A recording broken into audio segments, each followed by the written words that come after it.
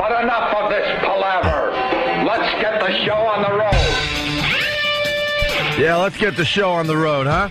Opie and Anthony. Hi. I want to welcome Boston back to the Opie and Anthony show. Yes. They were doing a good thing up there in Boston, and they preempted us. And that's too bad because we had a great show yesterday, which was very, very frustrating to us here in New York City. Next time that happens for the real hardcore fans, you can still listen to the show online. Just find our flagship station here in New York City, and you can at least take a listen that way. Got a little app. And then On your iPhone, you could listen also? Yeah. Oh, sure. They play it in the afternoon, though? We tried to get the show played in the afternoon yesterday, but no one returned my emails that I sent out. I didn't think they would. The new program director, who hasn't really talked to us yet, we sent emails to him and some of the corporate bigwigs and said, look, today's show is really, really good. It really needs to be heard in Boston today. Yeah. Just throw it on at afternoons. You know, think out of the box. That's what I think radio needs to do these days. Just think out of the box. Just throw it on in afternoons for the day. And no one wrote me back, so that's good. Boston, you missed a tremendous amount of interesting stuff between Colin and Patrice, and you missed Anthony spilling his guts really stuff I didn't even know, and I know Anthony really well. It was very interesting. Spilled his guts on a lot of things yesterday. Yeah. But it's very bothersome that no one even writes me back. Like we have this passion to do this radio show, and we're trying to figure things out as we go. And to not even get an email back, that's kind of silly. It's a goddamn disgrace. That's kind of silly. At least write an email back going, this is what we're going to do, or wow, that's a good idea. Let me look into it. But I guess they know what they're doing, right? Right, Ann? I've never seen a radio exec that did, so is this something new? Oh, they're all the same, man. Yeah. They're just waiting for some kind of bailout plan.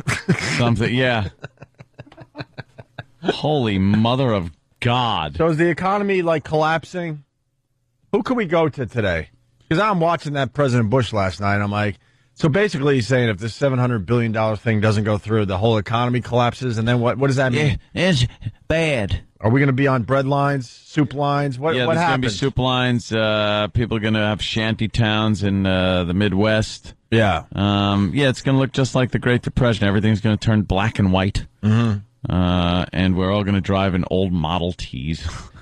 It's just good to know that America has $700 billion to throw at a problem. I don't think we do. Well, It's just we go into debt. That's what we do, though. But we've been in massive debt before. Just relax. It's not real money. It's fake money. It's like written on paper money. Yeah, so we'll just print more. We'll just make not more. Not even have to print more. You just write it down and say, $700 billion. And it's written down, so it's like, see? That's what we need. And then you never really see. There's not a guy sitting there going, 1, 2, 3, 4. You maybe lose count. Let me start over. Yeah. It's not real money. They're still counting. The whole world's based on fake money, paper money, value of things that really have no value, fake value that people pump up with the market. It's just, it's this whole perception of value is more important than real value these days. So that's what happens. So we're living a fake existence? Yeah. The only real money is what you have in your pocket. Oh, boy. That's about it. I'm in trouble then. Are you in trouble? Yeah. You know me. I can't. I'm always borrowing money. Oh, boy. You're like the government. Yeah, but I can't keep money in my wallet. Whatever money I have in my wallet, I spend. Like, I know, you have no problem, like, having a few bucks. Yeah, you're like in the your United wallet. States. I'm like Dubai. If I have it, I spend it. Then next thing you know, I don't have any money on me. You're what my mother used to call being N-rich. Yeah. Only she didn't say N. Yeah. God. If I. Yeah, I know. If I. Yes. If I'm ever held up, they're going to be very disappointed. Yeah. Oh my God! Don't you have a radio show? Don't you do what? Yeah, I just I'm gonna be pistol whipped extra hard because they're gonna be like, you gotta be kidding me. Be like, no one carries $3 with them in New York City. they'll be like, I knew we picked the wrong guy. I'm the worst. It's the other one is supposed to be the guy, I really am the worst. but he's the gun nut. Yeah. It's a fine line they got to tread with us. I think what happened was when I was growing up, it was so rare for any of us to have money that when we did, oh my God, we have money, and you'd go spend it on something. Yeah. And that philosophy continues to this day. So, like, if you gave me $500 for whatever reason, it would be gone by noon. I would just start buying stuff that I don't need.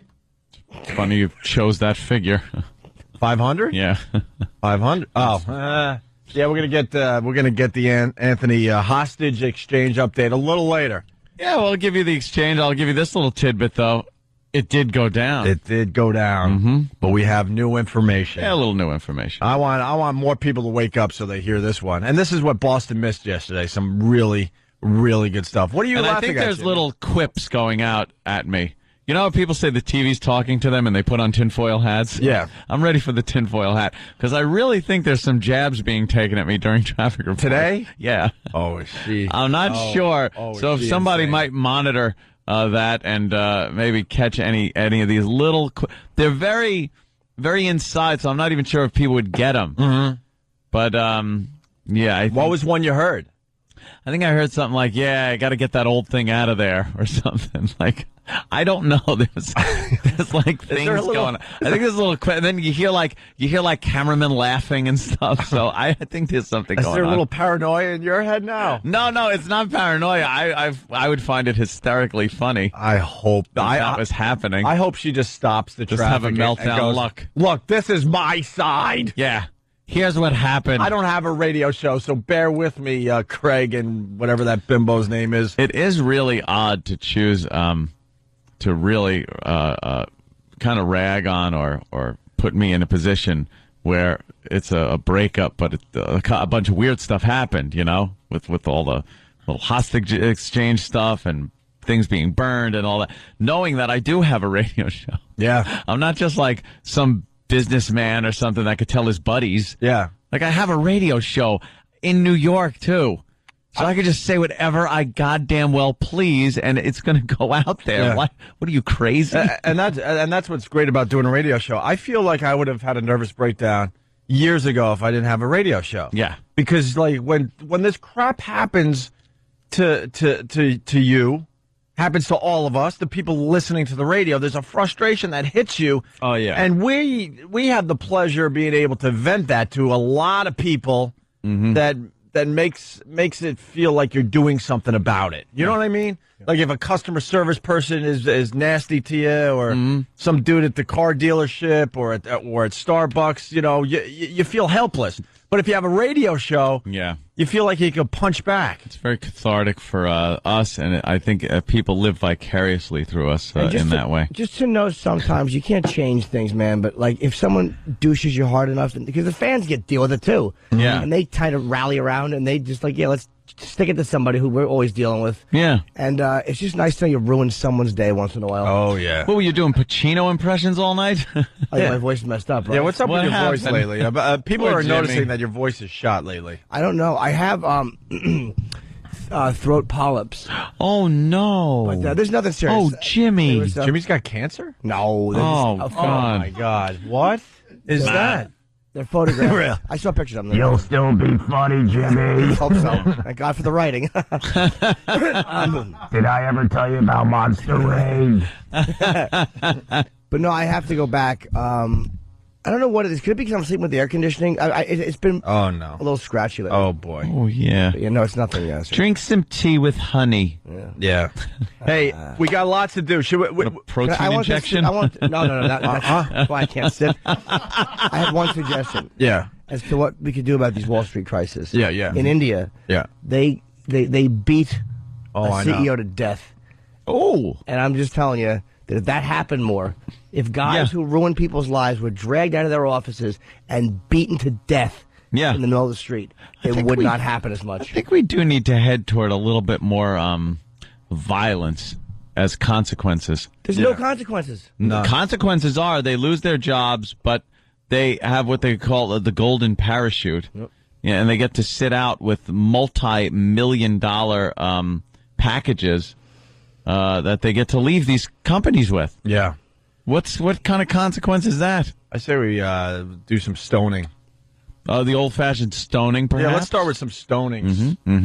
Hey, bring in Sam. We got to get this David Blaine off our plate. Sam. Yesterday's show was so action-packed, we never got to the David Blaine stuff, and Sam went down there and interviewed this fraud. And we weren't able to play the audio yesterday, unfortunately, because we had so many people stopping by. And now everyone's onto it. Like Sam had it yesterday. Yeah. He had it yesterday, and we couldn't get to the audio. But now everyone's onto it. Yeah. And they're just calling this guy a douche. Speaking of being onto something, don't go anywhere, because Stunt Brain has started something that is starting to take over. He started a rumor. Yeah. He started a rumor that has now hit Fox News and a lot of the political blogs. Right? The Clay Aiken gay thing? Stick around Steve for that. Carlisi straight thing. Yes, I get it. I'm gay. Stunt Brain started it though, and it's quite impressive, and it's got legs, my friend. We'll explain in about a few more minutes here. Yeah. So we got Sam in studio. What's the haps at the David Blaine stunt thing, right? Yeah. What's the craps? What's the crap? Yeah, Let me right. tell you, because there's nothing going on down there that's magic. No, there is no magic there. Just lies. And it's finally over? Yeah. Just lies. I love it. Well, yeah, it was just a huge ending last night's special. Yeah. It was, he climbed up to the top of where he was hanging from. Mm-hmm.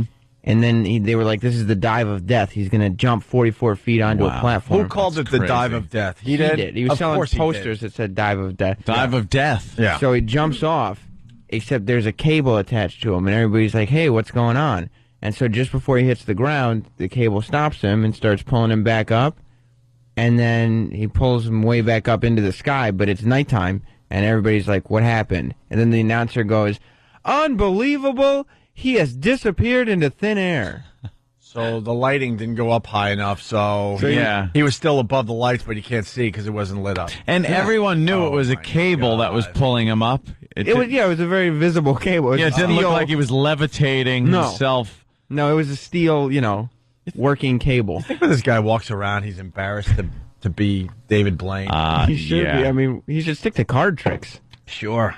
Absolutely. But Sam went down there to witness David Blaine taking, 10-minute breaks every hour? Yeah, like Picture. I was there for like an hour and a half, and he was right side up twice for like 10 minutes while I was there. They have a cherry picker right by where he's hanging from. Wait, he was supposed to hang for 60 straight hours? No, about 45 minutes.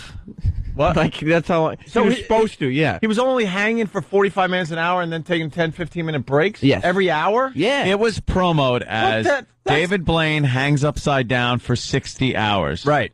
And he's going to put in a catheter. He's always got his catheter, his magical catheter. Well, he loves that catheter. Yeah. What's that about? And he was supposed to, just hang there. And then it turns out he's taking breaks every 45 minutes to stand up and let the blood recirculate. And they were saying it was like to empty the catheter and stuff, but I was like, if you're gonna stand up, To empty the trick. Yeah. why don't you just use a jar? Yeah, Like, why he- use a catheter? if He you're- said, I'm not going to whiz all over myself for these people. That's what he said.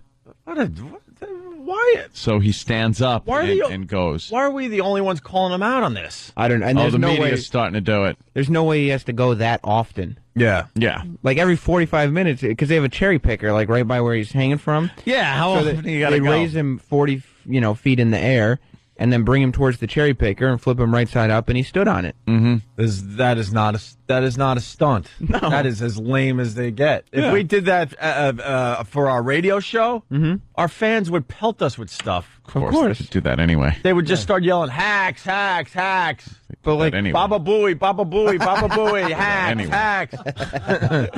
but like the people who show up, Yeah. they don't want to believe that their hero is a fraud. Yeah. So they're like, oh yeah, for a medical thing, right? And then like as if this was part of the plan the whole time. Yeah, of course it was. No, he said he was going to hang there for 60 hours. And when you mean fans, you mean fat broads that think David Blaine is going to have sex with them. Yeah, they got a shot. They got his fans are a bunch of broads that think they're going to sleep with this guy. Ugh. Here's what's the haps from the David Blaine stunt. We meet Lizzie. All right, so we're here with Lizzie at the David Blaine thing. Lizzie, what's the haps? What's the haps? I think that it must be very strong, and I wouldn't like to do that. I think his head must have a really bad headache by now. Where are you from? From the UK, from the north of England. When he was in the UK hanging from the bridge in that box, weren't a bunch of you like throwing eggs and stuff at him? Yeah, they weren't being very, very kind to him there, were they? Don't you think they should kind of be throwing eggs at him today too? No. He deserves to be looked after well today. Why? Why? Because it looks very hard. But he did it himself. It's not like he's forced. I know, well, he's crazy. Yeah. Did she say he looks very hard? I don't know. Is that what she said? This was one of those fat broads that you were talking about. Of course. Fat broads and gay guys, right? Yeah, well, this other guy's not a gay guy. He's this black guy who was probably high. Oh, really? Yeah. Oh, and homeless guys, because Probably high. because the police aren't going to chase him away. Right. Hey, I'm here watching David Blaine. You can look, public property. I'm just sitting here watching him. All right, so we're here at the David Blaine thing with Jeffrey. Jeffrey, what's the haps? What's the haps? He actually ran away. Yeah, he started running. He ran away. Like he laughed, and then he started running away. Yeah, I probably thought you were a cop. From what's the haps? Yeah, it's a code word for come on in now. Yeah. What's the haps? What the haps? All cars, come in, move in now. What's the haps? What's the haps? It's like the code word. What you mean? Like, what's the haps? Like what's happening? Yeah. You mean the David Blaine? Yeah. Oh, nah, the guy is crazy, man. Yeah. But he's cool. No, Have you seen him go up on his feet? Yeah, I see him go up on his feet. Do you think that takes away from the whole thing that he's doing, his whole stunt? A little, but I think it's safer, you know? You gotta protect yourself still. But that's just okay. Hold on. You're not supposed to protect yourself when you're David Blaine. You're supposed to do things that are amazing and superhuman. Right. That's like his gimmick. Right. That he's able to do these things that the normal person can't do. Right. So it's not a thing of a safety. Well, it's got to be safe. No. He's supposed to be doing things like stupid Chris Angel. He blows himself up. He drops himself off of buildings, whatever the hell else he does. And he's keeping himself safe, but the difference between Chris Angel and this David Blaine, Chris Angel keeps himself safe behind the scenes where no one could see him being safe. Trying to be behind a wall when these things, when the shenanigans are going on. Like David Blaine, he's getting lazy. It's like, okay, I'm going to hang upside down for 45 hours. I know if I do that for real, I'm going to die. Yeah. So I need to do standing breaks. So somehow I got to figure out how I could stand without the public knowing I'm going to do the standing thing. He's doing tricks now without the sheet. Right. Like this is why the magicians have the sheet, and you're always like, why don't they do it without the sheet one time? Well, this is it without the sheet, and it sucks. Yeah, if they did it without the sheet, then you would realize, wow, this is something. Really this is something anyone could do. It's terrible. Right.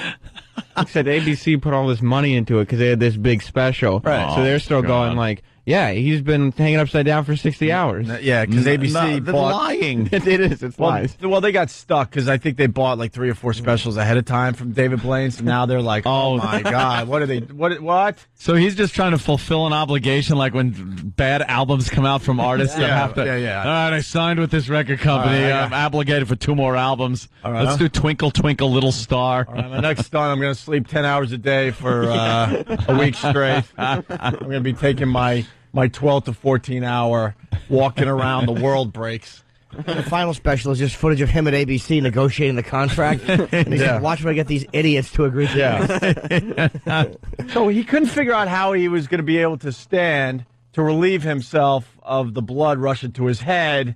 So he just stood. So he just stood and came up with some weird, well, medically they want to check me out. Yeah, they were like, yeah, it's a medical check God. at 12:30, Well, and then at 1:15, and then at 2. Well, Sam got the exclusive interview with the hack himself. David Blaine. You interviewed him as he's hanging upside down. You guys look like you're getting ready for one of those Spider-Man kisses. Oh.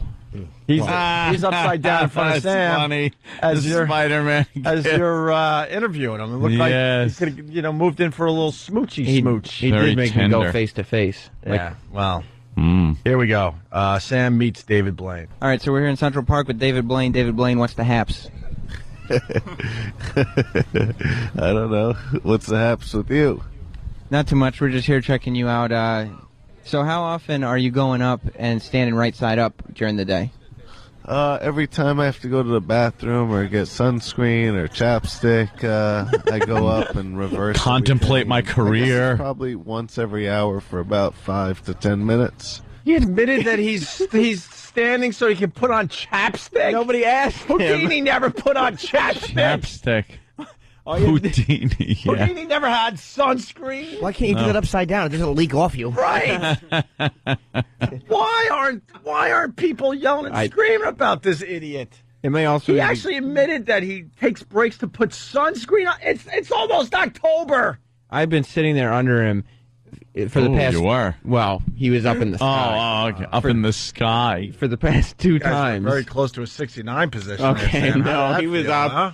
No. The pictures are on ondayradio.com, by the way. Yes. But yeah, I just don't think. I think he realized he couldn't lie about it because he was just standing up 5 minutes before I talked to him. Right. Mm-hmm. Oh, so you kind of caught him? Yeah, and so instead he said I just had to go up and put some chapstick on. I got to, every 45 minutes I stand up to comb my hair. I want to keep my breath fresh, so I brush my teeth. I do everything. Can't brush your teeth and put mouthwash in your mouth if you're upside down, so I do that. A lot of things you can't do upside down. Right. It's imperative. Unbelievable.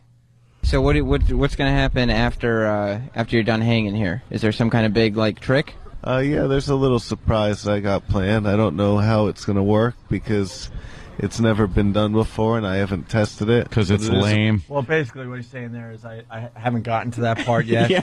in planning this thing, Still thinking it over. figuring out how I'm going to get out of this mess. I'm doing the dive of death or the cable pulls me up into the dark sky trick. Yeah, there's no dive of death No. at all. No. In the Dive of Death poster, is there a picture of the cable?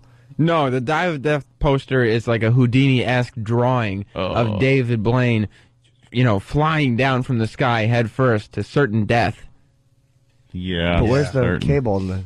No, the cable wasn't included. career really? falling to its certain death. So you're trying to say that David Blaine is just a regular Joe? He's just a guy. Like you and I, Sam. He's got no powers. God. Tested it, but it is a pretty extreme and crazy ending, yeah. Can you give us any hints as to what it is? Are you going to disappear or something? It wouldn't be that simple, right? Why are you doing this? Oh, this is what I like to do.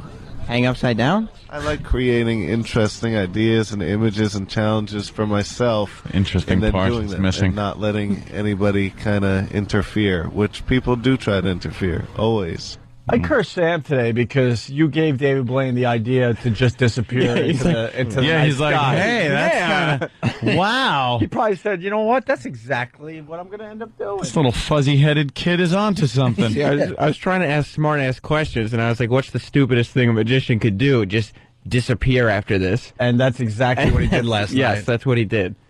How do you feel about the people who say that this is not a magic trick? I don't care. I like I people don't can care. say whatever they want. Do you consider it a magic trick? Not really. What would you classify it as? I mean, I like to use the word endurance because I like testing what we can endure.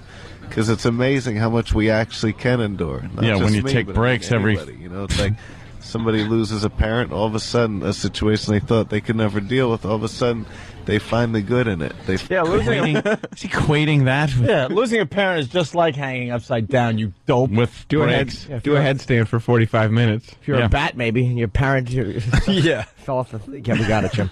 They find the good in it. They find the beauty out of it. So I think it's possible for people to pick anything in their head and just try to do it, no matter how bizarre or how strange it is.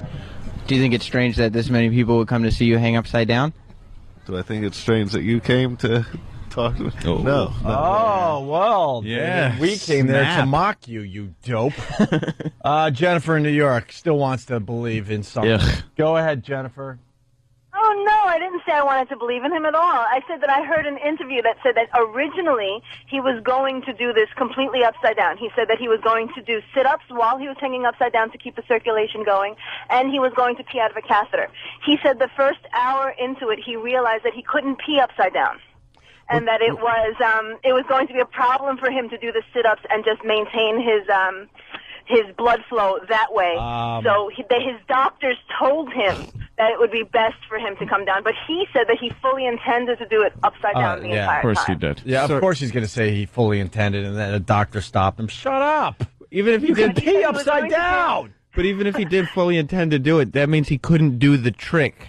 The whole point of the magic trick is either you can't. You're like, oh well, I couldn't do it. I meant to disappear, but I'm still here. Yeah, I could do that. Yeah. I could go up on stage, Anthony, the greatest magician ever, and then just go, I can't do this one. Yeah, I fully intended to disappear. Yeah, I but really I'm just gonna run off stage. meant to do it. All right. Correct me if I'm wrong, though, but doesn't a catheter just make you pee? I mean, you have no control over that. Yeah, it just kind of leaks out from your bladder. And Yeah. Exactly. So he wouldn't have even had to be concerned about peeing. No, it would have just happened. Right. on The its own. point we're making, the guy's a hack, and it's time to shut him down. Enough of these silly stunts around New York City. Go back to the street magic stuff. That's pretty good. Like cute card tricks. That's more your style. And no chapstick. Leave this stuff to the past greats like Houdini. You're nowhere near a Houdini. Thank you, Jennifer. Have a good day. Bye. All right, and then finally, why do they call you the mind freak? No, that's another guy. Oh, you rock! Oh, damn. Oh, did you? Oh, that was despicable. Sam's showing he's got some balls. That was with The this. mind freak. As soon as I asked him that question, I started getting taps on my arm from his people going, okay, all right, we're good. Yeah, Yeah, all right, we're done. This guy's trouble. And finally, why do they call you the mind freak? No, that's another guy, I think. I think you're confusing me with David Copperfield. Would you consider this a mind freak? I don't think so. Okay, cool. Well, thanks a lot. By the way, I love your hair. Thank you very much. I really do. Thank you. It's good. It's magical. Yeah. Oh, yeah, David Blaine. Did he exchange numbers? Or No, what? he was upside down. But that's it. He loved your hair. Oh, What else did he love about you? I'd have to wait another 45 minutes because he was flipping upside down if he wanted to make a phone call and stuff. Now, when he said, you confused me with David Copperfield, why didn't you say no? If I was, I would have thought you raped somebody on the island. Oh, As that's opposed right. to the public who you're raping right now. Rape Island. All right. Well, What's the haps? we're I really like it. late, but we have the grand finale of this stunt that ABC aired last night, I guess. I didn't see it. And we got like the three quick highlights that are just a Can't joke. wait. You want to do it after the break? I say they wait through the break. All right. Also, Sure. Anthony's got an update, Yes, an update on the hostage exchange. which definitely you have no problem saying went down, but the Oh, yeah. details are quite interesting. There's a few other, just a couple of other things that happened that were a little surprising. All right. Also, all. you think there might be secret messages with Jill on Channel 11 this morning here in New York City? Yeah, I was just hearing some things as I was in the office. So Little jabs at you? Yeah, I wasn't listening really closely, but I just heard like a few key words and then camera people laughing and stuff. So Okay. I don't know if things are being said. Did you say a cuckold is broken down in the left lane? Been rear-ended by a long black car? Cuckold. Service the bull. I heard on it's the just replay the other day. yeah, that is hysterical. So wrong. Servicing the bull? Servicing the bull. Of course, servicing the bull is wrong. And also, Stunt Brain started Such a horrible term. Started a internet rumor that is pretty much spreading all over the place. Yeah. We'll get into Yeah. that as well next. Opie and Anthony.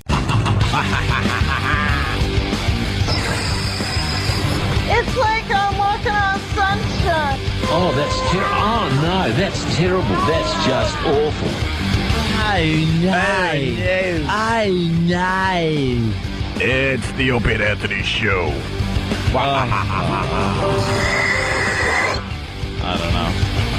Stupid internet. I hate it. What happened? Fix it here. What happened? Just fix it. For days, the internet's been crap here, and nothing works. Got to apologize to, of course, the fun folks on Pal Talk because I can't stream. Well, this is the other side of firing everybody. Eventually, you notice that you fired a lot of people. Yeah. Things start falling apart, and they're not fixed anymore. Pick up any sim-type game. Sim City, Sim Amusement Park, anything. Now, load up workers all over the park. It's great. The people like it. Yeah. They're all smiling. The rides work. The trash garbage is being picked up. Everything rules. And then you notice my profits are going down, and I don't know what to do. I got to cut back. So you cut back on the maintenance people, the ride people, the program directors, the bathrooms, general managers, live DJs. You're playing sim radio station? Yes, exactly. Not quite a sim, though, is it? And then things start falling apart, and people get that angry face over their head in the bubble. They're all angry because there's garbage all over the parks, and the rides don't work anymore. Well, that's what happens. Yeah, see, out there in Radio Land, they just want to laugh and maybe think a little bit on the way to work. So when we talk about what happens at a radio station, they're like, shut up and get back to the laughs. Well, they fired a lot of people here in New York City, and a mere 4, 5, 6 months later, now it's very noticeable that they fired a lot of people that did some good stuff around here. I think we have a GM at least. Do we? Yes. We have? Mara? That broad's our GM? Yeah. Really? Yeah.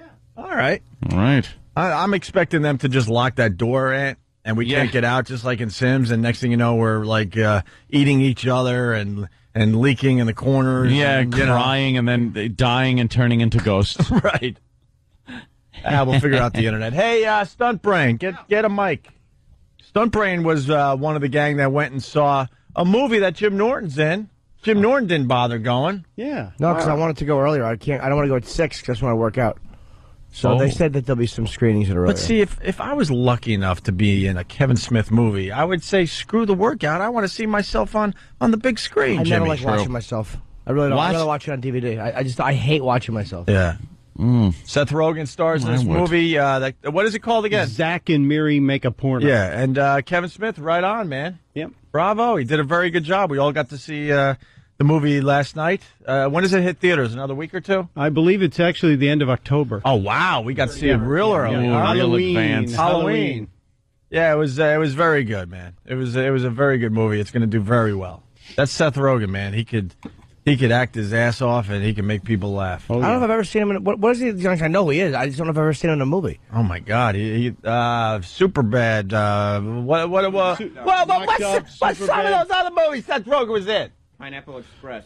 Pineapple Express. Superbad. All right. He acts pretty good. Thank you, Anthony. I needed you for the bit. I can't do it. You're a bit. And Stunt Brain was telling me before the movie that his little rumor that he started is taking flight. Yeah.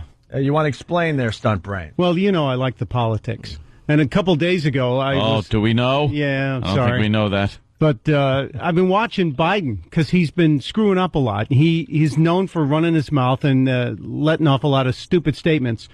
And just Iraq? Similar to Iraq. Okay. I thought you changed gears there for a second. 32 years experience in the Senate.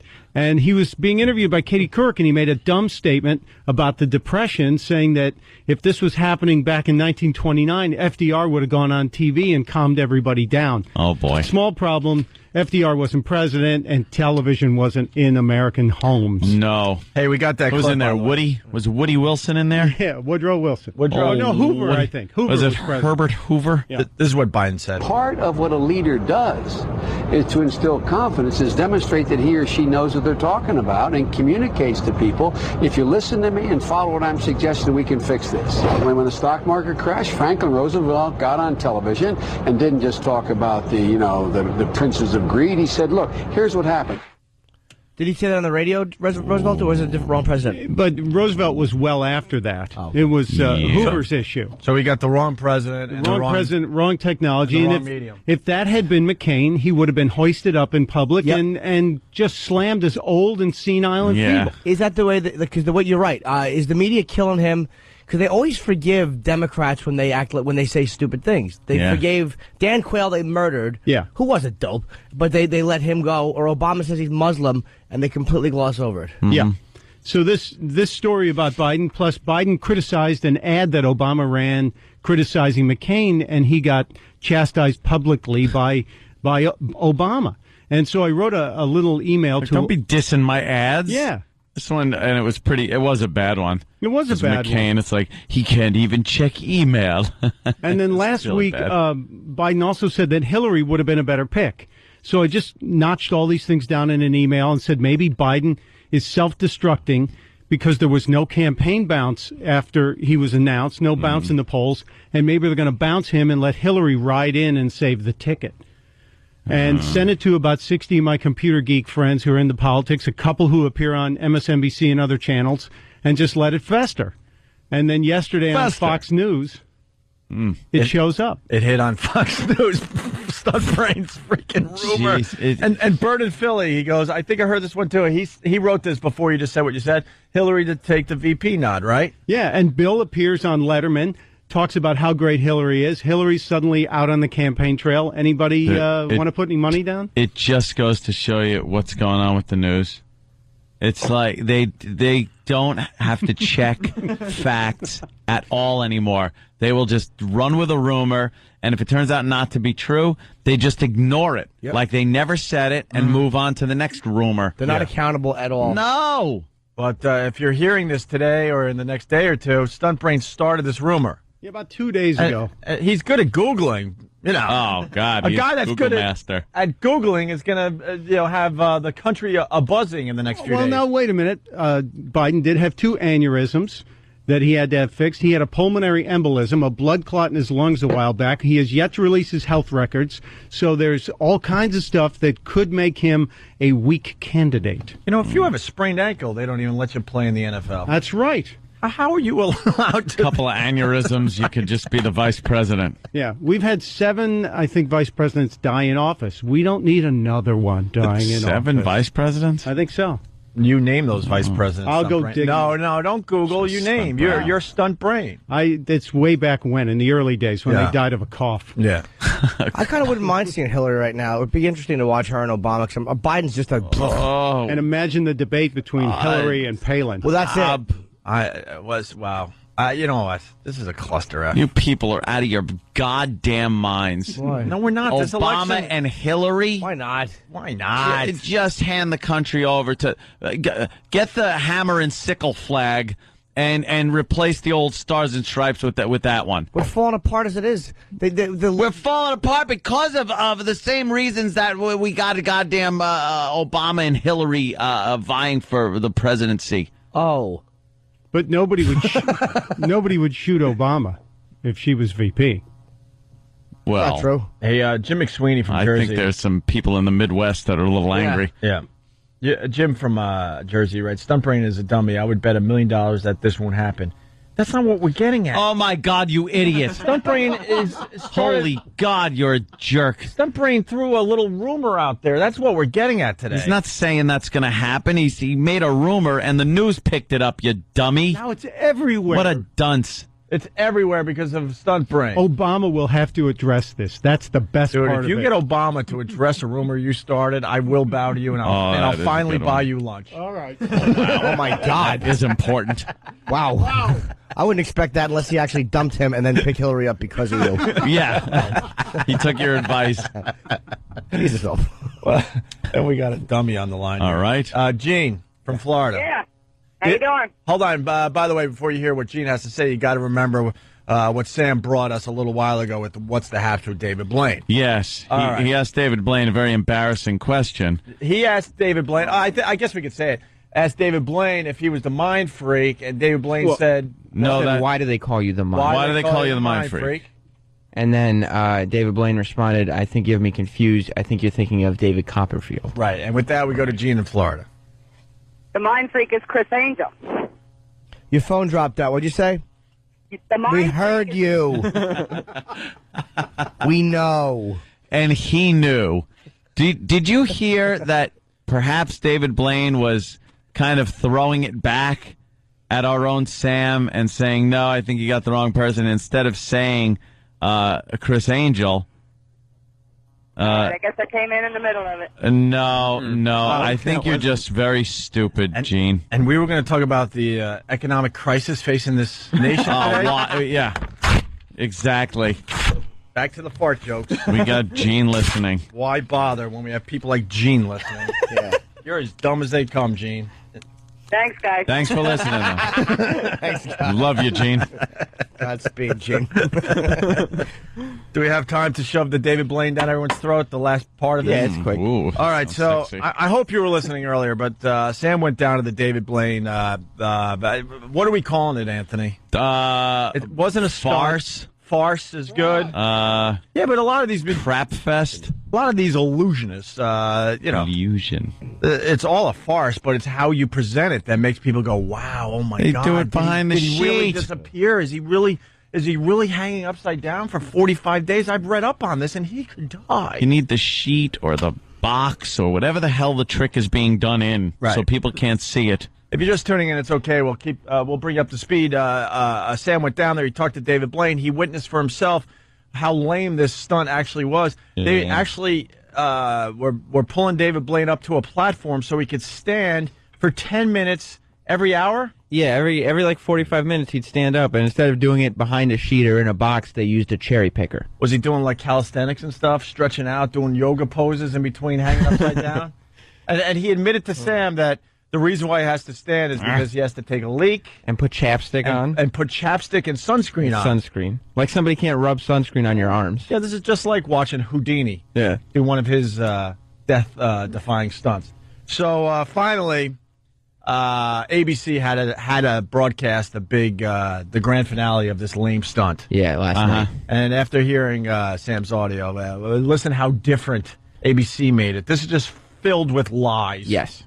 Thousands have gathered here on a cool, crisp night at Wallman Rink in Central Park. Fall is definitely upon us, but fall is not a word we want to take lightly on this night. Asking ourselves, how much can the human body endure?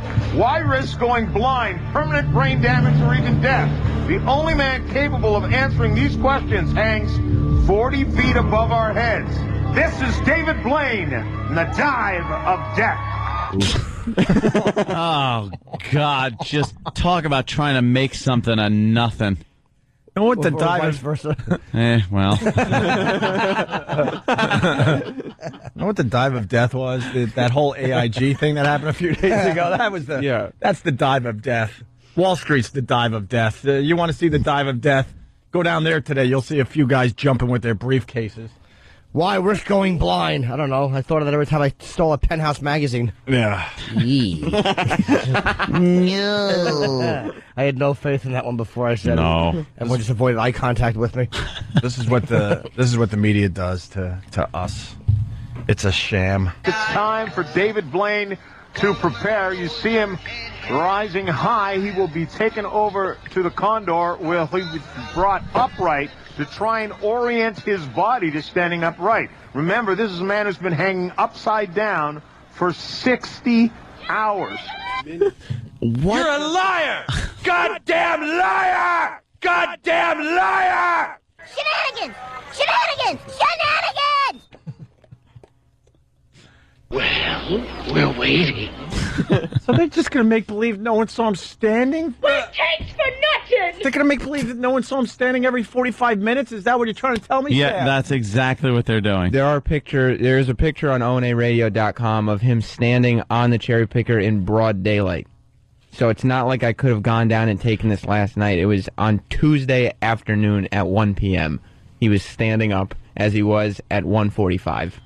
He's got to stand up to orient his body to being upright because he's been there for 60 hours. Maybe the news got it wrong and he ran out of chapstick.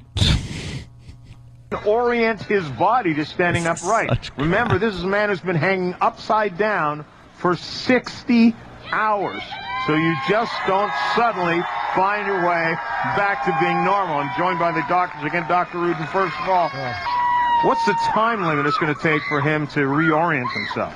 Normally this would take 12 to 24 hours, but even of more concern that he has not used his legs to support himself, so it's either going to be very wobbly. What? If he can stand, that's a question. Wilczek! What? He was standing on his feet. Of course he was. You saw him putting on chapstick. Yes. But that's the big risk. Like Houdini risked death and drowning, but with him, he may be wobbly, ladies and gentlemen. God almighty. All right, you heard that clip. I just got to go back. This is Sam was there 2 days ago, I guess, at this point. And this is David Blaine's own words. Yes. All right, so we're here in Central Park with David Blaine. David Blaine, what's the haps? I don't know. What's the haps with you? Not too much. We're just here checking you out. So how often are you going up and standing right side up during the day? Every time I have to go to the bathroom or get sunscreen or chapstick, I go up and reverse everything. And I guess it's probably once every hour for about 5 to 10 minutes. That's David Blaine. Yeah, that's the guy. Speculating. That's the guy. What percentage of 60 Minutes is 10? That's a 6. That's like let me give it like 17%. Maybe 16%, something like that. Yeah. So 16, literally 17%. 16% of the time he's not hanging. Yes. Around. Right. And Sam, he's no offense, Sam, but you're a nobody. You went down there with a dumb little tape recorder and got it from his mouth. Well, if he's standing up 10 minutes every 60 minutes, if he's there for 60 hours, he spent 10 hours standing and putting chapstick in. Is it 10? Yes, that's whatever it is. I mean, The that's ratio. just- Wow, yeah. Wait, 60 times 10 minutes. Wow, you're right. 10 hours was Standing in a cherry Standing. picker. And this is what the fake doctor, if he's a real doctor, his license should be pulled at this point. Basically, Time Sam for just David stole my Blaine. point and made it interesting. Yeah. I did a percentage, No. which bored everybody. He put it in hours, which is layman's terms. The Blaine says he's standing to put chapstick, sunscreen, and take a leak for 5-10 minutes every hour. And this is what the doctor said last night again. It's time for David Blaine to prepare. You see him rising high. He will be taken over to the Condor where he was brought upright to try and orient his body to standing upright. Remember, this is a man who's been hanging upside down for 60 hours. You're a liar! You just don't suddenly find your way back to being normal. Goddamn liar! First of all, what's the time limit it's going to take for him to reorient himself? Normally this would take 12 to 24 hours, but even of more concern that he's not used his legs to support himself. So it's either going to be very wobbly, even if he can stand, it's a question. A question. Well, no, it's not. He's been standing. Those are the best, but that's the big dramatic reveal. Will he need to hold the handrail, ladies and gentlemen? Yes. Stay tuned. God almighty, who cares? Oh. And then this is it, the last clip, because we got to move on. The announcer specifically says it's the first time Blaine has been turned upright. You can see David right now being turned upright for the first time in 60 hours. Dr. Napolitano, I want to ask you, from the vascular side, in his legs, in the strength in his legs, what can he expect when he lands on his feet right now? Well, the first thing that we're going to expect is a sudden drop in blood pressure. What, the people watching as they pass out from boredom? Did he do the fake, oh my God, my legs are weird? Did you watch this last night, Sam? Yeah. Well, I mean, yeah, he had his wide eyes, and he really had to brace himself as he was, getting ready to come back to normal life. Been in pain because they got audio of that. Wow. It does sound like he's hurting. Yeah. But when you saw him stand up, it was just like any other person standing up. Yeah, right? I mean, reading a magazine. Jesus. God, he's such a joke, this David Blaine. Yeah. Will he be able to perform Minnie the Moocher? Stay tuned. Idiocy. What a joke. That's only great if they're putting him like standing somewhere where if he falls, he's going to die. That's the only interesting part. But with lower him on the ground, is he going to be wobbly? Who gives a hoot? He's a little wobbly. I used to do that as a kid. You spin around for a while. Yeah. Mm-hmm. And as he was bracing himself, he still had the cables attached to him. So if he had fallen, it would have just been he lost his balance and hung there with the cables. Not the dive of death or whatever it is. No, because, I mean, they didn't even detach the obvious cables before they left the not-so-obvious cable on him. The dive of complete safety. Yes. That's what you're calling it. It's not a dive of death if you have a cable attached to No, it. the dive of no risk whatsoever. No, there was no risk. That's the dive of we've covered all insurance bases and done what they stipulated. Just amazing. Unbelievable. All right, we got to take a quick break. Thank you, Sam. Very good job down there with David Blaine and his hackery. Yes, my pleasure. What is going to be his next dumb stunt? We all have to sit and wait, I guess, for the great David Blaine to tell us what he's doing next. I already know what he's doing, actually. Yeah? He's going to recline in an easy chair for 3 straight days and then attempt to stand and get popcorn quickly. I'm hoping he does some kind of cartwheel stunt. 100 cartwheels in a row without falling over. The doctor could not possibly condone that. Yeah, that's true. Sure, something could go wrong. Take a break after 3. Yeah, 3 cartwheels, break. When we come back, we will not be talking about the New York Mets. Opie and Anthony. How's everybody today? How's everybody today? Fix our internet. No! Somebody fix it immediately. Opie and Anthony, Jim Norton, Wilbur Theater, third show, doing well. Get your tickets now. Thank you to BCN for pumping up the Jim Norton show up there in Boston, right? November 15th, the late show is the final show. We did that already, E-Rock. What happened? We reset the router. Oh, E-Rock. But I think it's the modem or just the connection. Might be something beyond the control of this area. Fix it. You're like that old, I think it was an SNL skit, where they show like the local news people and the teleprompter. Oh. Yeah. The teleprompter goes bad and all hell breaks loose. They can't function. You can't function without Pal Talk in front of you. Well, I kind of need it You're on losing there. your mind. No, I like it. People come up with funny lines and stuff, and I steal them. No, I give credit where credit is due. Yeah. But it's funny, like E-Rock comes in and people want to make fun of E-Rock, and I get to read what they say, and it's funny. That's not the attraction of Pal Talk, let's be honest, because you can scrap. All right. Look at the hot chicks. It's true. You're actually saying that you use Pal Talk for the good of the show? It is. And not for the good of Anthony? Anthony? Yeah. You're trying to say you don't have hooks in the water? Hooks. I love that term. Hey, I got too hooks many in the water. hooks in the water. Anthony's got one thick hook. Big fat hook. Good boy. Really fast, talking about Boston, big hi to everybody listening on BCN. Chris in Boston writes, hey guys, you have to check out yesterday's Boston Herald. Some douche entertainment writer trashes Jay Moore in his new show. Good news, though, he gives his email address, serious emails only. Well, there's Linda Stacy down here in New York did the same thing. I watched Jay Moore's show last night. It's called Gary Unmarried. It was really good.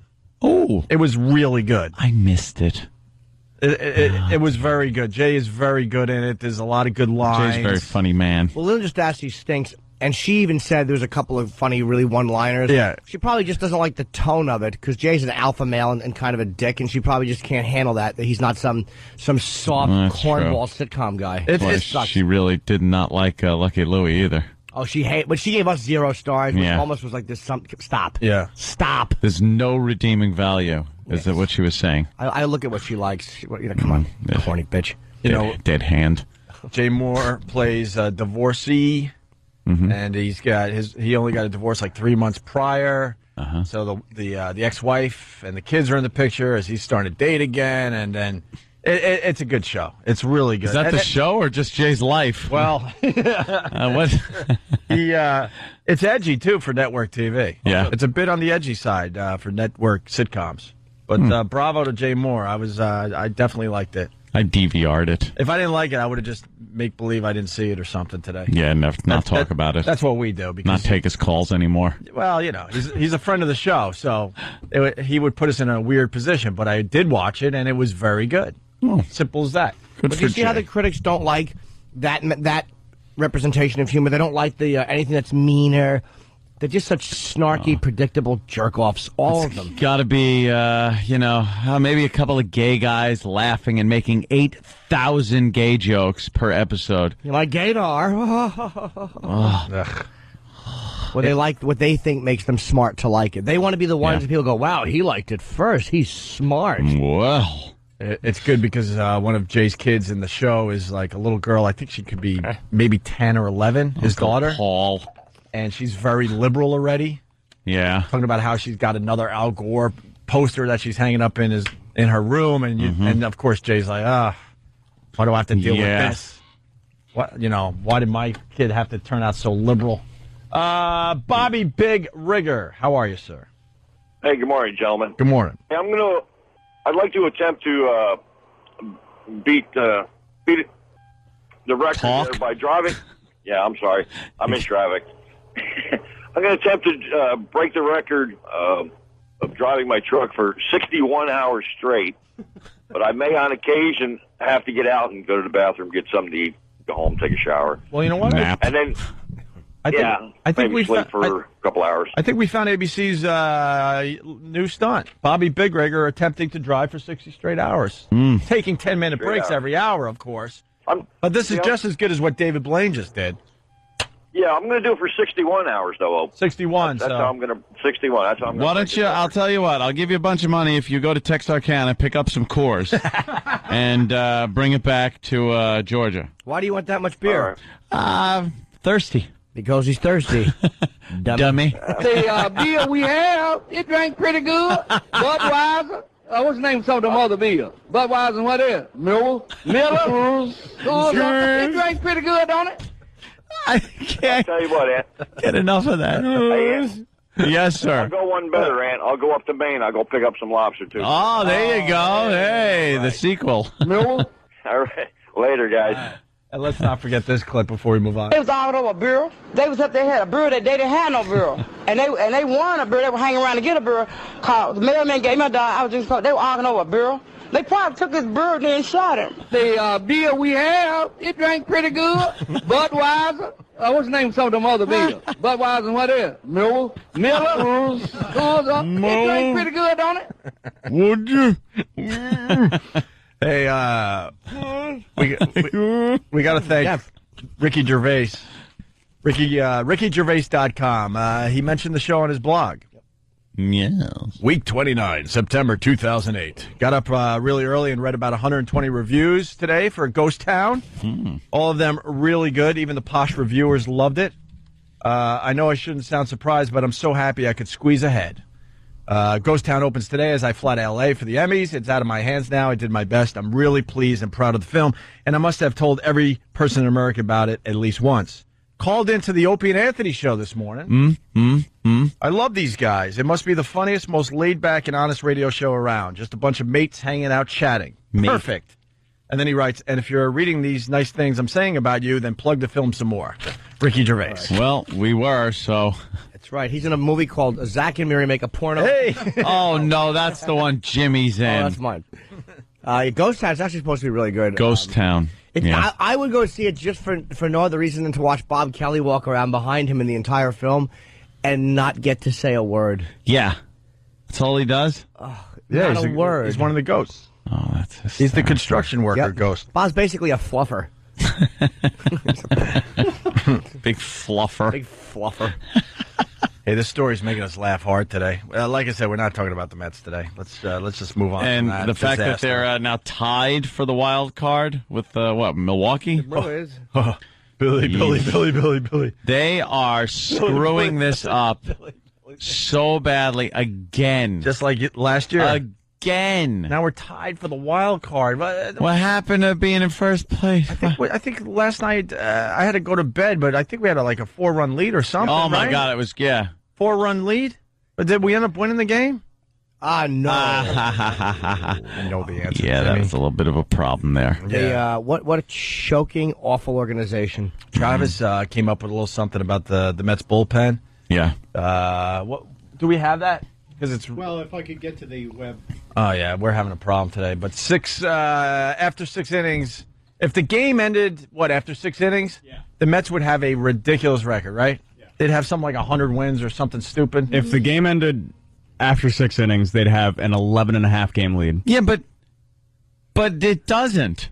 And if the game ended after 8 innings, if you just took the 9th inning away, they'd have a 6.5 game lead. Wow, they have tanked in the 9th or over. So basically, extra innings. What this shows is their bullpen is horrendous. They fall apart. I understand a game is 9 innings. You need a good bullpen. You need blah, blah, blah. But the fact is, if they had a better bullpen, it wouldn't even be close. Or how about not even a great bullpen, just a better one, like an average bullpen. How about a starting pitcher that can go into the 8th inning? Baseball has fallen to this thing where they have to go to the lefty in the 6th or 7th inning. We got to have the lefty face the lefty. And yet you watch those old games, man. Those guys would be a 3-1 game, and they're both pitching in the 9th inning. Pitchers used to do 30 complete games a year. There's no way to humiliate like this. By the way, I like your little thing about the 8th inning and if the game ended. So if the games ended for Philly after the 8th inning, would they be... It's all... Yeah. Oh, that was all taken into consideration? Yeah. All right. That's what I mean. I thought maybe they, staged some comebacks. I thought maybe they staged some comebacks in the 9th. They said if the game ended after the 3rd inning, but the other team didn't get to bat, they'd have a 71-game lead. Wow. Oh, money, we get it. It doesn't end after 6. If it ended after 40, they'd have won 1 game. But it's if this show was an hour long, I'd be home asleep. Exactly. And it would still be mediocre. Only for an hour as opposed to 5 hours. Right. Travis, shut up. I know. With your stupid stat. It's interesting. That's a stat those jackasses at the game actually blurred out there. Do you know, is that where you heard it? No, watching the game, and did somebody say, I got to tell you, if the Mets had ended the games after the 8th inning, they'd be ahead by quite a few games. That's a good one. That shows just how terrible their bullpen really is. Yeah, it really does. That's not one of those. ESPN now, they do as the batter is up, they'll go right on the top of the screen. It's like if it's a 1-0 count, they'll show A-Rod after 1-0 count, and it'll show his stats. And then if it's 1-1, they'll go A-Rod after 1-1 count. Annoying. My God, that would drive me nuts. How annoying. So bad. They need to stop all of that. Although, as a baseball fan, there's nothing when your team, nothing makes you angrier than a bad bullpen. Nothing makes you want to attack somebody with a hammer more than middle relief that blows a game because you had it. They'd be better off with a Cuckold's bullpen. That's right. Where the bull, what happens is the bull. The bull needs to be prepared. Right. The bull. Prepare him for me. And then the cuckold will crawl over with maybe a slave collar. Oh, God. And then during the whole thing, maybe just, remove the bull. And service the wife as well. Wow. That bull. Yeah, watch out for the bull. Well, the wife craves what only the bull can give her. Right.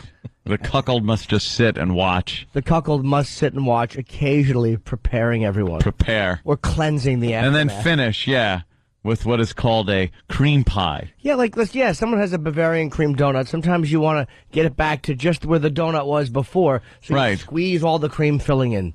I like laying down on my bed, head in the pillow, and just squeezing a Bavarian cream donut into my mouth. Absolutely, but it doesn't smell good. Like it's an old Bavarian cream donut, and there's 2 people laughing at your humiliation. The new Dunkin' Donuts trout cream donut. And trout and chlorine. And somewhere in your mind, you're going, look what I'm doing. He's getting dressed and saying his goodbyes. Look what I'm stuck doing. How did this happen to me? This can't ever really happen in real life. I went on a date with this girl. We went out. We had a malt date after the movie. I got a kiss. Fast forward 8 years and 2 kids, and I'm on my back. Cleansing. I'm on cleanup duty. Cleaning up after the bull. And I prepared him. Why did I have to prep the bull? Prepare the bull. Prep the bull. That is just horrid. Clean up. Nice. Comprehend. Hey, Steven S. for Bayshore, he goes, you're taking sports stats from a guy who goes to dog shows and cries.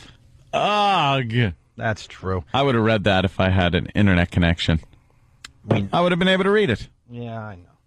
Hey, we got a great story we got to squeeze in. And then we get... Squeeze. And then we find out how the hostage exchange went with Anthony. Yeah. We will definitely do that before 8 o'clock. But first... we got a man passing gas. This story's hilarious.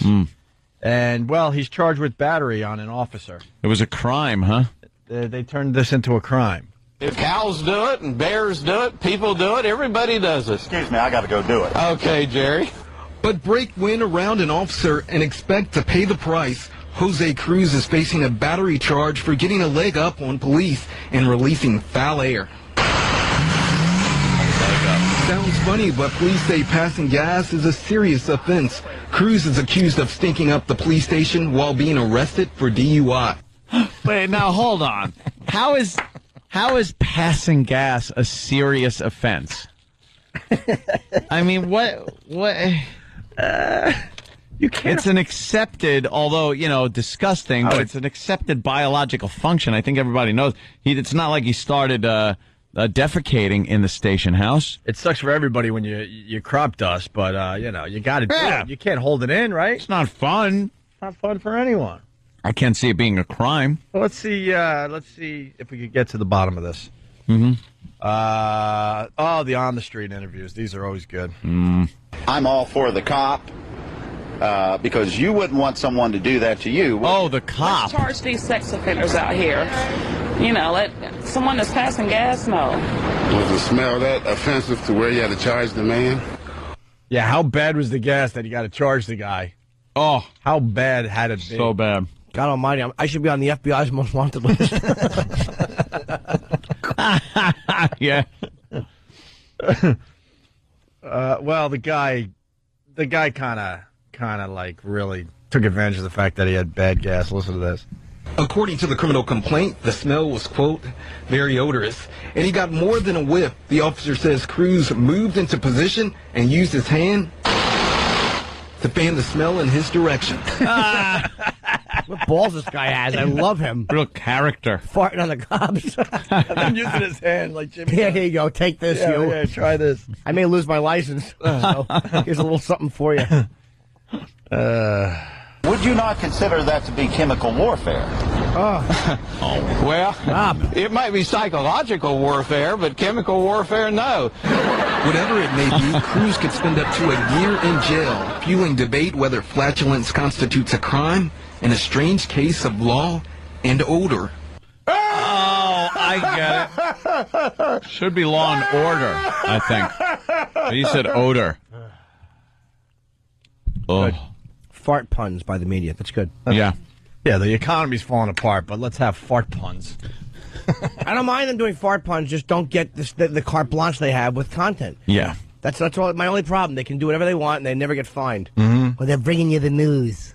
I don't believe the passing gas ought to be on the law books of any city in the United States. Passing gas is a natural thing. No one's going to be able to stop passing gas if they have to pass gas. So I'd smoking give him 24 weed, hours man. and a free bottle of Beano. If a reporter came up to you and asked you, what do you think of this story, wouldn't you just say, go away? I'd urinate on him. Yeah, these people are like giving serious answers. Just That ain't go gonna work. away.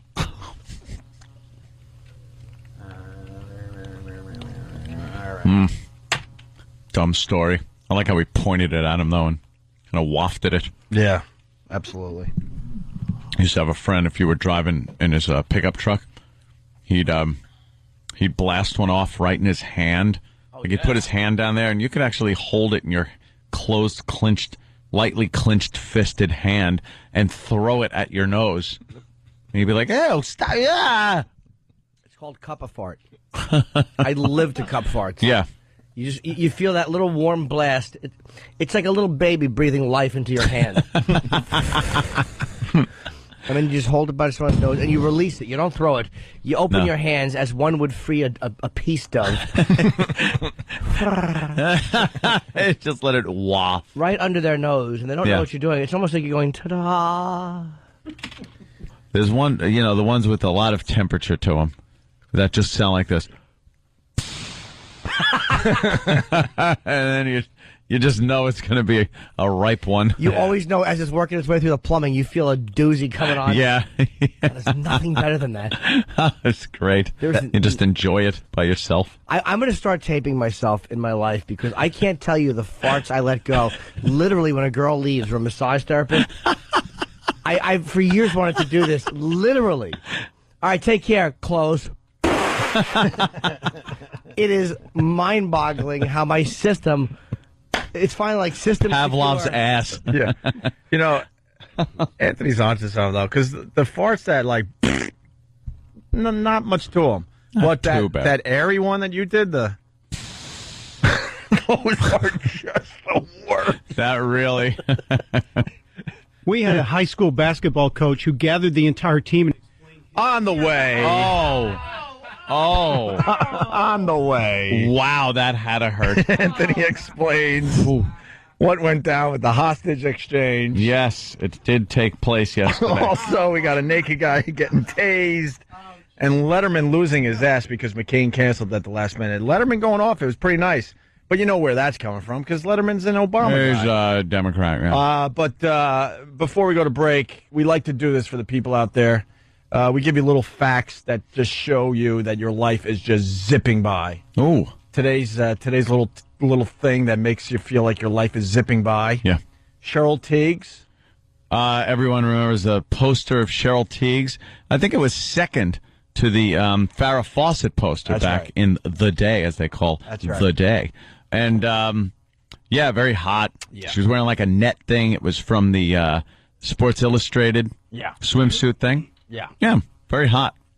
Well, she's 61 years Oh, old today. Jesus Christ. 61. 61. I thought she was like 35. Enjoy your life as it passes you by, Opie and Anthony.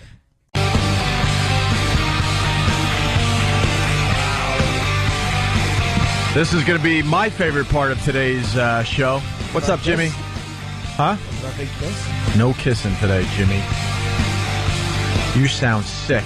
No, it's just, I think it's literally because I'm splitting my sleep up in two pieces. Yeah. In a nap in the afternoon and at night. What are you holding in your hand? Oh, you already His- know. Opie and Shelby, Anthony, by the way. I have not read this. I only read the headline, Man Sues Doctors After Penis Amputated. Ow. Oh, boy. Really? Oh, my God. Really? What's what he gets? All right, we'll move on. Well, I'm kidding. I was just reading to myself and then not going to read it to the audience. That was just my idea. It's a Shelby County man in Louisville, and his wife said 2 doctors amputated this guy's penis without his consent, and of course they filed it. This is a justifiable lawsuit, by the way, because usually you want that to ask first. Sure. I wonder if he was under a local. According to the lawsuit, this guy went to have a circumcision last October. When he woke up, he realized his penis was gone. Oh. Yeah, Did he check a book kiosk? What? Detachable penis. Sorry. Thank you. King Missile? Yeah. King Missile. Well, I was doing a little King Missile I didn't reference. get it. Well, at the end of the song, he finds it in a book, like one of those little kiosks that they sell books at. That hurt my kidneys. And he was. You're too clever for your own good. Ah, yes. I never heard that. Yes. Literally, I never have. All right, continue. I'm sorry. No. Didn't mean to bring a screeching halt to your. By the way, when I said this was going to be my detaching of a penis, when I said this was going to be my favorite part of the show today, I wasn't referencing this. not this. It's what we're going to get into in a few minutes. Right. The lawsuit was filed. Okay, it was against the guy who I guess took it off. Well, I would think so. Why would he take the guy's penis off?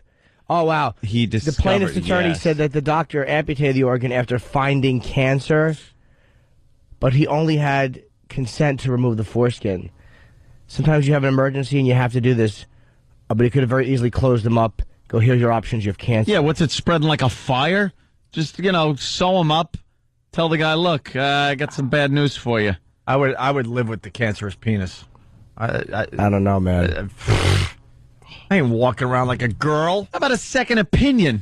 Maybe they could remove, some of the bad part and leave some of the good part and then graft in, skin from your arm. Is that what you need? Your penis to look like a half-eaten hot dog? Just a piece of it gone? Who needs that? Uh-oh. Like, I know I inhaled and inhaled some of my saliva. Did you inhale and swallow at the same time? Yeah. Cool. A lot of times doing that will happen while bull servicing. The bull. Like all of a sudden you'll think you have it, and then the bull's hand just goes, No, he's not ready yet. No. All right, It'll listen. guide you down a little bit. We have to clear the field because we would be doing a disservice if we don't get into this hostage exchange thing. Well, of course. Where are we at today? Boston missed a great show yesterday. Yeah. Why couldn't they be preempting today's show? Well, they had to preempt yesterday's show. What? There's What- the what? There's the perp right there. She's now called a perp? Well, I'm just calling her the perp. Anthony, could you give us maybe a 30-second summary that brings us to today? Where do I have to start? Well, obviously, Anthony broke up. That's spaghetti Yes. on the wall. Anthony broke up. Spaghetti on the wall when I was a child. Right. It all began with that. Yes. Yes, the Jill Nicolini, Anthony Cumia relationship did break up. After 3 or 4 months? Yeah, it was like a summer, you know. Summer romance. Yeah. Very volatile breakup. It wasn't just a, hey, you know, I don't think this is working out thing. It was she walked in. I was participating in some extracurricular activity with some other female who then went into the closet to get dressed. I got dressed. I then unlocked the bedroom door. Jill came in, gave me a little third degree, opened the closet door eventually, saw the girl. Took a picture. Yeah, it's from memories. I don't know why she would take the picture, but that she did. We had a little heated discussion. She took off in my Escalade. Even though her car was at your house? Yes. I went to work the next day in the SRX. She then returned with the Escalade and my keys that were on the Escalade keychain and went into my house and took some items, which she kept. Some other items that belonged to the girl that was in the closet were taken out back to the fire pit, my nice new fire pit, and thrown in there and burned to a crisp. Nothing left. And I needed the stuff back. That she took. Mm-hmm. It was Easy Pass, laptop, or a few other things, but some odds inconsequential. Yeah, she brought some things back. She took her own clothes from the house, but kept a few things, which I thought was odd. And then she said, I'll return these things if you pay for my dry cleaning, which is $500 worth of dry cleaning, and buy me a new camera that was lost at the party at my house. You don't know, just lost. I don't know. At some point, it ended up in the pool. Oh. It got out of the pool, and as it was drying off on a table somewhere, it disappeared. So in order to avoid any conflict or perpetuation of this situation, I decided, look, I'll give Keith the cash. He could run it over there, pick up the stuff, because I really want no more contact, because there's a certain instability that goes along with starting fires with other people's possessions. I understand the whole woman scorned thing. Believe me, I do understand that there's probably a lot of emotions going on there. But I've been through that with some pretty crazy chicks in the past, and they never started things on fire. It never took some of my stuff and held it, for ransom. So I didn't want any contact. I want no problems. I don't want any allegations to pop up that things were happened or done. It's just safer for me to not have any contact. And I completely agree with you. Yeah. So I Others sent don't, Keith though. over. Others thought you should have one more meeting. Face to face, with no, the no. ex. The breakup was done face to face. Believe me, it was as it happened. Yeah. But the exchange of goods, I never want to be in the same place. No, and finally, the hostage exchange happened last night. Finally happened last night. A month after the breakup. Well over a month after a month the breakup. later. Right. A month later. There had been a couple of texts and phone calls exchanged in the interim. One of which was a question to me if that laptop was mine. I answered yes, because if I answered no, the laptop would have suffered the same fate that this girl's other stuff had suffered, perhaps being burned or just thrown out a window from many feet up. So I said it was my computer. Was it? No, it was not. It was the computer. I will say now, yes. Wow. I didn't want to say that earlier because if she found out, she would have destroyed it or something, perhaps. I wasn't sure of that at the time.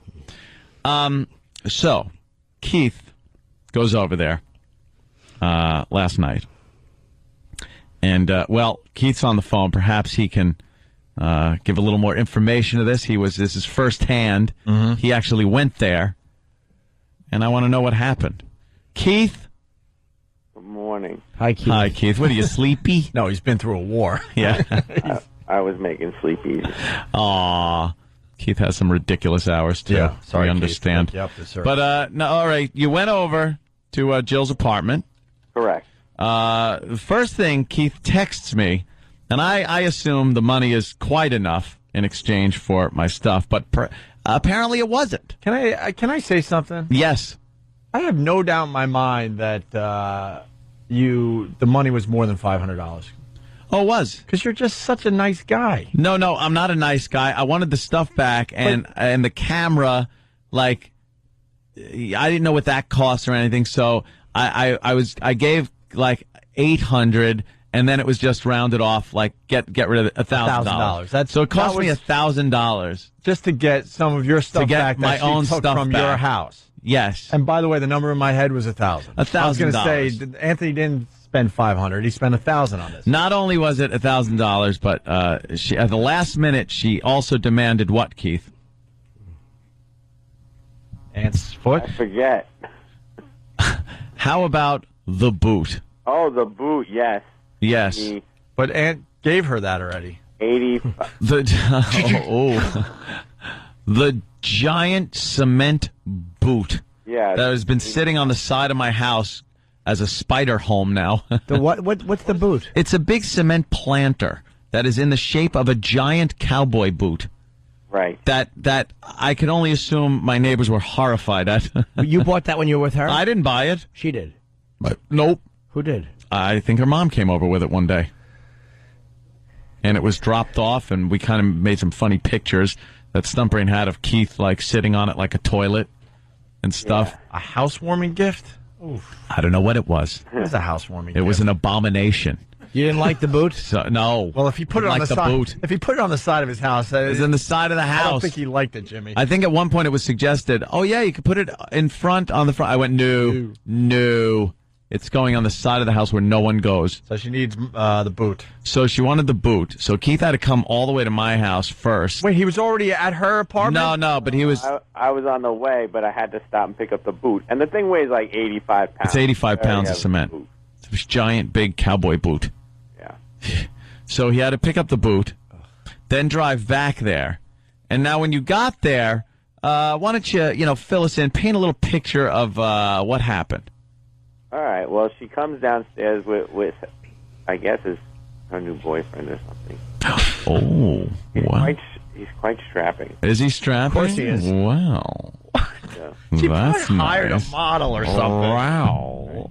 Because it would get back to Ann, like just kind of going with some of the stuff Patrice was saying. Are you jealous? What? Me and exes are just like, I don't care what they do. So go ahead, get a bowl. That's right. Bowls are always black, but good. So she comes down. Obviously, she wanted to have a male presence there when you were there. Yes, she came down with the strapping young man. Yes. And then I walked in, and she came down with the laptop. So you never actually went up into the apartment? No. Oh, see? And the laptop and the Easy Pass. Now, were there any accessories with the laptop, like the power cord? No. Just Anything? Yeah, of course not. Why would there be? You friggin' bitch. Ugh, I'm disgusted.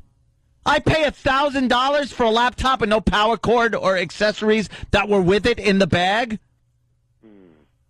By the way, dummy, you kept the girl here another 2 months longer than she was supposed to be because you burnt her birth certificate and she can't cross the border without it. Ooh, You there's some idiot. New info. You dummy. New info coming in, Yeah. Sam. New info. Burnt her birth certificate. And her grandfather's ashes were in the bag, too, that she was supposed to sprinkle along with her other, family members. And now it's sitting in my fire pit. Grandpa's in my fire pit. Are you kidding me? She's a dummy. Wait a minute.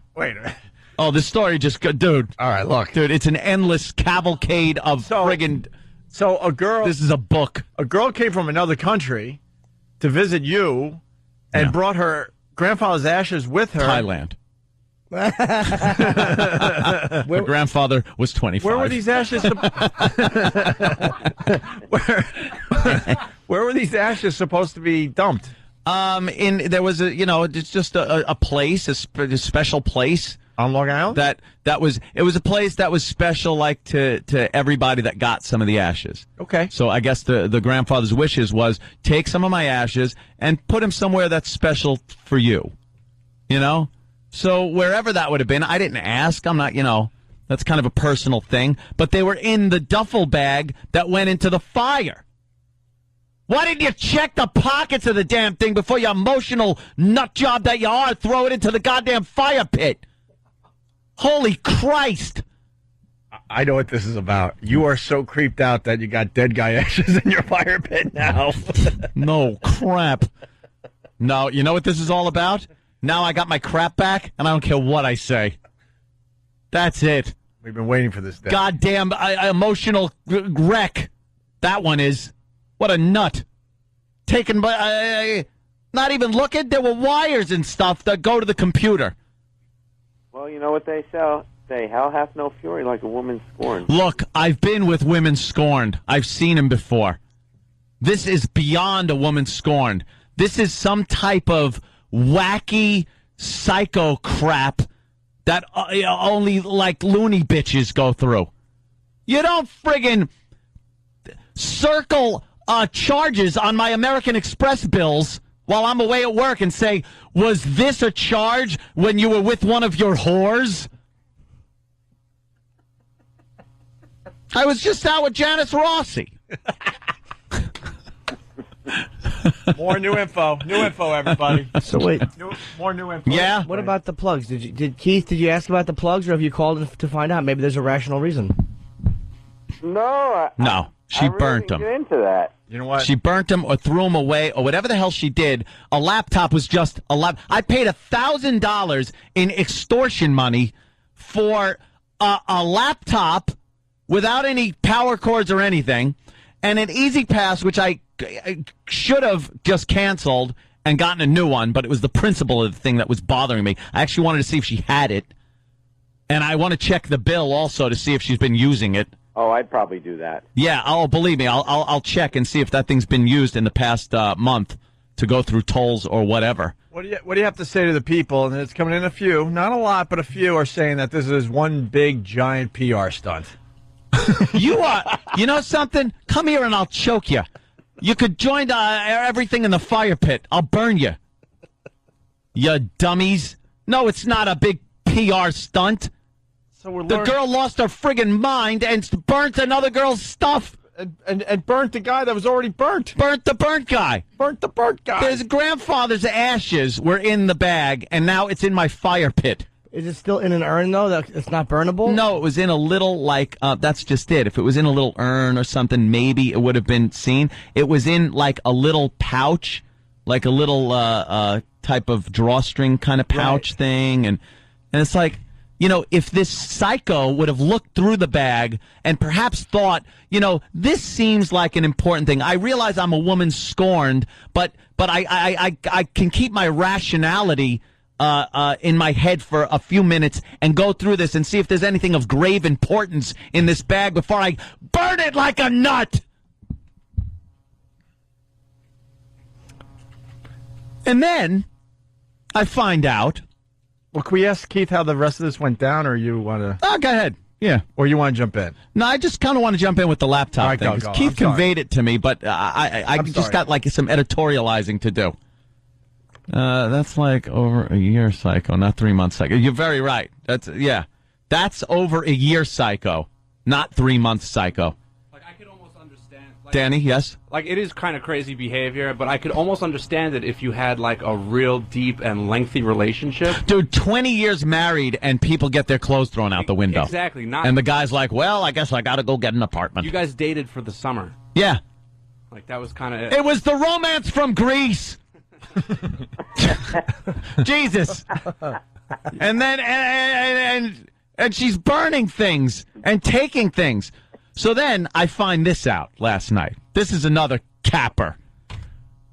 She asked Keith, so, is this Anthony's laptop? Oh, yeah. So let me. Yeah, okay, go ahead, Keith. So I get there, and now we're in the lobby. Uh-huh.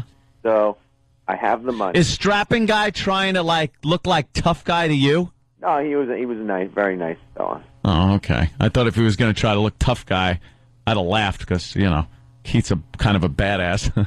No. He's unassuming, Keith, at times, but you don't want to F with Keith. Is Keith one of those guys that you would probably be underestimated at times? Absolutely. Keith could be a problem. Yeah. You look like because you are a barrel-chested boob of a man who likes to be nude. Boob of a man! Keith's got cop anger and retard strength. Gary.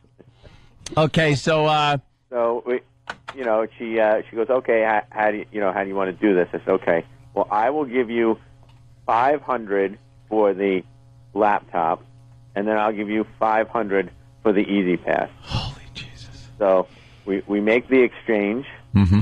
and I think pictures got taken of the cash. Pictures? What's with the pictures? Everything's a goddamn photo op with this broad. Give me a break. Wait, I missed something. What? As they exchanged the money for merchandise, pictures were being taken. Why? Why? Well, maybe evidence of that we made the exchange. Evidence that you're paying for stolen goods. You're buying back stolen property. Yeah. Holy Toledo. So after That's my language. We're standing there and we're making our small talk after. She says, so this isn't Anthony's laptop. And I said, oh yeah, that's his. And she goes, no, it's not. And I go, and I bet you were wondering at the time, Keith. Now, how could she know? Because, by the way, no power cords again, because she somehow, I don't know what she did with them, and the laptop was broken. It couldn't be started. The laptop. So how could she find out, Keith? Seems she knows somebody who knows computers. Computer forensics. Correct. She had the hard drive dissected to get the information off of it. Correct. How crazy is that?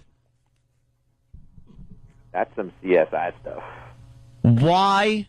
What purpose would there be to take a computer hard drive from a broken computer and take it to a computer hard drive forensics expert to then get the information off of it?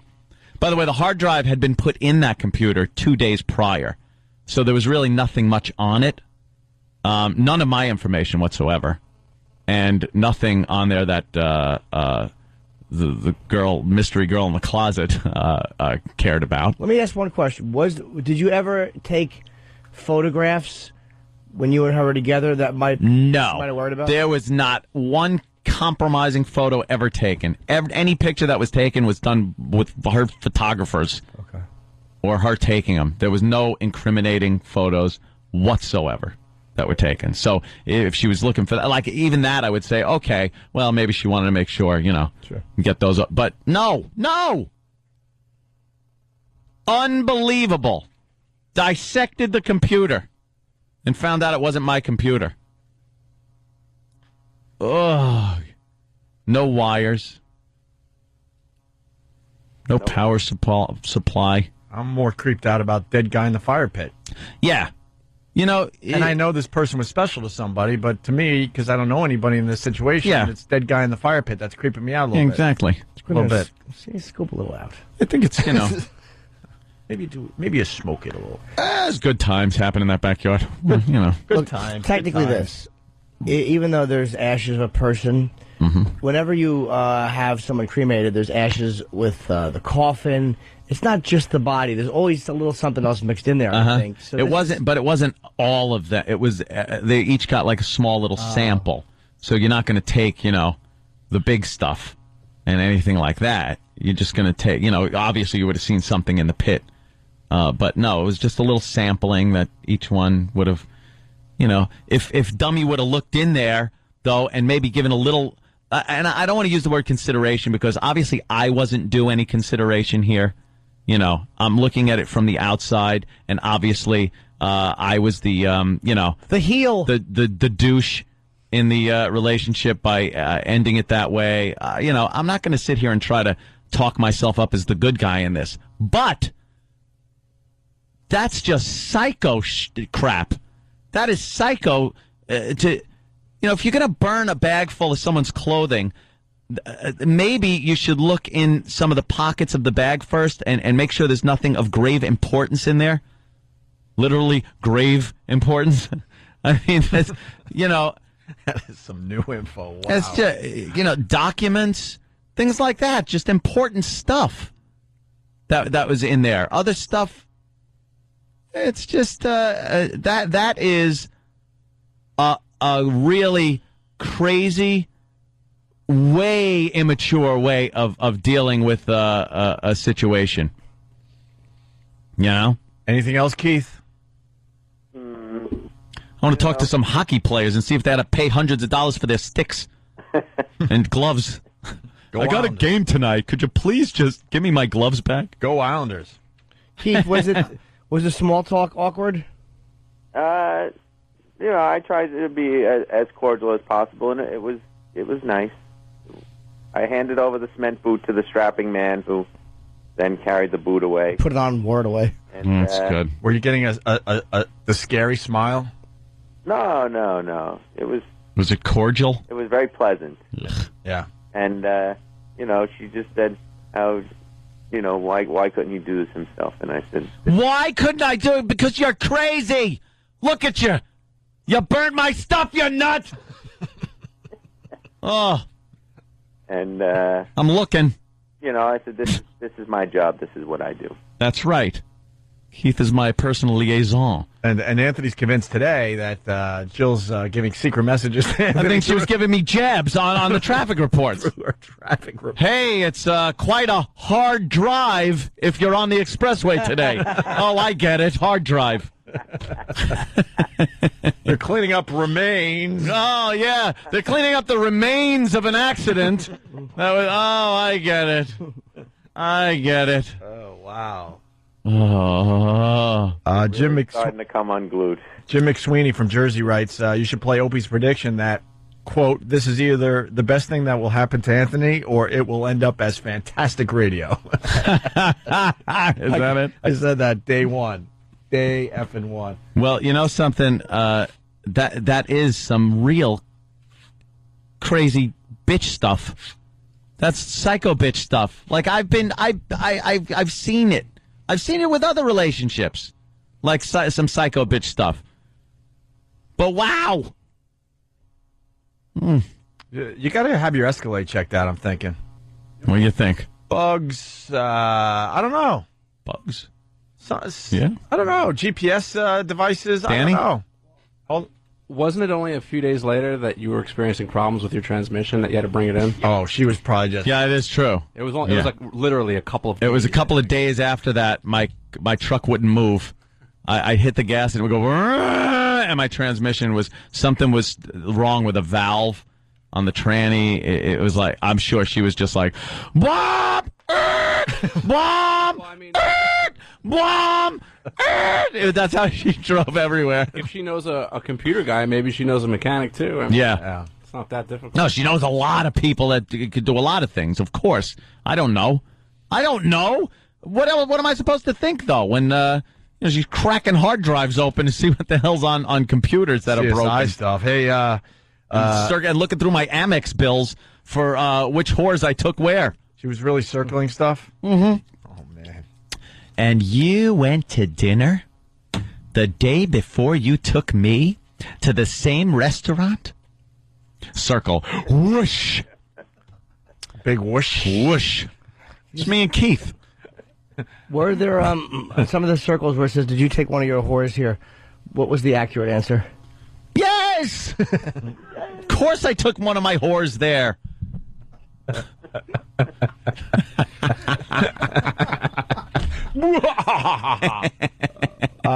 Oh, God. I just got to give a message to David Hinckley. I'm sorry. You're going to have to scrap your FUV article for tomorrow. Oh, perhaps, yeah. You know. And talk about longer. all the stuff that was going on. Wow, how I had to pay $1,000 to get a broken, violated laptop back and an Easy Pass. How much does an Easy Pass cost to replace? Yeah, why did you need like that? nothing. Back? That I don't get. Couldn't you just cancel that? Principle. I'm a very principle-oriented guy. I will cut off my nose to spite my face constantly. Constantly. I'm doing it in a court case right now. I can't get into details, but believe me, in order to save $4,500, I told my lawyer, I don't care if it costs me $100,000. Just do it. I'm really an idiot. But yeah, you should have given a lower number to the lawyer because that's what he's going to look at. His yeah, that he's like, okay. I don't care if it costs $5,000. Yeah. Yes, maybe I should have started low. You did make the lawyer very excited. Someone is saying you must have a magical penis because this is just unbelievable that somebody would go to this extent after a breakup, Anthony. I am such a...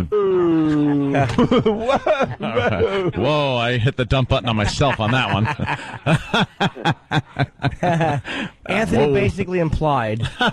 Basically, Anthony's advertising. In a said situation, he would be the bull. The bull. He would be the one brought in. Teasing, of course, I'm modest. There's no way we have time for phone calls, unfortunately, but let me run them down. Greg, Jersey. Ant is lucky he didn't get dead rabbits and butcher knives. Mm-hmm. Ann in Massachusetts. Ann has to bring her up on charges. Yeah, that's what I want. More interaction. Maybe she took the birth certificate and didn't burn it. No, there was questions asked about other things, and she apparently said that anything else that's missing that wasn't burned was thrown away in my garbage at the house, which I see as bullcrap because my pistol permit was missing.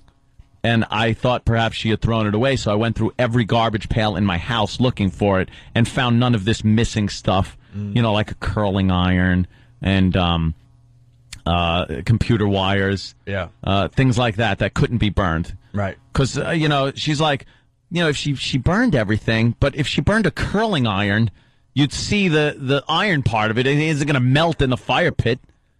But that wasn't in there, so apparently she said she threw them away. But I checked all the garbages, and so that's crap. Did you change the locks? You said you did. People are asking that. Yeah. Jennifer in Don't worry Jersey about that. supporting it.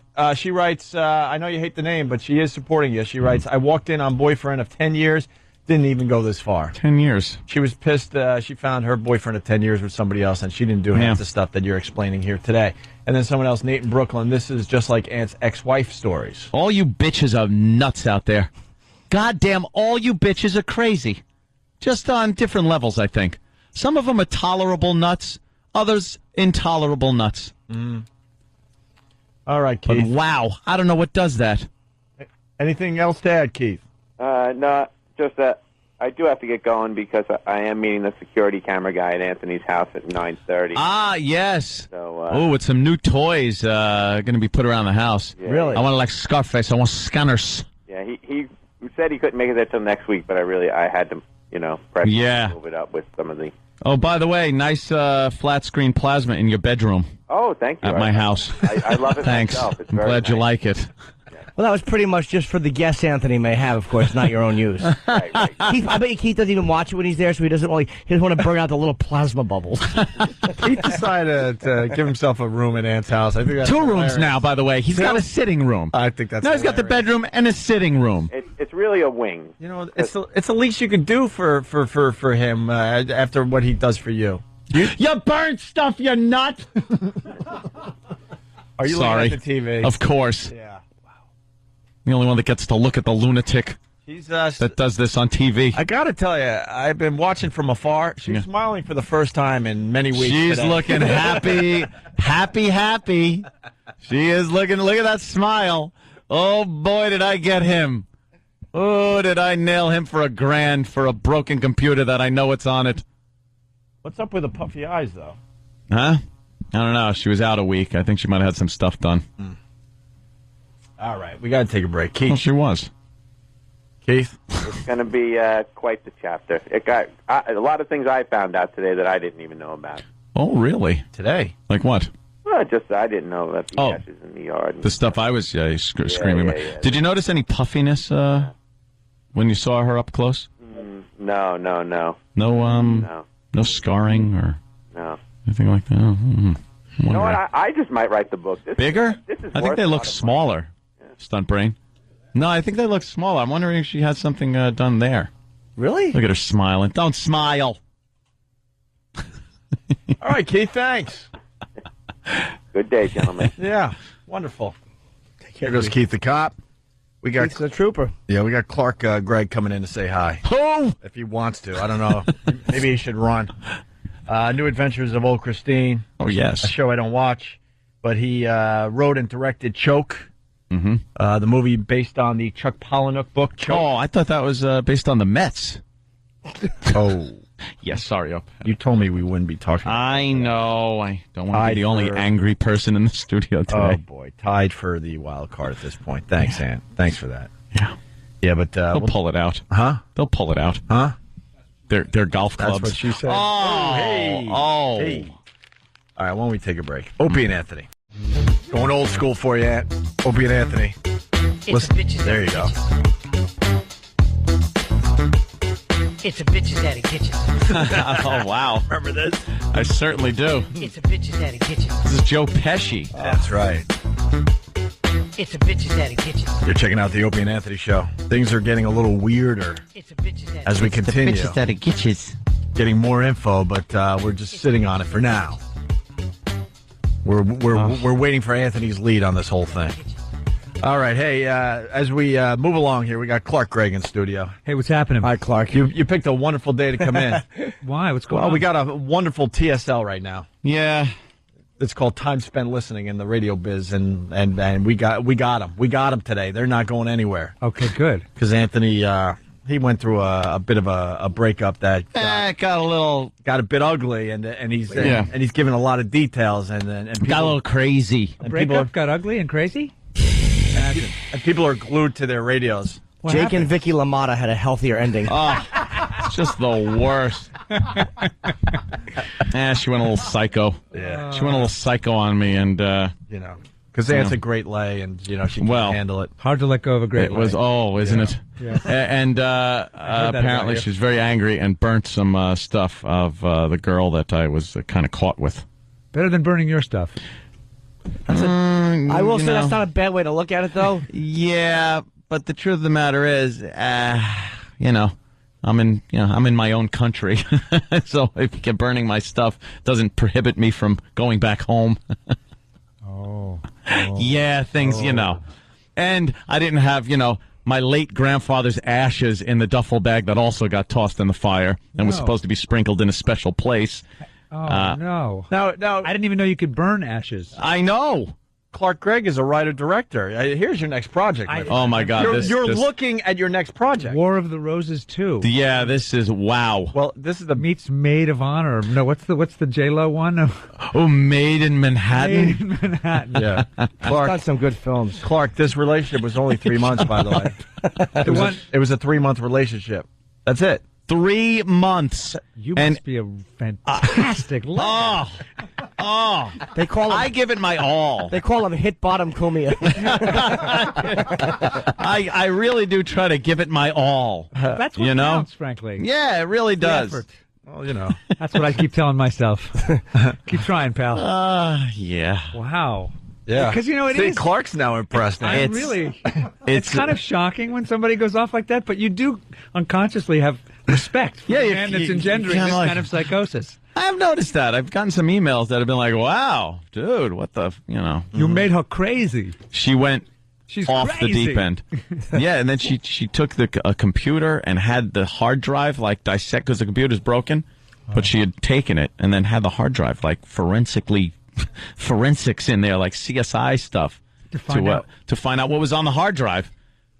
There was nothing on there. But, God. My God. Imagine. Babysitting crew Whose hard drive has nothing on there? Well, it had just been put in 2 days prior, so there wasn't really much on there. Imagine, I was Gary Glitter. And, wow. Hey. You'd be in deep trouble. Yes. I just got my computer from baggage in Thailand, my trip to Thailand, and now she took it. Uh-oh. Yeah, well, so that's kind of what we were dealing with. But you're here now, so we could take a little forget a little breather from that. Hey, see, wow, we could start talking about choke now because, yeah, it's about a sex addict. It might be right. Choke. I actually just read what this was about. It's a sex-addicted con man who pays for his mother's hospital bills by playing on the sympathies of the people who rescued him from choking to death. Yeah, He deliberately chokes in restaurants. Wow, okay. Yeah, I want to jump in because I read the book. It's a Chuck Palahniuk book, the one who wrote Fight Club. Oh, all right. And I loved the book. I loved it. book. This guy had a crazy scam. We're not giving away much by saying what Jimmy was saying there. No. Where he made money by fake choking and no, he would choke for real, right? He would really choke. He would choke for real in restaurants, and then you get these like old bags that are lonely that have money and stuff, saving them, and then they feel like a connection to the guy because they saved his life, and then next thing you know. These people are sending him money and gifts and paying bills and all this. He tells them he needs fictional medical procedures. He gets them saving him over and over again. He also is a sex addict and he works at a colonial theme park. That's great. Yeah, he's a good guy. That's great. How are some of the ways he acts out sexually? Oh, how much time you got? He goes to the sex addict meetings and he knows he's a sex addict, but that's not why he's there. He's there because he knows that he can meet someone, I think, very similar, perhaps, to our friend. He does go to the meetings to pick up the easy targets. Can I say I've gone to those meetings and I've never gone to one with women? I'm scared to go to the ones with women because I just don't want to know, like, oh, well, we know she's a good egg. You feel a weakness there, good Jimmy? people. Yeah, I don't want to know that stuff. I can't handle that, but I would just suggest going to men. So he goes to sex addict meetings. He goes, well, I think when you actually want to kind of put it behind you, then you go to the men's meetings. Unless you're gay, then that's probably a big mistake. Oh, yeah, that's obviously what a bad place to be. That's a smorgasbord. A buffet. Orgasm Pull your board. mic up a little bit. Yes, sir. Is it me? I'm sure it's me. Oh, like this. Yeah, there you go. The So we can see technology you. here is really You're fascinating slouching. I've seen. You're slouching. I am. Well, the premiere was last night. It's a miracle that I'm here without a big spatula pulling me in. Oh, really? How was it? It was well received by the audience. People liked it. Yes, and there was a party at this place called The Box. Oh, which is a kind of semi-pornographic burlesque place. Yes. I actually know a girl who dances there. It's down in the lower part of Manhattan. Yeah. And it's she does cabaret. Yes. But she does like a 2-minute cabaret, 3-minute, and her body is smoking. And I actually just heard about The Box. Yeah. It's kind of the cross between kind of stripper and arty. So right. There was somebody with a smoking body. It might have been your friend there last night, but the front part of her was kind of a giant, I want to say, Muppet vagina. Wow. Yeah, it sounds bad, but it was kind of amazing. Probably looked like Susan Waldman. And it was such a stupid question to ask him, too. Like, well, how was it received by the audience? Like, what a dumb question to ask a guy in here plugging a film. Well, it was kind of, people walked out. They said it was, Yeah. No, most people left. No, it went great. You were the lead in this. Awesome. This is your first lead? I'm not the lead. Oh, you're not the lead? No, Sam Rockwell, Angelica Houston, Kelly all right. MacDonald, who was in No Country for Old Men, Bijou Phillips. I have a small part. I directed it and adapted the book. You do? Okay. We're pulling a little Hitchcock. Did you change the story a lot? No, as little as I could. Because that's a huge pet peeve with me. You read a book and then you go see the movie, like, what? This isn't the same thing. Yeah, no, this guy, Chuck Palahniuk, has a giant army of rabid fans. You don't want to mess with them. Yeah. No. Has he seen the movie? What he was there last night. He's been traveling around supporting the movie. He's been amazing. That's awesome. Can I say that you're better off seeing the movie first? Because this way, like, what Ope did was he read the book first. I never read the book first. See the movie first. And then instead of losing, like, why didn't they do this and this? Because you can't cover 500 pages in an hour and a half sometimes. Right. You feel like you're reading a book. You're actually picking up more information about, like, a film you liked, which I always like doing. Yeah, By the way, I'm turning into my fat aunt. No, I should be getting an Afghan, boring teenagers with this. You read the book after. Die. You really should read the book, Jimmy. I will after I see the film. I think you would love Choke, the book. Fight Club was great, and everyone's been waiting for another Chuck Palahniuk to be made into a film, and finally we got one. Yeah. Yeah, opening to Friday. You guys have nationwide release, or is it national? He's got 400 screens. 400 is big for That's nice. a little dirty movie. That's a little nice. dirty movie. He was in Iron Man too. What'd you do? I haven't seen Iron Man. I heard it was fantastic. I just saw Iron Man. I'm a little behind. And, it was wow. That was way better than Batman. And I loved Heath Ledger's. Heath Ledger. Heath Ledger. I know. Heath Ledger. Heath's his brother. Ted He's doing really Ted well. Ledger. Ted Ledger. Yes, get out of the way, Batman. I'm wearing lipstick. Yeah, Heath Ledger's performance was amazing, but Iron Man blows. Everyone said it was a much better movie. Blows Batman away. I do believe, yes. And you were in there. You had a small part. You were the one asking questions or something. Yeah, I'm the agent of S.H.I.E.L.D. Yeah. S.H.I.E.L.D., man. Mm-hmm. Jimmy was in Spider-Man. He knows that. Yes. Yeah. Had one line. I have it here somewhere. Yeah. I said he stinks. What was I the don't line? like him. Oh, there you go. Yeah, that was it. You remember the one-liners forever, don't you? You I've really done do. quite a few. That's all I've ever had. They usually, it starts off as more than one line. They just cut me down to like, all right, well, he can't suck as much if he just says this. But it's amazing how much, because that was such a big budget film. I made a decent amount of money off that, like thousands of dollars from one line in a major movie. It's amazing how much. I'd love to know what Tobey Maguire's getting. Probably $20,000-$30,000. Probably. Yeah. Perhaps more than that, Jim. It's one of our bits, Clark. I know. Because I see you're uncomfortable. It's the perhaps more than that bit. Which we do We have ad nauseum. We have a security guy over at XM. I don't want to say his name. We barely explained this. Yeah, that's true. But then we were years ago. We went to Los Angeles to do a poker tournament for XM, and Anthony was doing the poker tournament. And our security guy, Master Poe, we're all in the truck together, and we're driving to Beverly Hills. So I was kidding. And I said, "Wow, a lot of these places are probably got to go for 100 G's." And he went, "Yeah, perhaps more than that, Jim." And he didn't understand. Seriously, he went perhaps more than that. He meant it in all without a hint of irony. Yeah. And Poe, no offense, but he's a dumbbell. It has been a running joke for 4 years. For 4 years now, whenever anyone asks what something costs, Yeah. we say it much lower than it should be, so that one of us can. Oh, you got it. Okay, good. But you know what? I'm a big fan of a dead horse like that. For Oh, some yeah. reason, it You only just gets funnier gotta the more you beat that sucker. Keep beating it. Not only beaten it, but we've really lifted its tail and raped it. The poor horse, let it go. And we've never explained it until you're in studio promoting a film, and then we just decided to explain our Master Poe. Every so often, you got to let the listeners know because they go, "Oh, what is that? I don't get that bit." They want to be in on some of these now jokes. you're in on it. It's catchy. I feel like I'm going to do it to somebody later. Yeah, in later, Boston, just and go, they're gonna look at me perhaps like- more than that. and they're going to be like, Yeah. What? I'm sorry, sir? And they go, "Oh, the O&A bit." I'm sorry, I was just raping a horse. That's not how the joke goes. They'll really give me the look, yeah. Hey, it says here, Stunt Brain is a wonderful handwriting, which is kind of like slash, it's like a psycho slash. Why did you put the line through the Z? Like, I would have thought you wrote a May 2-ing. What's the matter with you? You don't need to.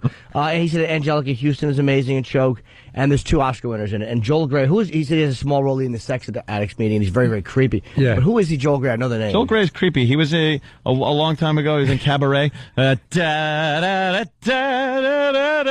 the movie opposite of Liza Minnelli. You remember? Why would I have seen that? I don't know, because you're gay. I only saw Liza Minnelli in one. How did I was just going to pass over that? I without know. addressing it? I'm really I not. got scared. I'm not. I've experimented. Of course in my you're not. life. I know. No, who hasn't? No, there was a few guys dressed like women that he's been with, but yeah, that's I haven't experimented enough to have to call my parents. Yeah, Sit yeah. down first. So what? The idea, the thing about a sex act, I'm always interested in this, is like it's so a lot of they don't portray sex addicts accurately in a lot of movies because they just. Oh, how would you know? Yeah. It's portrayed most accurately in my mirror. Yeah, but I mean, for I even like guys in the personal lives go, dude, I'm a sex addict. Really? Yeah, dude, I spent 3 hours in a strip club. Really? An hour online? Ooh. I've done that before wakes. Do they kind of get into the personality of a sex addict? And it really, at times, it's really like funny, yeah. but it really is a dark, No, it's dark place. It gets real dark. It's the weird. It's what drew me to the book. It doesn't flinch at the reality of a sex addict, Oh, and really? it gets a little ugly. But then it's really funny in other parts, and just it's darker and funnier than stuff I've seen. It sounds like a stupid question, but you're playing a sex addict. Like, was there like, what kind of research do you do for that? I mean, My character is the the jackass who runs the Colonial Village, and as far as I know, he's not a sex addict. I went to a bunch of meetings, to prepare for the writing and directing part of it. And now I'm still going. Oh, okay. I'm sorry. Okay. And I decided to stay. Just realized. It's like people that go to AA for a friend. Well, my friend was drinking, and then lo and behold, I realized I punched my wife in the mouth, so here I am. Exactly right. Okay, who's the lead? Who's the lead? Sam Rockwell. Yeah, okay, you did say. I'm sorry. Sam Rockwell's great. Yeah, he's amazing. Absolutely. Was he in that? What was he in? I know the name. Confessions of a Dangerous Mind. He was in Galaxy Quest. He was so goddamn funny in that. He stole the movie. He really did. Yeah. The end scene when he comes out and he's finally on the cast and gives that wink thing and that swagger walk. He's a very funny guy. Yeah. I didn't see the Confession of a Dangerous Mind. That's Chuck Barris' story. Yeah. Charlie he did a Kaufman's great script. job in that. Yeah. Came across just like, Chuck Barris. He did a really good job. Is that true, or is that like It was written by Chuck Barris. Well, Chuck Barris wrote the book. Yeah, he wrote the book. Very tongue-in-cheek kind of thing, but he played it off as, yes, this happened. I was an assassin for the CIA. And while I was doing the Gong Show, and some of the shows beforehand, because he made the dating game. Yep. So when they would send people on trips to Europe, he would go as a chaperone and carry out these assassinations in Europe while these contestants were on these dates from the dating game. Do you believe him? Do you believe he's... Hell no! Okay, good. It's Chuck Barris. Why would they get a guy so high pro... that's like... Well, that was just it. They kind of explained why they chose him, why, it's George Clooney's in it. Pick it up. Check it out. It's definitely an entertaining movie. Yeah. Chuck Woolery. Remember he was on? I would love to see Chuck Woolery. Chuck Woolery killed a lot of people. Chuck Woolery, just heartless. Wink He would Martindale? torture more. Oh, yeah. I heard he cut a cop's ear off once that was tied to a chair in an old warehouse. And then he makes them watch his show. Yeah. Just go ahead. Don't ask about Alex Trebek. Yeah. That's just some ruthless stuff. He's dangerous. He's with Al-Qaeda. Yeah, he's beheading people. It's horrible. John in Jersey, how are you, buddy? We got Clark Gregg, the writer and director of Choke in studio. The Chuck Palahniuk book. Yep. Hey, what's up, boys? Hey, man. So I read Choke, and I don't really read a lot of books. So after I read it, I liked it so much. I wrote Chuck a letter, and he sent me back, like, a few weeks later, this box full of, like, random stuff, including, there was, like, fake vomit, like a travel backgammon set, and a birth certificate, some ashes. Oh, Jesus! The weirdest thing was he sent this like stuffed teddy bear that had this box, and in it was like a beaded necklace with my name. It said Jonathan, always pee on TV. So someone had to actually like put each individual bead on that necklace, put it in this weird stuffed teddy bear, and then send it out. And I'm just thinking, like, if he does this with all his fans, like... I've heard, he's very interactive with the fans and a real strange guy, man, right? Yeah, I don't think he does the beads himself. He has a sweatshop in Portland. Good for him. All right, well, what did you do with the stuff? Did you keep it? I kept it. I don't even know where it is now. I have it was a signed T-shirt. I have that somewhere. That's good. A famous author goes out of his way. This is why I send people nothing unless they ask for a stool sample, because this is what happens to us. Where's the stuff that you consider personal and a great gift? Right. I left it in that thing. Good. No, I have the T-shirt. I have the T-shirt. What am I going to do? I'm sorry. All right, John. Thanks. Sorry. He apologizes for screaming. But he wasn't. He was just talking. Of course he wasn't. I know. Thanks. That's you. All right, listen, we got to take a break. We're really late today. Well, and Clark Gregg... he has a flight. Where are you flying to? They said you have a 10:30 flight. Boston. Oh, okay. Boston. What are you doing in Boston? We're on in Boston right now. You are? Yeah. What do you want to promote? Are you going to the Wilbur Just going there to practice with the Celtics a little. Oh, nice. Just to work out. They got a good shooting coach. That'll get your game up. Doing a little press up there? Yes. It's a college town. You want to do good up there, right? Actually, yeah. No, actually, I went out with a woman who lives up there, and she still got some of my stuff. Yeah, well, I got a guy that can go up there for you. How much money is it costing you? Everything with me turns into like a divorce. Or it just costs me money. It really does. I don't know why. I don't know why. Why? You're rich. It's insane. Boston chicks. She pops up on that screen one more goddamn time. Yep. Oh, she will. Well, that's a man who knew how to solve his problems. They got OJ's up there. OJ's a problem solver. He sure is. Wow, the fixer-upper is here. Oh, God. Wow, Mr. Leave No Loose Ends. Oh, Almighty. Jesus. God. Oh, you awful, Jimmy. Guy left 4 gallons of blood, his hat, and the Heisman Trophy, and he got off. He got I love away. OJ. We wrote a book, If I Did It. The guy's fantastic. He's getting busted now for going to grab like a fake Babe Ruth autograph from some guy at Water Pistol Point. And the whole country's fed up with OJ. Hey, did Radiohead do the soundtrack? No, they gave us one of their songs. Oh, very cool. Okay. There's a lot of Radiohead fans out there. Yeah. There's a song one in of them. Choke. I'm mad they're not on iTunes. Radiohead? Yeah. They're on now. Are They're they? starting to be now. Yeah, the new album is on there, and they just put a couple other ones. What is it that stops a lot of these bands? I don't know why I'm asking him like he's Steve Jobs, but is it a lot No, it's of... a good question. Let me tell you. Is it a lot of the AC/DC you can't get on... Beatles. Oh, Beatles. That's probably because Michael Jackson, that little sissy. Sissy. Remember Say, Say, Say? What a damn good song. Say what you want, but don't. Oof. I don't know the rest. Burn all the girl in the closet stuff.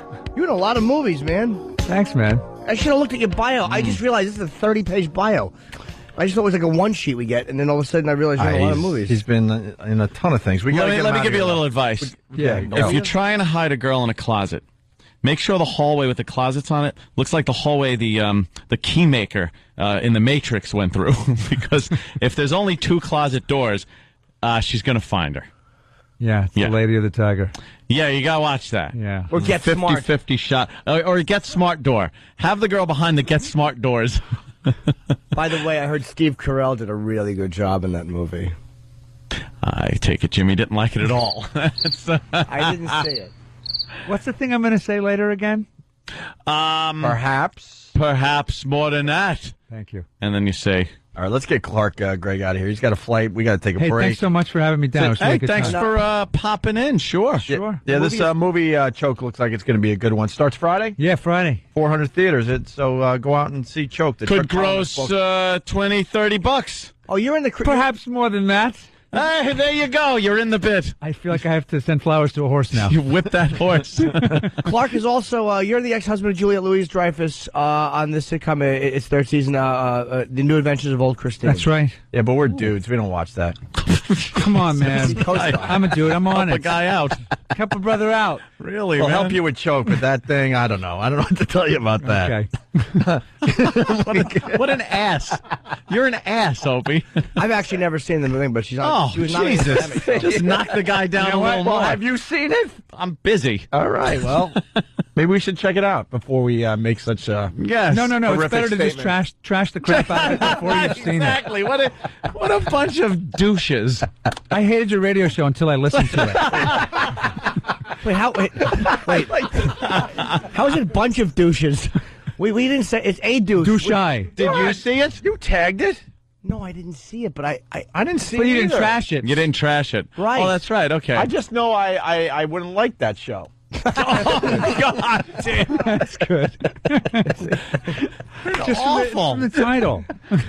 Awful. But I liked Iron Man. It's about an ex-husband. I feel like you might find something to It relate. might, yeah, I get relatable. Okay. I'm gonna check it out. Juliette Okay. Louis-Dreyfus, and then her ex. Juliette Louis-Dreyfus. What? Did I say Juliette? Yes, you did. I'm tired. I play Romeo. He hasn't been sleeping. He doesn't even know her name. Julie Louis-Dreyfus. How I know her beautiful name. is that? All I'm thinking about is her friend who had a meltdown at the Laugh Factory. He. Struck a blow for all comics. But Clark Gregg, I'll tell you this much: I will be seeing Choke. Thank you. Yes. Thank you very much. I'm not going to go pay to see Choke because I get my movies for free Oh, gee. He downloads them.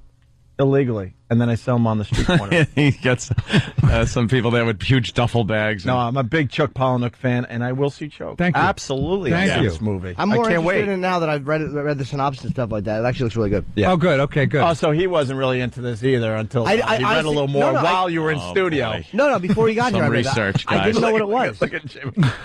Trying to defend him. My arms are wide open right now. How about you read up on the guest before he's sitting there? I I don't need that. I don't mind. are you talking to me? All I'm It's thinking good to know that you turned him in the middle of the interview. I feel good about that. Because he decided finally to read the bio. He goes, wow, you're in a lot of stuff. I like Clark. I just all I'm thinking the whole time is he I like you too, man. He looks like Greg Fitzsimmons, the comedian I know. So, the minute you walked in, that's I the get first that a thing- lot. Do you really? People say that? No. All right, good. What a gullible idiot I am. Do you really? And you do that to people all the I time. constantly do it. Yeah. And No, now you I don't. see how it hurts. Oh God! I think Clark Gregg will never come back. But be back. we had a good time. It was fun, man. No, I'll be back. I like the show so much more than the prejudice I had before I heard it. Yeah, thank you. Do you really want me to see the new adventures of old Christine? Hey, whatever you feel like, man. I'm not going to push you. I'm not going to twist your arm. Because there are I'm just some telling you, people. It's not just a chick show. You know, I'm there a are guy, some I'm on people. it. All right, it's not They come up to us and say, oh, what do you do a radio show? What is that? And I say, well, it's a show. It's on like in the morning. Oh, give me the station. And I'm like, oh my God, I don't want this woman listening, or just like a grandmother or something, and thinks it's going to be some cute little show, and then she's horrified because we're making fun of the week. Yeah, You get this a lot. You get this. So I heard your show. Yeah. Yeah. And then you're supposed to fill in the blanks with what'd you think, which allows them an opinion. Yeah. No, Never. definitely. Never. I just Really? apologize right Yeah. away. I go, Good. I'm sorry. God, I hope you heard it while you were being arrested for drunk driving. Shut up. All right, we got to break. Yeah, we got. Yeah, we're so late. Thanks so Thank much, you, you Clark. guys. Choke. Thank you. Thank you. Absolutely. Looking forward to Choke Yes. in theaters Friday. So Clark Gregg. I it don't was think a there's pleasure. anybody in this room who wouldn't benefit from going to see this movie. Yeah. Oh well, there you See, go. look at that. All right. Nice pitch. Good job. No photos, by the way. Yeah. Pointing at Greg and Sam. I'm sorry, Erock and Sam. Yeah, he's got a flight to Boston. Exactly. One Busy photo. man. Opie and Anthony. Jim.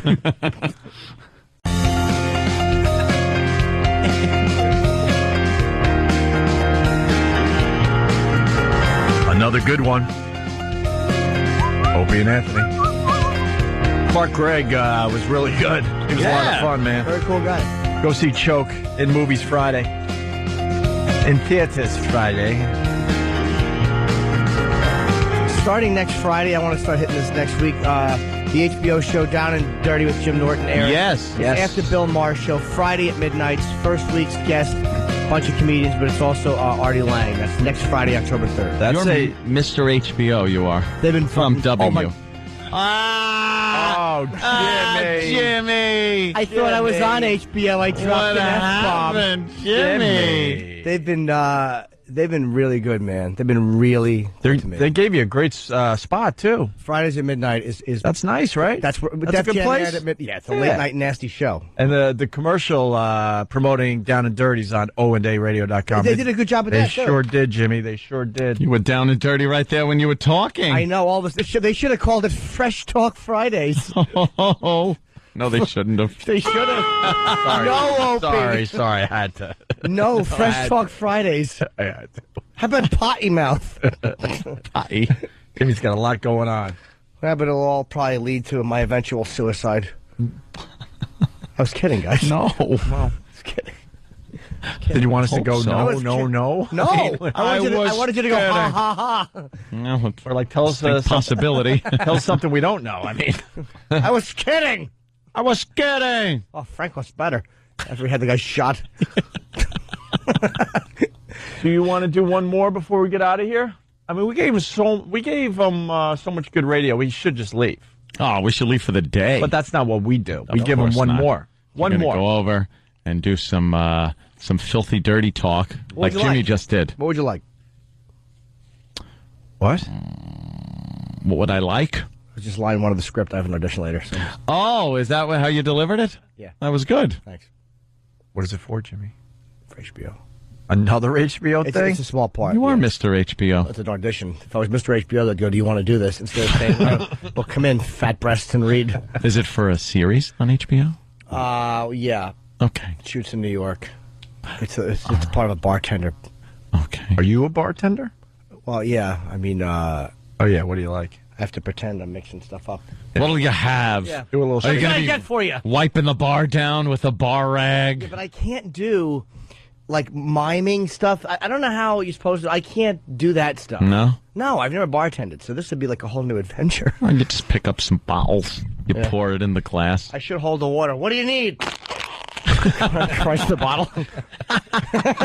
Be all like awful bartenders, or just mime everything. Like I'm shaking my right arm right now like a lot and pretend I'm pouring things that are big.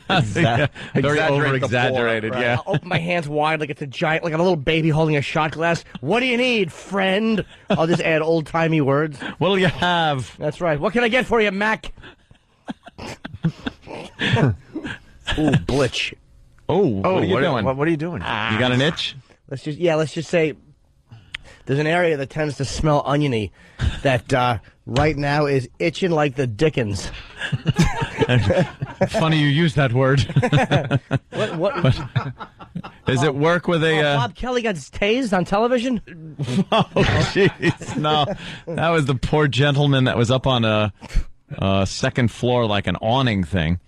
He was naked, holding a fluorescent light tube, and I guess he was threatening the cops with it. So they decided to tase him, and he fell on his head and died. Yikes. Yep. I'm kind of caught on this one. Who cares? Because the guy's obviously a psycho. He was. They said he was off his medication. He was kooky. But, tase him. It looked like one of the cops was running in to catch the guy's head, because I don't think they saw him coming down head first like that. No. But he did. Oh, wait, he fell off the thing, or? Yeah, he fell sideways, rolled off the little part of the little awning thing. It was like one of those pull-down grate things, and fell on his head. Head first, right on the concrete. Dead. Guys, dead. Someone's in big trouble. Dead. Yeah. Because he was only holding a fluorescent light. Hey, they could be very dangerous. That dust in there is very toxic if you breathe it in. Hey, well, you're talking to me. I used to make those for a living. Did you? I worked in a fluorescent light bulb I used to factory. break them. No, Ted did. We all know Ted did. No, I did. No, that was at the filament factory. Yeah. Ted made filaments. I actually worked in a factory where they made fluorescent lights. You did? No. Did you work in the dusty part? Of course you did. Look at him. You didn't. Can we do one more? I didn't think you did. We can do one more and get out of here. Why did I believe that? I don't know. I'm an idiot. He's on his game. He's on his game today, though. He really is. He has an audition. He has an audition, so he's acting. He's really acting for real. Yes, I used to make the fluorescent lights. No. Harump. Yeah. We got to get this PETA story Yeah. because it's so ridiculous. We're going to leave the people with this one.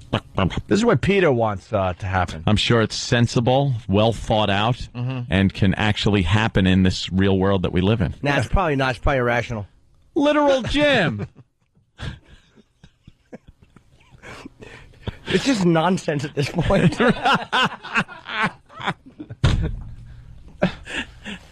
Yeah. I want to be part of that. I want to be part of that bit so bad. He does that, you go literal Jim, and then I want to kind of say something like, I don't know.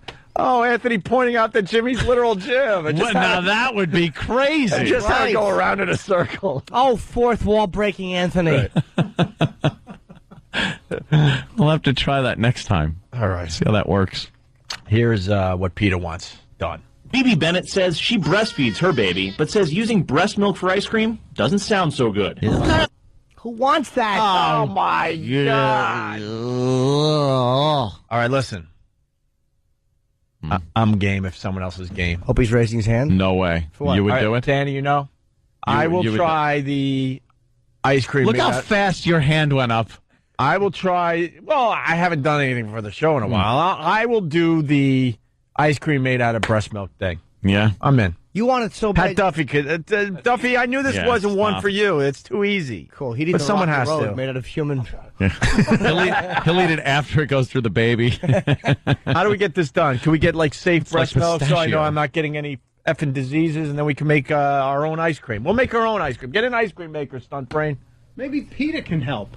F PETA. I don't want to acknowledge they're alive. Yeah, but if they're so into this, they might have the right. source.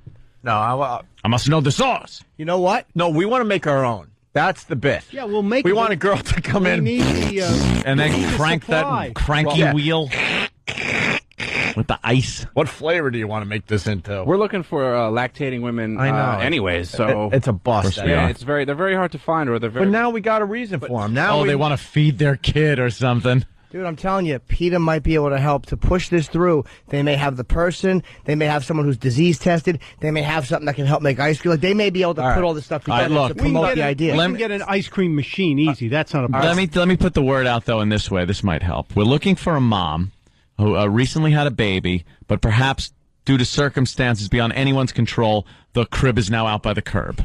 Oh my God. Anthony. What the heck? What the heck? There's plenty of ice cream for everybody. Not helping. I scream, you screamed. All right, listen. What is wrong with you guys? Oh, that's terrible. Why is it funny?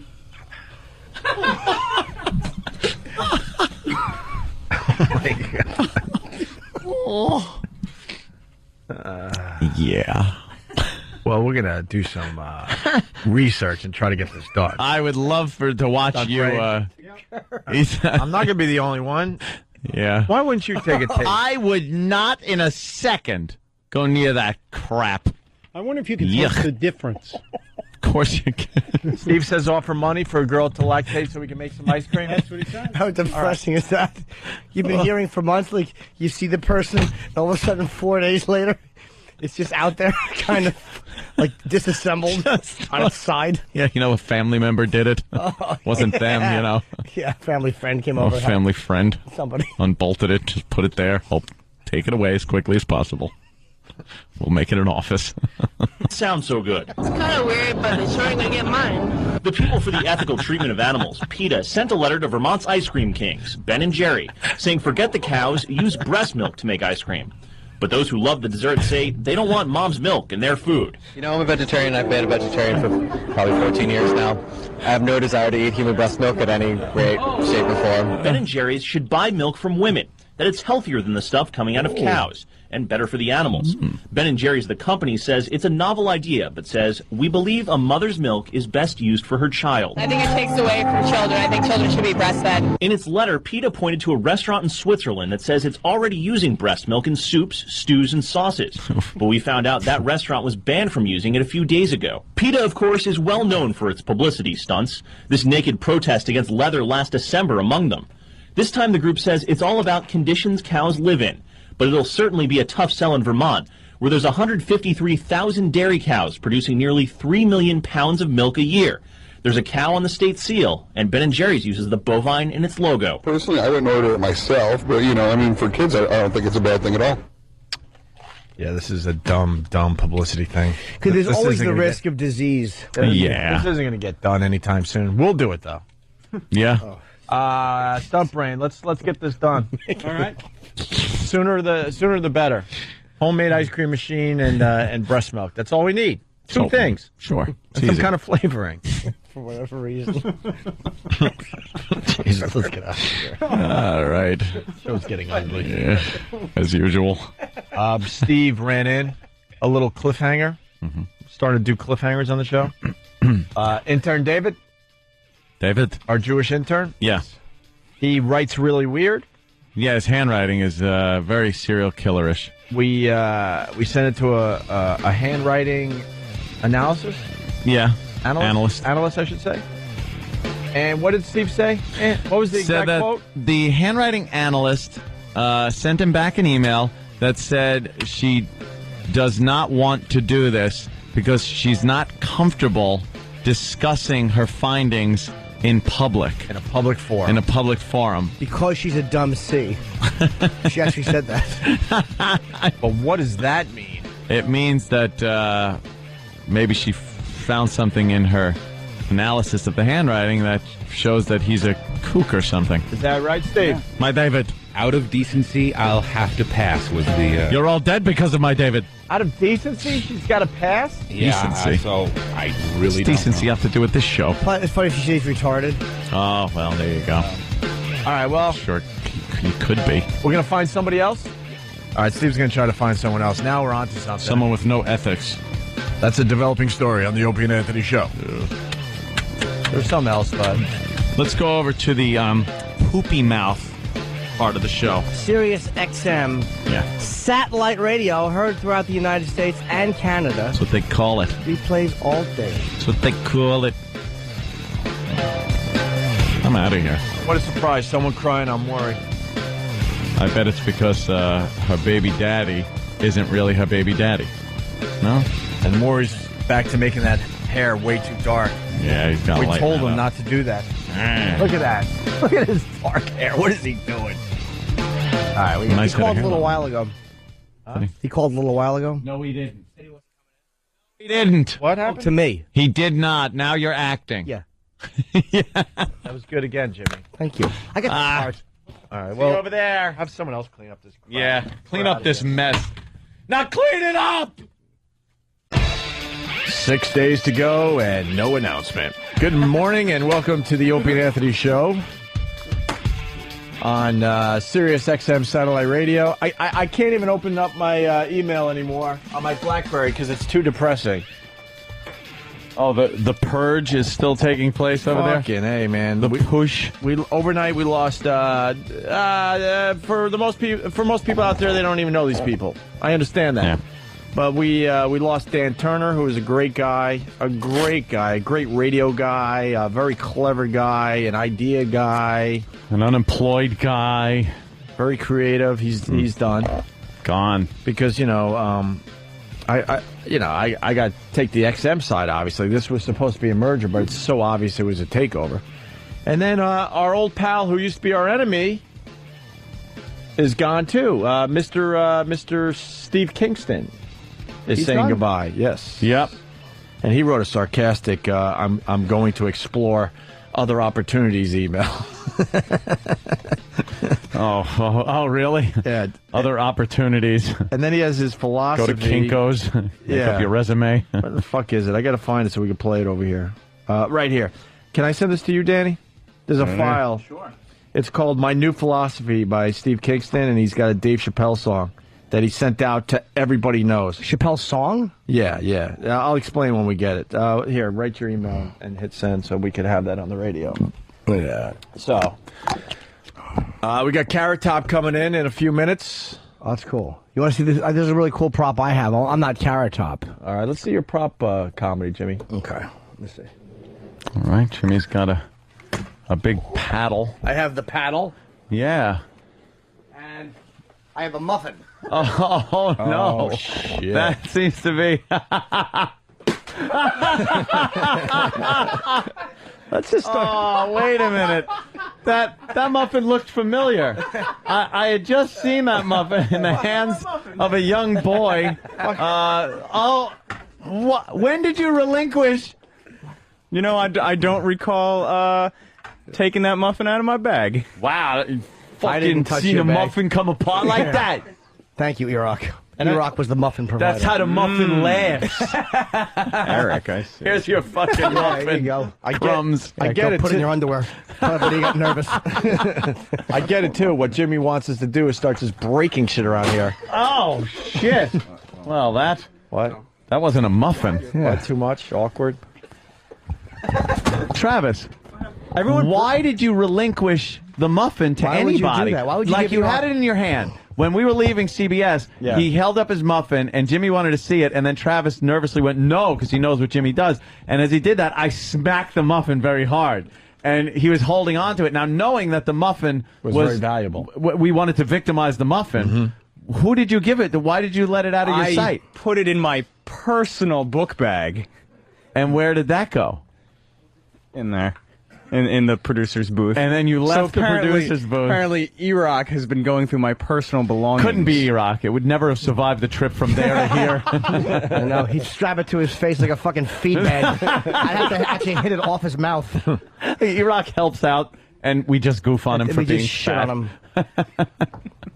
Aw, Travis. So now that I looks don't- like a cakey muffin, It's too. delicious. It's double chocolate. Oh, I that's not love even a double muffin. chocolate. It's cake for pretty much breakfast. cake, yeah. All right, Pretty cool. much. Muffins used to be a muffin. You get a corn muffin, and it was breakfasty because it wasn't that sweet or something. Now, it's a muffin, but it's really cake disguised as a muffin. Anthony, if you had a lame tiny body like Travis, what yeah, would you eat every an morning? emaciated little Yeah. girlish waif like Fiona Apple. I would be eating fucking. I would be eating cakey stuff 24 hours a day. That's true. Or You could cum.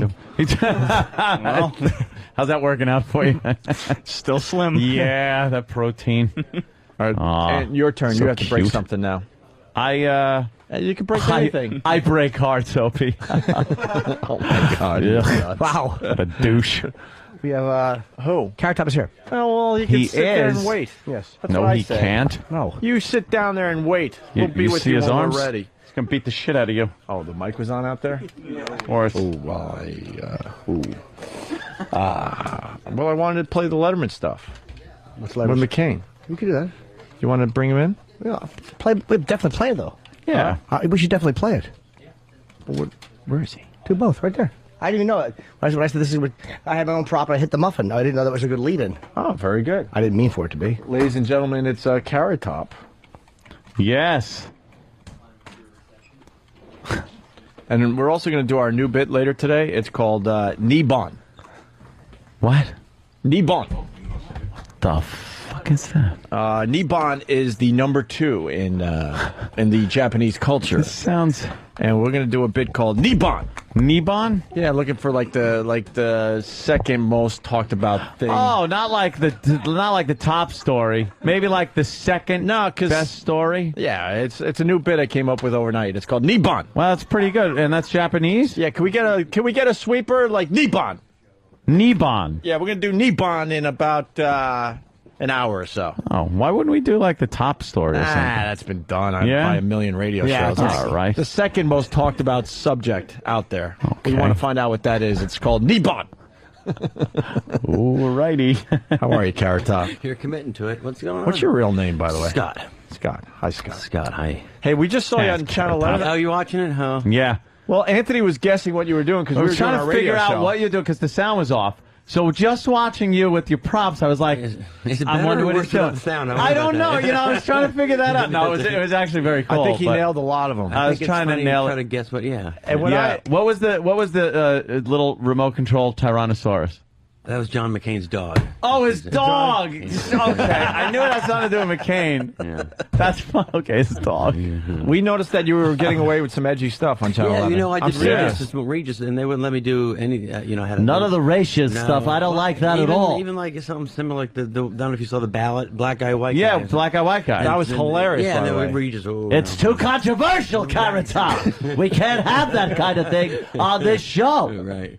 So it makes it a little difficult, those kind of, because, you know, he's funny, you want to do it. They Be a wouldn't little why would they Yeah. let you do a black guy, white guy ballot? That's fucking hilarious. We saw it on Channel 11. Basically, here's the ballot for the upcoming election, and it just was Obama, McCain, Well, see, they and don't- with a check for either black yes, vote, it's for black guy or Florida. white guy. Florida can't Yeah. screw this up. It's black guy, white Yeah, guy. it So was that's So fine. Florida can't screw this up? That's great. Gelman shot it down. I wanted to have it on, but Gelman shot it down because it was a little too racy.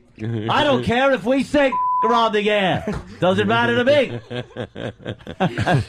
Yeah, but they didn't check my stuff here, so that's why I just put my. Oh, really? I put it together, and they trusted me. You had an That's good. Obama hubcap joke that There's a made it spinner through. rim for Yeah, the spinner rim with the rim. presidential seal on it. That was- Come on. Hey. We all thought it. I made it. Yeah. That's fucking So you annoying. They wouldn't let him do that fucking black and white joke. The I know. fucking country is such faggots when it comes to race. I know. That's I a don't great know what joke, it is. man. Well, That's thank funny. you. Yeah, I thought Yeah. it was kind of just to the Do you point. tinker away in a little shop making do. these things? Yeah, I have a or do you? sweatshop with children that work for hours. Or he probably comes up with ideas at weird times, like he's doing poppers and getting blown after the show. Fucking just hits him. I do. It's like, damn, I got a great idea. Get me to a hardware store and a Lowe's. Yeah, or he just fucking barks out orders into a headset while he's putting his dick in some stripper's rectum. I just wanted it autographable. You know, Carrot Top, we're obviously doing the edgy part of our show right now. I hope. This Have is you great. come up with stuff where you never brought it to the public because you're like, oh my god, I can't. You do have a certain reputation Right. to not go completely over the edge and do like dice with props. Right. You know. Right. I think I do. In fact, people that come to my show always think, "Oh, it's Carrot Top. It's silly as this." So even if you blurt out something Yeah, they're shocked by it. Yeah. Especially Vegas, which is weird. Vegas crowd you'd think would be just the opposite. It's Vegas, it's Sin City. It's Yeah, what they're yeah, gonna do, yeah. But it's the opposite. It's Middle America. Do they have an expectation of you to be like with the Tonight Show constantly? Right. Well, I did joke about a month when it was a little more popular. It was like Hillary Clinton was close to being maybe nominated for whatever. And I said, wouldn't it be great if Hillary Clinton was president and Bill Clinton walked in the Oval Office and she was getting her dick sucked? Wouldn't that be great? And it was one of those like, whoa. And I go, oh, that's funny. Fuck off. Come on. And so the crowd could not believe that I was, I can be really rotten, actually. Yeah. Then the evil side of Carrot Top's actually kind of fun. Were there any props that you did that's a good question, like that you did once and the reaction was so like so heinous. Not that it just didn't work, but that it was obviously like a vile reference. Oh, there's like, been hundreds of those, yeah. And there is, yeah. It's just like, yeah, you can't, you want it to work so badly, but what I said before kind of sparked my interest. I would like to see Dice do a prop thing because everything would just be, it's a toilet seat with a cock on it. Like everything is just what it is with a cock. A toaster, look, but it's got a cock on it. You make toast and stick it in your ass. That's great. Yeah, Carrot Top Clay, they call me. A picture of a chick's ass with like a rubber tongue hanging out of it. It's me at the bank.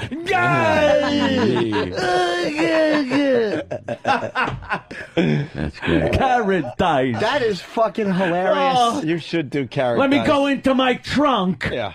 Hey, look, it's a tricycle with a cock on the seat for the toddlers.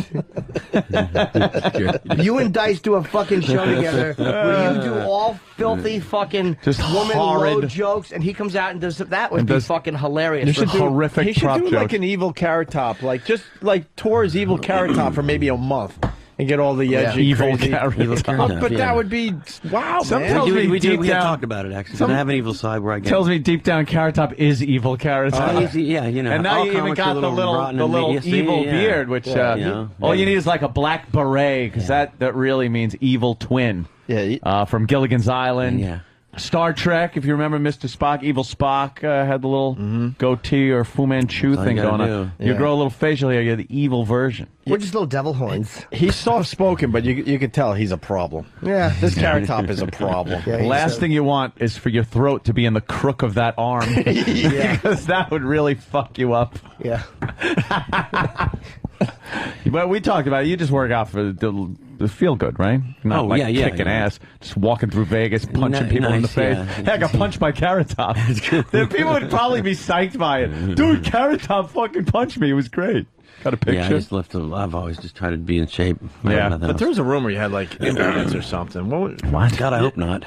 It was on TMZ or something. Yeah, in Oh, there's two always a hands rumor when he was that I had- fucking a yeah, stripper. right, yeah. Yeah, I know. But Had a cock reduction. I did have that. Cock reduction. Yeah, when Yeah, it's you always too hear this big. stupid thing on TMZ. I had an implant or something. Yeah. An implant. I don't have time even to have an implant. If I had. He just signed another big deal at the fucking Luxor. He stays working, man. Carrot Top fucking makes millions. Yeah. You That's just try to keep it going. You know what the hell? You get the gig. You ever and- think in like the 80s and stuff and early 90s that Vegas would be the place where No, you know, in 'cause fact, that I was kind of the despised it. fucking ew, Right, you don't want to yeah. go to Vegas. Sure, I went to Bally's that first time, and talk about eating it. I mean, Yeah. they put me in a room. It was like 4,000 seats, and I'm like, I'm nothing. I'm getting nothing. Rodney Carrington opened for me. He's the guitar and sure. And I came off, and he was like, "That was hard." And I said, I walked on. I literally wanted to kill myself. I came off for a week long. We never got any laughs, nothing. And they said, "We want to book you full time here." Really? I was Wow. like, fuck that. I don't want to do this. Get outta here. I never wanted to go back to Vegas. And then finally, just, it kind of worked into MGM. Was a little Yeah, better. yeah, there's kind of and a then all of a sudden it renaissance kind of a little happening more there. hip, a little hipper and cooler. But it's going back now to kind of up, a little bit more uptight. I'm trying to figure out what the hell happened. Like, because it was not only Vegas, but Atlantic City, Foxwoods and Mohegan. Like, all those places now, you'll get people that still, that have big names and stuff, bands even, that would never, play. Like, okay, Van Halen gets back together and they're playing fucking Atlantic City or something. Yeah. We just had all those. Some weird credibility thing. The money's happened. so good. The money, it's the money. Yeah. Vegas overpays talent because it convinces some of your friends to do the same. It brings gamblers to the casino. I'll do anything for my Don. Yeah, that's exactly. They pay you a lot of money. Yeah. A lot of fucking money, and that's why. And it's become a hip city again. It's for entertainers, you know. That's just it too. It's not like, because if it was just the money, you'd look and go, the motherfucker sold out or something like that. But it's perfectly acceptable for a band, you know, that's still touring anywhere to go there, or comics we get the and stuff. Stones, we Elton John, we get the biggest names. Are you sick of Vegas though? You know, I don't. Gets old, it's nice to get out. Yeah, it's nice to get out. You come here, it's like, wow, you're his other. Yeah, and you feel like you're like amongst people, real people. Yeah. Well, he's at the Stanton Hotel. I mean, he didn't tell me. It came up on the caller ID. Remember the Stanton Hotel? No, I'm just acting. I have a audition. Oh, you ass! Oh, wow. He always practices his lines and tries to fool us to see if he's doing well or not. His acting chops. And they're coming up with a name for your dice thing. Prop dice would be called Hair Plug Top. Oh shit! Oh god! That's Top Gun from Canada. Poor Dice. Come on. You know, that would be a good bit, though. Yes, certainly would. We did a roast for Gene Simmons. Are we on that? Mm-hmm. Yeah. And he just showed up, you know, as one of the guests, and I was like, oh fuck, here it comes, you know. And instead, he was like, loved me, and he couldn't praise me more. And I'm thinking, it's got to be a bad ending to this somehow. Yes, somehow. But no, he called me the next day too, and was like, I can't do the dice. He'll always fuck with you like that. And I was like, I couldn't believe that like dice would be just the opposite. You know, you're a genius, and I always liked you. And you're like, well, where's the fucking right hand that's coming around? Yeah, so I kept thinking. But it was nice. Yeah. It was nice to have someone like, you know, actually Dice is a weird guy like me. I was like, hey, I got a comic that likes me. A comic that actually likes me. Yeah. That's got. But let's at the beginning of your career, like when you finally started catching on and people started knowing your name, you were like, a lot of comics were like, oh, for some reason, you know, the prop comic, oh shit, this motherfucker. That had to have bugged you for a while until you know, bugged me up till had to drive around in an armored car until yesterday. Just till yesterday. I'm over it now. But no, absolutely. I would be clubs like in Atlanta, the Punchline, which was the #1 club. Every comic played the Punchline, and I you know, give my stuff, and the guy D'Annunzio, I think, run it, said just not into it. I said, why? And I finally cornered him at a Christmas party, and I said, why can't I play your club? He's like, I don't want fucking props. I don't want your act. That's just even so I said, even odd. if I sell it out, like, and I promise you to sell out the whole room, it'll kill. And he's like, I'm just not a fan of it. So I went to the Fox Theater like 9 years later, and I was like 4,200 people or something like that on a Wednesday. Oh shit! And I made sure of it. I'm not that kind of person, but I said, this one guy, fucker, I'm gonna write. I made sure the newspaper article said Carrot Top sold out at the Fox Theater on a Wednesday night in Atlanta. So just so you could see it, you know. Well, I would just want to play his club. I wasn't trying to, you know, to be a comic. You also kind of, I guess you would want, you know, it sounds corny, respect among your peers, especially in comedy. There's fucking, who cares what scumbag respect you. Yeah, really. But, you know, it just does seem odd, the animosity that people had. I think that you do have respect now, because you're kind of the best at it.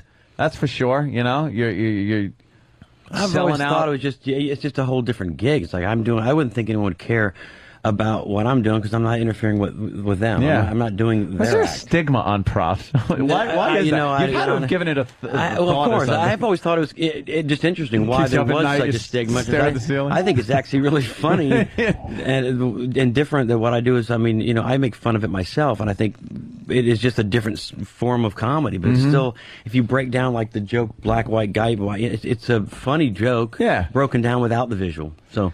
Well, the thing is, it's almost like, on the surface, like props and freckles and red hair are never going to be something that a comedian immediately embraces. Comics always probably going to start goofing on it. He became a safe target. Like, it was like these fucking, and I'm not talking about a guy that genuinely doesn't like the act, but I'm talking about these fucking, some of these phony, like, pseudo-edgy alternative guys that would, like would go after a guy like Larry the Cable Guy or Carrot Top, but they would never shit on a black comic. It's almost like he became, like, your Carrot Top, like, that's their idea of really critiquing the business, is just going after him. Yeah. And I thought he was very funny on Tough Crowd, because Colin had you do that weird sketch, which was not... funny. prop, and it was just totally the opposite of what he Yeah, would have Carrot done. Top. Yeah, well, Here's what I want you to do. But it was funny, and people were like, "Oh wow, this guy has a really good sense of humor about himself." He was like every other comic does. Yeah, you know? that's what I mean. That's why we got into this. I mean, we can't take a shot. I mean, I'm the first to take. I love making fun. I went on Conan last night, and the whole bit was me making fun of myself. So yeah, it doesn't. We're all comics, you know. I'm sure Conan made a hair joke because you know. He did after the Similar show. color. Those redheads got to sit together. Yeah, have to stick together. He's got the Bob's Big Boy look, though. That big sweeping head of hair he has. It is. He does have a strong presence. Yeah, and he's a big motherfucker. You're looking up isn't at him he? like, He's very "Hi, Conan." tall. Yeah, it's strange. I've never met him. They won't put me on the show. Why? Yeah, what's that about, Jimmy? It happens. You've done Letterman, Leno, Letterman, Kimmel. Kimmel, Carson Daly. Carson Gets fades there. Joe Franklin. You should leave the Daly Rachel part Ray, off. come on. Yeah. Leave the Daly part off. It sounds better. You're doing Carson. Yeah, that's hilarious. It's an element of doubt in there that people might Carson? respect. Whoa. Yeah, wait a minute. That's funny. Remember Been the in the first time I business did a while. Carson Yeah. Daly? Daly. That's funny. That's great. That is a funny. That is his name, right? Carson Daly? Yeah. That's a funny joke. Thank you. No problem. Appreciate that, Ant. Take it away. Yeah, you bet I will. Whatever you want to do with it. So what are you doing in New York? That's it. We did Regis and Conan fucking thing, and around, we're doing yeah. you guys, and then around. Girlfriend's in town. She's sleeping, and I'm gonna go back and. How is that? Is it live-in girlfriend stuff? Yeah, for the most part. Somewhat. You know, Yeah, they all somewhat. pretty much live in there. You got a place in Vegas, though, Yeah, right? yeah. Yeah. All you guys. Got a one-bedroom. Got those nice. One bedroom. Perhaps more than that, Jim. It's got a little place off the strip where a lot of the dealers stay. A little something he calls home. Is it? Is there? It's weird because I know Regan lives out there too. Yep. And he doesn't seem the type to me to be like a Vegas type. Is there I might be naive here, but is there a sense of community there in Vegas? Like, no, I don't think so. it's Even not I live in a neighborhood that's kind of supposed to be that. Yeah, that's what community kind of thing. I know because they have these neighborhoods and developments built that are supposed to be like that, but no. Summerlin, yeah, but you do feel like you're not in Vegas on the Strip. You do have a sense of normalcy, but it's right still, there. You still see the Luxor fucking light right there. You know, yeah. In my backyard, there's work. That's right where I work. There's You gotta work. a big fucking beam of light where you work. Yeah, keeping you up. But it is the thing about Vegas that's great is A, the weather is warm. B, you're not far from LA and TV. No. And everyone in the country can come see you there. The money's fucking great, and everything's it comes to. I mean, you can everybody's fly in anywhere. Every airline goes to Vegas. Yeah. So you can get a flight anywhere, anytime. Yeah, I guess that And bring the comes in kids. handy. Hey, bring the kids. How many shows do you do a year? For I do Vegas? six shows a week. So what, six nights, 42 weeks. Six nights. You want to kill yourself. Sometimes. Yeah, that's a lot. See, What we're- night do you have off? Because it must be Tuesday. It's a That's Tuesday. a hopping night. I was gonna say in Vegas they're not giving you like Saturday Yeah, off. no, Tuesday night. Tuesday is the day. Yeah. See, What does Carrot Top do on a Tuesday when you have off? How do you let loose? Sorts out the fucking hundreds. Probably. All right, well, this pile is 4 feet tall. That pile is 5 feet tall. I just get ready for Wednesday. Is that pretty much that's it? Yeah, it's like, you know. Yeah. not Relax much a little. Yeah. What is your show? You do like an 8 o'clock show. 8 o'clock. You go on. You have an opener or no? I have an opener. All right, Yeah. so he'll do a half, maybe 20, and you Yeah, do like an hour and a 20. half, hour. Yeah, I do about an hour and 25, and he does. All right, so you're done by fucking 10 o'clock every night. Yeah. You got every night to do what you want. You go out to dinner, do what you want. Yeah, but then you're in Vegas. I'm sure you don't get into the scene. Do you play cards at all? or Actually, anything? none. I know a lot of guys that live in Vegas just stay I literally completely just away go- from that I shit. don't go Well, near because it. they know what it's really about. They're not stupid. Yeah. They They've see seen what it. what it really does to people. Yeah, I don't really care for the scene too much. We do the dinner thing and go to a club or something like that. But I was talking to Stephen Lynch, who did Broadway, and I went and saw him, and he said, "Wow, I thought Broadway would be cool, but doing the same exact thing night after night after night, he was going nuts." Yeah. And as a creative person, how do you get around Well, that? funny because in our job we can change it. Yeah, you know? that's So we're not true. doing the same thing. So like, God bless, a new story comes on like David Blaine hanging or something, anything. What do you to got? give you something to talk about, so you get in. You know, What do you got? always on, changing. What do you got on Blaine? We did about an hour on him today. Well, it was the hackiest thing we've ever my seen. girlfriend went down to look at it. And I said, "Well, what?" She said, "It was the stupidest I've ever seen." Yeah. because he kept going. He wasn't just hanging upside down, No. right? He had this thing where he went back up and thing and had a. No, we have Yeah, one of our he'd guys stand down there. up. Yeah. Our guy So went what down, was the our whole guy, point? Our guy went down for an hour and a half and watched him do 2 10-minute breaks. Yeah, that's what my girlfriend said. I said, what do you mean? And then Jimmy was doing a little math this morning. We figured out he was supposed to hang upside down for 60 hours. And it turns out that for 10 of those hours, he was actually standing up. Because it was 10-minute But breaks. when they did the special on TV, the announcer was like, and here he is finally after 60 hours See, hanging upside down. That's they bullshit. just lied. Yeah. They just lied. After 60 hours of upside down. No. But you weren't. You weren't. But we don't The understand. next one is going to be a staring contest. Thank you. Well, Staring. Just stare. Yeah. arms David Blaine, akimbo. stare off. That was the bit. We missed it. I did. today. There you We were trying to figure out what his next What his dumb next thing schlocky bit's is gonna going to do. be. But I don't understand how That's what I'm here he for. gets the Yeah. permits to do this in New York. I mean, someone's got to call him out and go, this guy's a hack. He's Yeah. not doing anything. He's no Houdini. It's not bringing revenue into. Yeah. There was no one down there. There's no no one Chris cared. Angel. Yeah, You know exactly. what? But Chris Angel plays my hotel right now. He's getting ready to play. Yeah, my yeah. hotel. But Not Carrot my Top. hotel. I don't own the Yeah. hotel. You My will hotel. soon, I'm sure. I know. You could buy it. It doesn't make enough for you. Jesus, Carrot Top's fucking rich. He owns the hotel. Here's the problem with Blaine, though. We pointed out when these illusionists do their things, they do it behind a sheet. This guy Right. isn't. Like, he should have figured out, well, somehow I'm going to have to do, stand up every hour. So I got to figure out how to do that where the public doesn't see it. And then he would have had a good, Well, there was a good trick. There was a brilliant thing. They make one tonight on Conan. After the taping last night, they had Triumph the Insult Dog was down there. Mm-hmm. And it may be the funniest thing I've ever seen. The dog is saying, "David, what are you doing?" You know, he's doing the whole puppet thing. But you're not upside down now. And he says, Houdini called this the dangling dingleberry. This whole, it was, you could see that he would just back up, normal, talking, just not hanging, just talking. And we're missing the whole trick. And so then the puppet head was in a bag of ice. I'm going to put myself in a bag of ice for 8 minutes. And then I'm going to have a 15-minute coffee break. And then, it was a very fun. Should come on tonight. Hey, Chinese space launch. Huh? China What's just that launched about? the space. It's weird. On the side it says "Place on ground, light fuse, get away." And you know it'll wind up having an accident.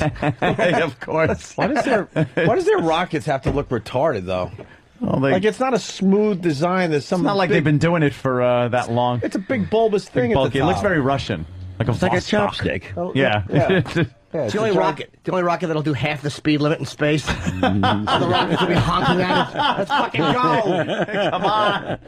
And, yeah, our shuttle flies by, looks in, and goes, figures. Yeah, tries to back into the space station and nicks it. So you were over at the CW11. Yes, this morning. Yeah. Did you see the traffic girl over there? Yeah. Jill? Yes, I did see the Yeah, traffic girl. how's she doing? She asked about you. Did she? She did, yeah. Oh, I bet it was. What's she I saying? bet it was very nice. What was said there? No, she's very, very sweet. Yeah. Well, Unless, she's burning someone's clothes. Oh, really? Something I don't know about? Oh, well, Jesus. Anthony might have had a little summer jeez. romance thing. All right. We were going out for about summer. 3 months. Yeah, for the summer. Nice. And just waiting for the kids to go back to school. He had some time to kill. And I said it was. I said before Thank it was you. a Thank you romance. for that laugh out it was there. a romance like from Greece. I like that kind of romance, Sandy. But she kind of caught me in a precarious situation. I bet Carrot Top has been in one of those situations before, where the girl kind of comes home or up to the room and you're not shitting in her hat. and you're not quite alone. Oh. Oh, yeah, we've one all of those been there. situations. Yeah, those are fun. Like open the door. I'm like, oh shit. Yep. Oh shit. She caught you? Well, I had the door locked, so I was able to get dressed, and the girl, went into the closet to get dressed, and stayed in there, hoping the door wouldn't open, but the door opened, and the jig was up, that was the breakup. That was pretty much the breakup there. But then, took a few things from my apartment, took my car, took my Easy Pass, took my pistol license. There were a few things. And then, in order to get him back, I had to pay for $500 of her dry cleaning and buy her a camera. So it cost me like $1,000 to get my stuff back. And then I found out that she had taken the hard drive of the computer. That would happen to be the girl in the closet's computer. And had some forensic guy go through it and look for like things on. I don't know what the fucking loony. Wow. Yeah, isn't that a good one? She could charm you with that smile, I guess, but I wish I'd done the story before I'd gone over there. Well, that would have been a great. lot more fun. It would have had a. You should have actually, because I was thinking you should have said something like, "Hey, Jill, don't light my thing of props on fire." That might have been great. Pretty fun. Inside, only a couple of people would have laughed. One probably would have cried. Imagine if Carrot Top gets caught, it's easy. A girl walks in. What are you doing? He's fucking a girl. It's a prop. Yeah, it's a new bit. It's a new bit. It's called Fucked Woman. It's called the load receptacle. He'll never make Regis, but God, that's going to annoy me all day that they wouldn't let him do that joke. Of course not. That is fucking black person. It's racist. That's very fucking funny. And Gelman! Can you do Gelman? Gelman. Yeah. Gelman, I don't understand. Of course we can't say Ron here. Say black person. It's wonderful. How do you work a computer? I tried using it, but the foot pedal doesn't work, and the coffee holder went back in. Remember the old gag with the... Hold on. No, I don't think that was a bad joke. I honestly didn't get it. I know the coffee holder going back in is That's the CD player. CD, Okay. yeah. But that was old tech message, tech thing, a message to a tech guy when someone called and said my foot pedal's broken, and they put the mouse on the floor and was trying to use it as a foot pedal, and then the coffee holder was the CD. Did somebody really do that? I don't know. It's urban legends. I bet it's an urban myth. We're not sure. Ooh, food is here. Food! All right. Try the wine. hold on, Did Carrot Top order something? What do you eat, Carrot Top? What do you eat? Like, you probably eat fucking well. Right, all right. What am I going to do? What do you eat? Like chicken? A lot of chicken? Chickens. Yeah, I eat a lot of chicken. I have 2 chickens. I try to eat pretty good, but I also, in New York, like, hey, hot dog. Do you eat a lot of calories? Really? Michael Phelps eats like 12,000 calories a day, but you're an animal in the gym. Yeah, I don't eat that many calories. No. Let me just address this. Bring me my shit! Give him a smack. Thanks, Kenny. Thanks, Kenny. Do you stick to, what about red meat, things like that? Oh, yeah, I eat red meat. Yeah, Sure, yeah, a lot man. of protein. Yeah. But then, see, the difference is he goes to the gym. Yeah. And works out. So do I. Probably not as much as he does. I bet you'd be surprised. No, I bet I wouldn't. be surprised. No, I mean, I bet you'd be surprised. not really. If I worked out more than him, I would be shocked. I would say, I bet you would be That surprised. would be a surprise. Yeah, well. What do you do? I'm going to guess Carrot Top's thing. I'm going to guess you do about 5 days a week. I'm going to guess each workout is, say, 90 minutes. That's about exactly right. And Wow. Do you ever do 2 days, 2 times in a row in the gym, like 2 sessions a day? Morning and night? No. That's insane. All right, so he I used does to a lot. run. I used to run and then work out later in the day. Sometimes I just do elliptical and heavy bag. I try. My lower half is good. Like my ass I have a good plump little ass, good legs.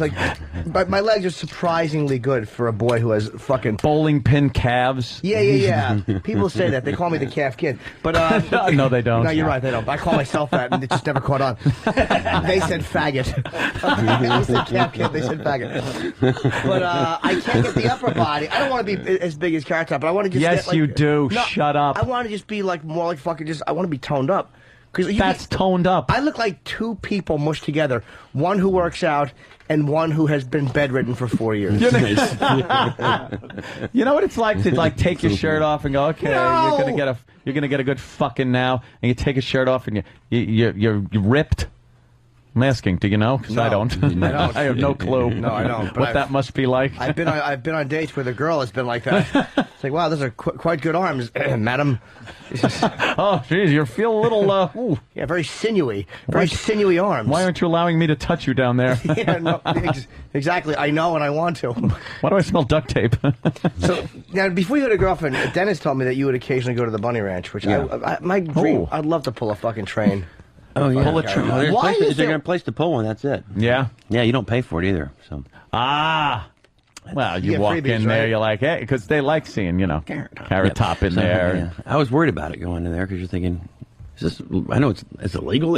It's illegal, but Yeah, walk right in there. That is something. Pretty amazing. Why does Jim's fucking fantasies always include another guy, though? Oh, I was like to kidding. pull a train. But it's really not my fantasy. No? I've been very dysfunctional sexually on trains with the ones I've had with friends. Oh, I pulled boy. them with Florentine and Voss. And my Ron dick, Jeremy. Oh, yeah, I did a brief with Ron Jeremy. I have photos of that. My dick didn't function that well. It was too weird. Mine wouldn't either with Ron Jeremy looking No. at me. No, especially if he's doing Hedgehog. jokes. Ugh. Yeah. But no, I was just kidding. She did make the chick, bite your dick, though, right? Who? Didn't Ron Jeremy do that? No, that was the bit. Like, but she was sucking my cock. He said after I hosted AVN in 2004, and I went upstairs, and Dennis was, of course, you and Dennis and Ron Jeremy, pussy falls onto your face. Those fucking animals attract it. And Dennis is a sharer. He's a good boy. Yeah. And so Dennis is eating a pussy on a fucking table in a room in the Venetian. And it's so just obscene. a pussy, or was there a girl there It was too? just a pussy. just eating a pussy. Pushes a girl earlier. It is Vegas. It could just be a pussy. It would get like a room service silver cover on it. Yeah. And I should. So Dennis is eating this chick, and there's another chick, and then Ron's fucking a girl on the bed. So the other chick wanted no part of me. So fucking Ron is banging this chick, and he said something about like, hey, I think Jimmy, why don't you get in on this? I forget how he asked me. So I said, what the fuck? I'm in a suit, and I pull my cock out, and I'm fucking kneeling on the bed, and she fucking pops it in her mouth a little bit. She's blowing me, and Dennis is taking back a couple pictures of this. And Ronnie holds onto her hips, and he goes, bam! And he fucks, and he really bucks her, and she jumps forward on my fucking dick, and I'm really glad she didn't bite me, but he said, that's actually really dangerous to do. Oh, so he did it anyway. Well, yeah, especially when you have a pile driver cock like fucking, like surprised that he's Jewish Ron Jeremy. No one can believe he's Jewish. And, with that mighty rod. Yeah. But then shoving it in like that made the girl jump. Yeah, of course. it makes me jump and like memorize. Wait, let it go. No. Another crash. I felt the bomb coming on, and I just kind of. You did. We had a thing called the when I was there first time, the it's a drill dough. Oh. Yeah. Wow. So I make the whole. I go, I got a drill dough, and I didn't realize. Oh, there's really a fucking drill dough here. So it's got the whole thing. Seriously, like it was a heavy duty. There's smoke coming out. You got to prime the pump and the whole. And all of a sudden, and the girl's name is Air Force Amy. Oh, fuck, she's a big Air Force Amy. Right. Yeah. So she lays there, yeah. We all so know Air her. Force Amy lays there, and we're all saluting, the music's playing, and we have this fucking drill dough, and she's just, go, and we're like now it's like, and just unbelievable. Then they pull out the jackhammer one that goes, and yeah, you couldn't fuck this girl. You couldn't hurt her. We tried everything imaginable. We were punching her. We were fucking everything we did. How do you then like fuck her and think she's gonna feel anything or be satisfied in any way? Well, then the real Carrot Top came out, and he turned it into a scene from Body Double, where he fucking just puts on an American Indian mask and drills through her.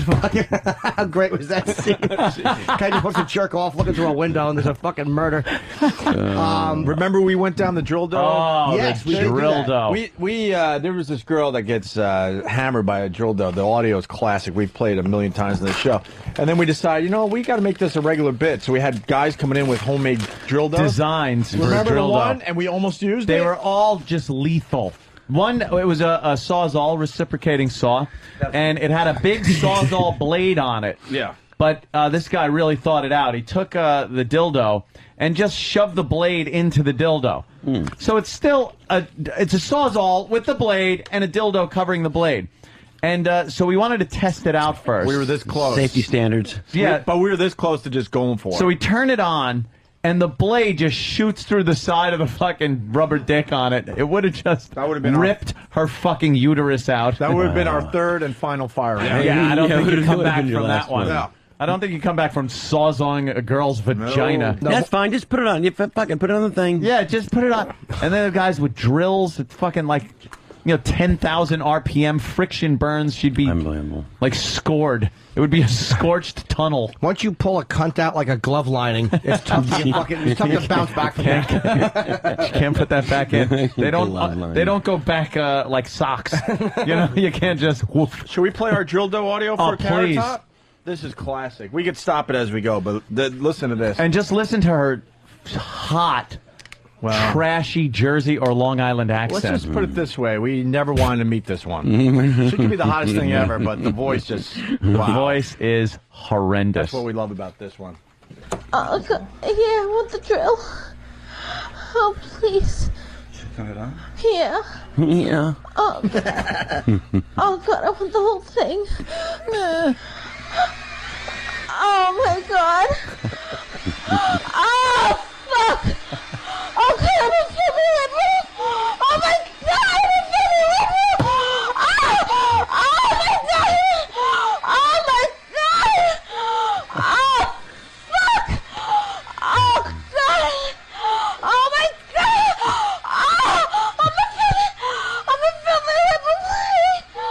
Really? I'm going to fill my head with what? I feel like head. She's just babbling. Yeah. She's just babbling. What do you think so far? That's Is no that hot or porno. so far? though. That's Is that just hot? a regular Long Island chick. I thought you said the dentist. I'm confused. Yeah. It continues. Treating me like a whore. I like that. a whore. Treat me like a whore. Drill on me.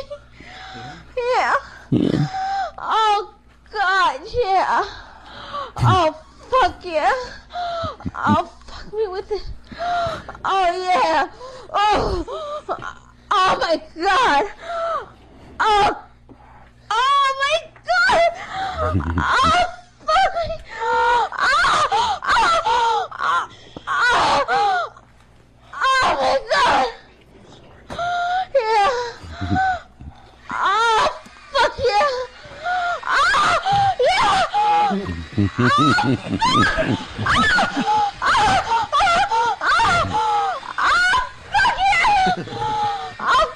And that noise you hear in the background is actually a ham being sliced on a deli slicer. Which would explain her joy. You've seen her.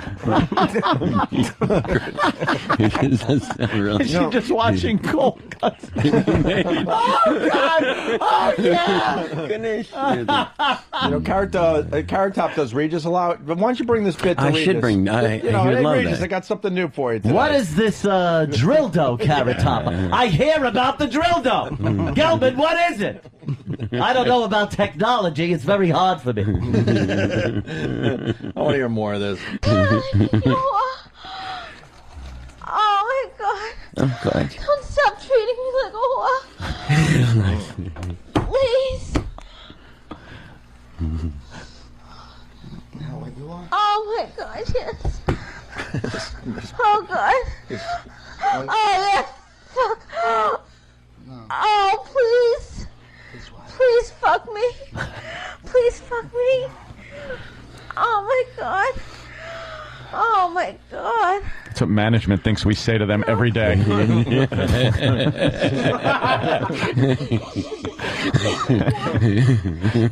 a little more. Here we go. No, I want the drill. Oh boy, he wants the drill. That can't be good. And the extension cord. Plug it in. Give me a Phillips head screwdriver. Building IKEA furniture. Get a surge protector. Fucked over it. Oh God, turn it on, please. Oh boy. Here we go. Full. I've never heard this 100 times. I've never heard Turn it full. on, please. Full. Don't fuck with that half speed shit. Full. Full.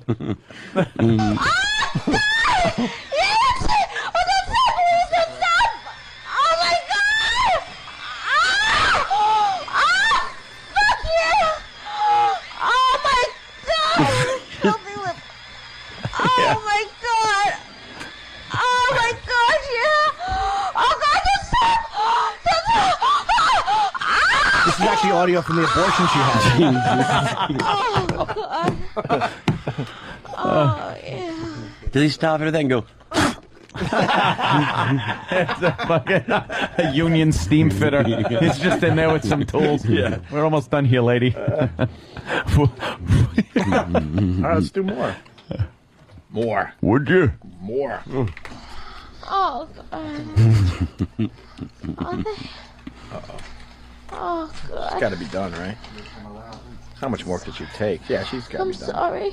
Sorry. I'm for what? sorry. Yeah. She break the fucking drill. Yeah, she fucking shorted it out. My husband's a craftsman. They're guaranteed for life. Karen, that drill doe's all we had. Sorry, Henry. I'm gonna look at my womb. Just all we had.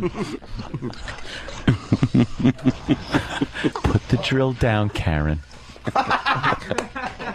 I gotta come home to a drill dough. That's pretty much it. Well, the blowjob part is really good too. Yeah, it was a little sloppy, but we were talking over that. 'Cause Yeah, okay. Why would you stop it? Yeah. All right. Fantastic. I gotta pee though. Why don't we take Yeah, a we're gonna take a pee-pee break. Carrot Top, you can stay, you can go, no pressure. What do you want to do? I'll stay, man, yeah. All right, good. More with Carrot Top. We're going to get into some stuff. some stuff. I want to We hear got- that Letterman McCain audio. Do we have that? I'm actually interested to hear that. Yeah, Letterman gave McCain a talking to. Oh, I saw that last night. Yeah, he went off. He was a little pissed that McCain. It was actually canceled well done. last It was minute. well done. They showed him on CBS. Yeah. During the same time. It's pretty Yeah, good. I want to hear the whole thing. I heard All right. part of it on the news. Yeah, people are talking about that today. We'll do that next. And also, we're going to do our new bit called Niban. Oh, right. The number 2 story of the day. Yeah, Niban. Is the Letterman thing the number 2 story of the day? We'll find out. What do you think is the Niban today? I'm going to piss myself.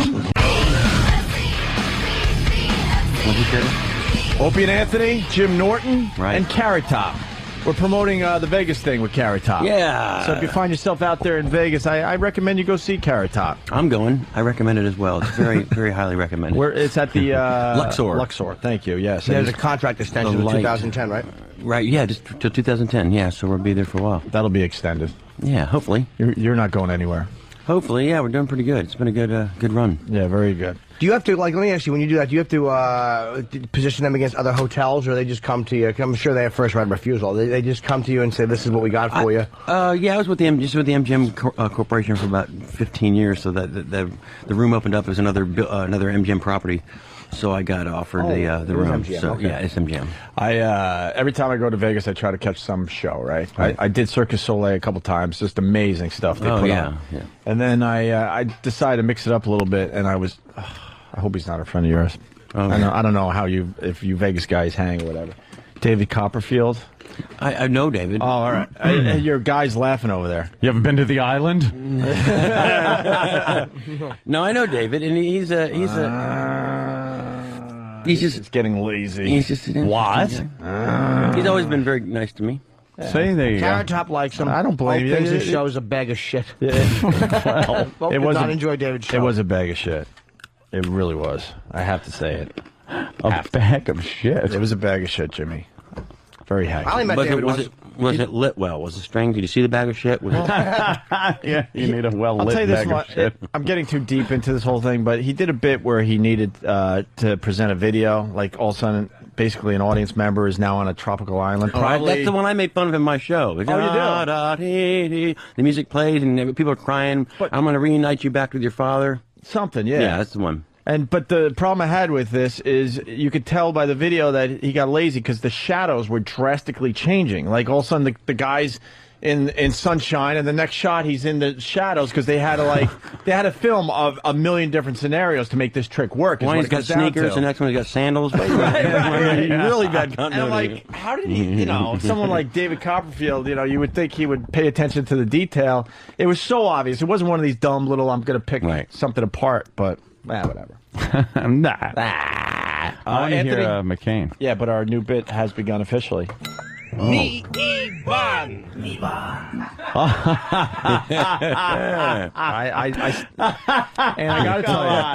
And I gotta tell you, I stayed up all night. Yeah? Yeah, just kind of developing this new bit. I really think we're onto something. Niban. That's right. Niban. That's right. Niban? Yes, for And that's number 2? Number 2 in the Japanese culture. That's how they say number 2. Yes, Niban. And I hope this takes off because I Sounds really, so familiar. I really spent a lot of time on this one. You could say I once paid to have Niban on my chest. Oh, Nice. Niban.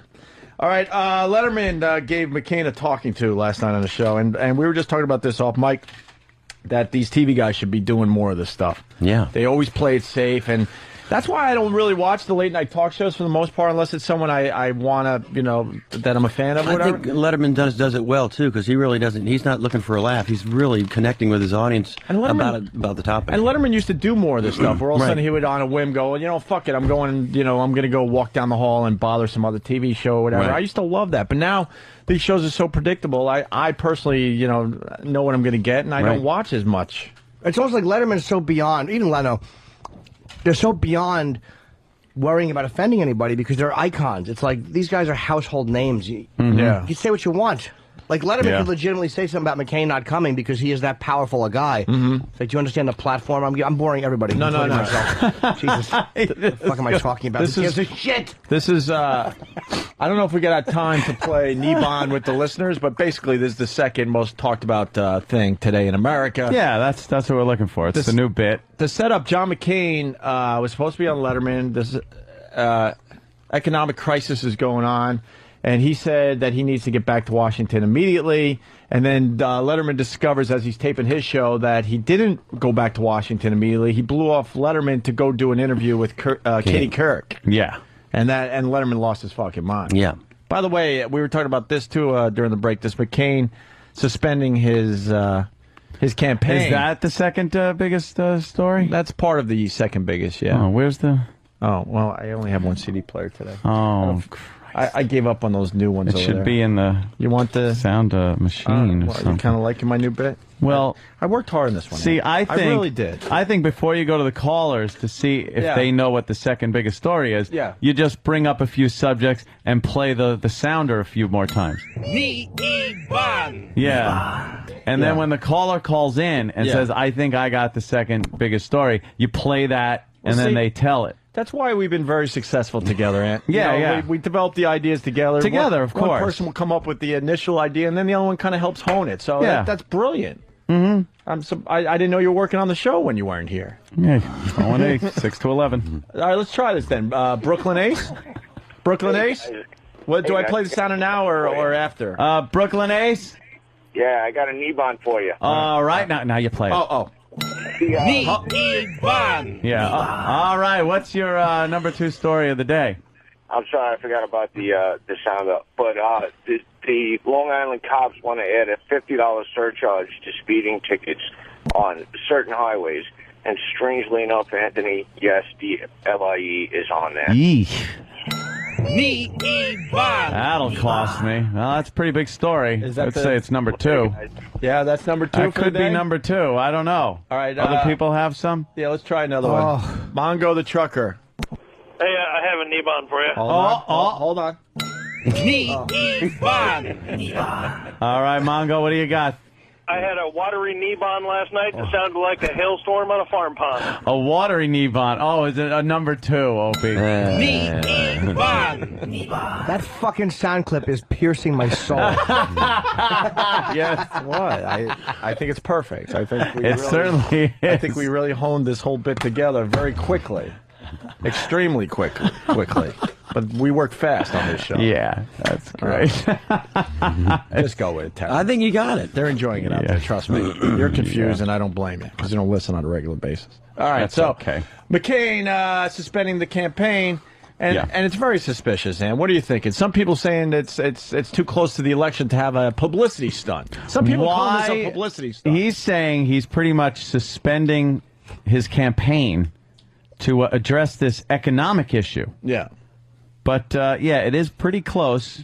You've got like almost 40 days or something like that before the election. 42, I think, right? And you don't suspend your campaign. This is when you got to go balls out. Yeah. Except for your vice presidential candidate. Then it's cunt out. Whoa, hey.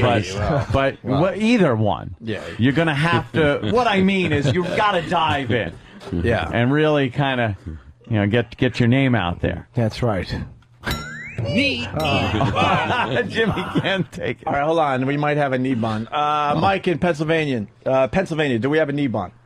Yes, booyah, guys, first of all. Booyah to you and your friends. Booyah. What is that? Yeah, the Mets are going to collapse again this year. Is that the number 2 story today? Well, The they Mets did collapsing? lose in extra innings last night. They're tied for the wild card spot with the Brewers. It doesn't look good for the Mets. They could be collapsing like they did last year. All right, cool. We got it. Phillies are going to take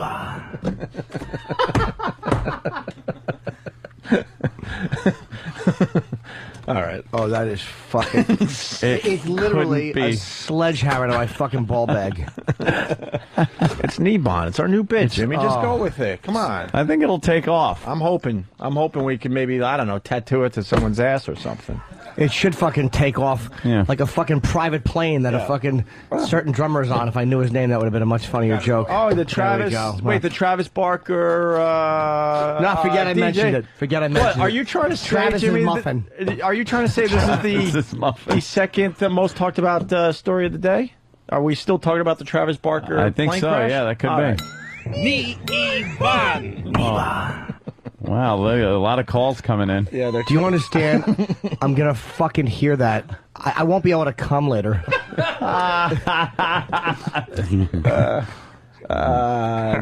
Do we have a prize? A prize trunk in honor of Carrot Top here. Do we? Yeah, have the prize trunk. Should we go to the prize trunk? Yeah. All right. Now we're going to try to get to this. So, and then Jimmy was saying that Obama has all the right answers because a lot of people saying, "Wow, it looks like McCain wants to get out of this debate that's supposed to go down tomorrow night." I think Obama's been great with the answers. I really do. And with why? Just the stuff like he's responded, like not just as a good speaker, but his responses, like whether it was with Matt Lauer the other day or to this thing, I thought they were good. Did he say something about multitasking or like? Hey, Dave, we could do both. Yeah, he said he's not allowed to be Runs on our away. show He's not anymore. allowed on our show. McCain's answer of not wanting to do the campaign while this is happening. He goes, "Well, I have to multitask as the president. You're going to have to do more than one thing at a time." Oh, what a great answer! Of course, but it duh. was a good answer. No, it McCain wasn't. should have seen that coming. That's a terrible. It's stupid what he's doing. How does that take my guns away? 'Cause I I don't don't- want him to take my guns. I That's don't all think he your wants to guns- do. Don't bring Obama your wants guns to take my guns town. away. Johnny Cash said that. Nice man. Yes. Shot in the back. No. I can't vote for Obama because he's against the Second Amendment. I like you like firing off some weapons there, Carrot Top, every so often. He's I know got in some Vegas. big guns with him. Shoot some guns. I never was really, I've never been a big gun guy, but I don't. Vegas, you walk in a fucking candy store, you buy guns out there, from what I hear. Yeah, you can. Go to the desert, just blast them off, no one cares. It's Not paradise for me. Not a big shooter. No. I don't hunt. I don't like killing things, but I like shooting targets. Shooting targets. Yeah, a lot of fun. What's your thoughts on this whole campaign? Well, I think it's taking a twist now. I think with this whole him dropping at this hour of the day. Yeah. With it, I'm like gonna 6 stop. weeks later, he's bailing out and doing. I think it's getting scarier and scarier. It's like you're running a marathon, you're neck and neck with the guy, or maybe a little behind, and then you decide to stop for a cup of coffee. You're like, Yeah. I'm just gonna. Yeah, it's a little. I'll get back into it. It's gonna be I think it's over. interesting. Yeah, very odd. Very, very odd. By the way, Anthony, I just want to promote our new CD. It's the Opie and Anthony Show Music Volume 2. Oh, wow. I want to remind people it's out there, and it's called Please Stand By. Okay. You could get Please Stand By. I don't get any of this. What? It's Oh, Jimmy. it's just a new CD. All the music we use on the show, the people want What it. music do we use? So it's just something called Please Stand By. Please Stand It's in By. stores now, yes. Let's say hi to... Perhaps more than that, Danny. Literal Danny. Let's say hi to James in Tennessee. James, do you got Nebon. 4673, boys. All right, hold on. Nebon. No, that was supposed to be. Nebon for today I don't is think I have Southeastern a. United States gas reaches $4.50 to $5 per gallon. And can I go to the price trunk? I want to get that new Pants CD that y'all are talking about. Yeah. Yeah, sure. Well, all right, hold on. We'll give you a copy of Please Stand By. All right, thank you, James. Is that the most talked about, second most talked about story in America? Nebon. I just want to play it to drive Oh, that Jimmy is nuts. so infuriating. Yeah. See, really I like seeing Bill Clinton back on TV talking. That is good. That calms me. He did disappear for years. But he's and- back. He was on Letterman last night or Yeah. night before, and then he just now is apparently live doing something with Obama. But he's so eloquent and so his speaks, and you want to believe what he's saying. He really escaped unscathed from the presidency for the most part. I mean, Hillary, I think, has been an albatross around his neck. Yeah. And well, there was that little thing that I don't think anyone really cares about with the little blowjob. My girlfriend in the said it Oval last Office. night. If he didn't get his dick sucked, I'd like him. I mean, the same thing, but I like looking Well, at. you I just gotta like like him. looking at Clinton. I like hearing him talk. It makes me calm. It makes me. I don't like looking at him, though. I thought it was Betsy Ross. He doesn't. He fucking. What happened to him? He was the Betsy president Ross. for 2 fucking terms is what happened to him. That's why, what the hell is McCain going to look like? Probably He's young. fun. Probably like Clark Gable when he's finished. You think he's Good doing old man backwards reference, thing? Jim. Please, Clark Gable. I don't He's know. going to be handsome like Clark Gable. That's really... What he's going to look like. Pulling up to the red carpet now is Cary Grant. Let's get a few words with him for the radio. And look, in the back seat with his face in the fucking pillow is Rock Hudson. Good pillow biter in the back seat. Nice. I should be fucking the mouth for the Rock. Not tonight. Jimmy, don't worry. Our new character is going to save you. He's How's coming in that? a little, midday carpooler. Oh, midday carpooler. Yeah. No.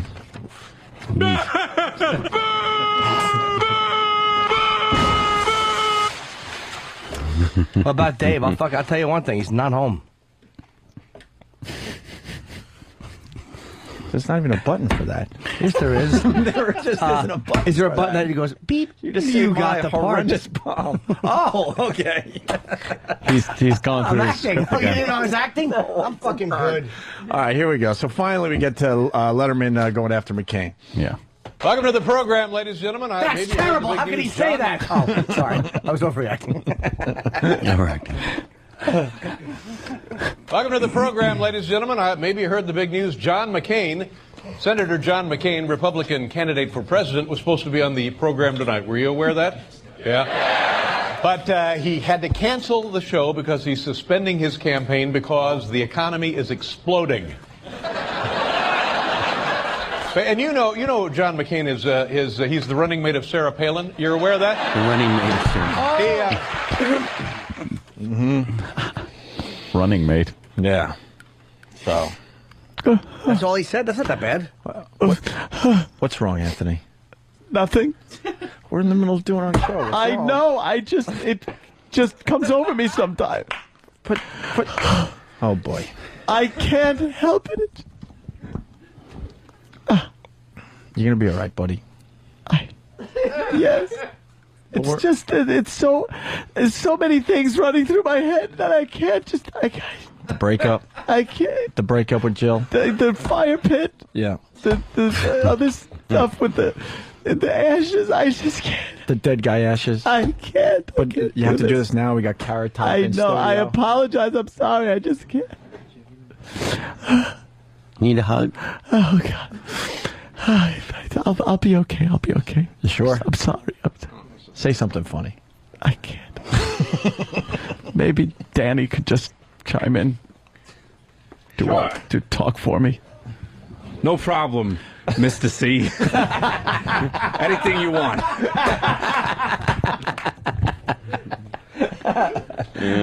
Boy, we're gonna milk this one, aren't we? Anthony's back! Anthony's back! All right. Just go with it, Carrot Top. Yeah, it's all right. More Dave going after John McCain. Here's a guy, by the way, I have nothing but the highest regard for this man because a true American hero, and as Bill Clinton said the other night, gave everything but his life for America during the Vietnam War. Yeah. And we're in sorry need and short supply of actual heroes like John McCain. So, That is so true.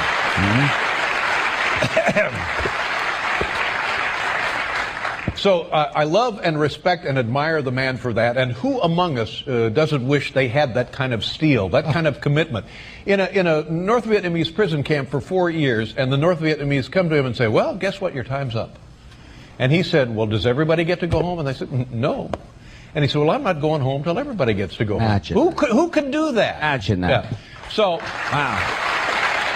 Why does he have to do the disclaimer? He's got to do before a he little trashes preface. them? Little preface. Well, now I I'll have tell you a why. problem here. Because All right. at this point, he didn't know that he was going on Katie Couric. So this is just like, oh, it was canceled. He found out it was canceled, and he's treating it like no big deal. Something came up, he had to cancel. Okay.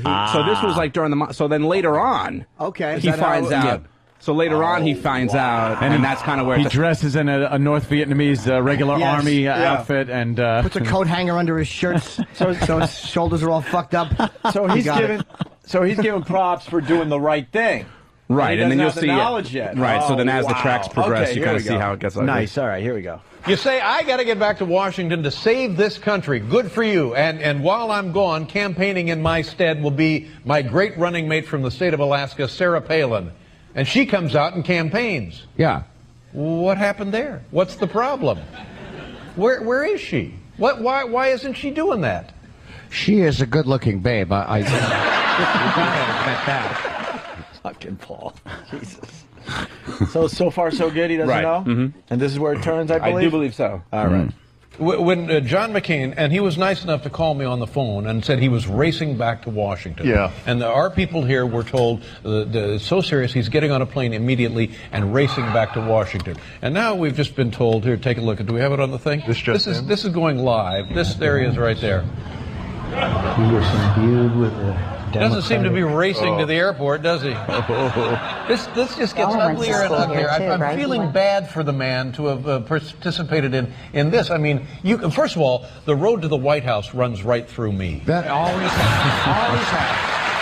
Always will. Well, let's just punch up Katie Couric's interview, and Keith, you can go back to wherever you came from. Let's just see what he has to say here. This will be interesting. I wonder if he'll mention me. Hey, John, I got a question. You need a ride to the airport? Wow. Good for that's him. good. How great That's is that? funny. If Dave's listening, and I know he's not, more of this. His writers are. More Eric of and this. Justin. That was is great stuff. Fucking great, man. Bravo. And then it continues. It really is starting to smell now because he says to me on the phone, I took a phone call from John McCain. A lot of senators don't call me. Yeah, I know. And so I felt like, It's a okay, thrill. It's as part of the national good, I understand. And I said, good luck. Thank you for being attentive to the cause. And he said, maybe next time I'll come in, I'll bring Sarah Palin. And I said, fine, whatever you need to do, that's just fine. He said, yeah, we're going to go save the country. And then you get plenty of, it's like we caught him getting a manicure or something. We're told now that the senator has concluded his interview with Katie Couric, and he's now on Rachel Ray's show making veal piccata. That's great. Nice trashing Wow, right yeah. there. Wow. That is great. That's good, right? Thrashed him. That's extremely different for him. Sean in North Carolina. Nazi says what? What? Nazi says what? What?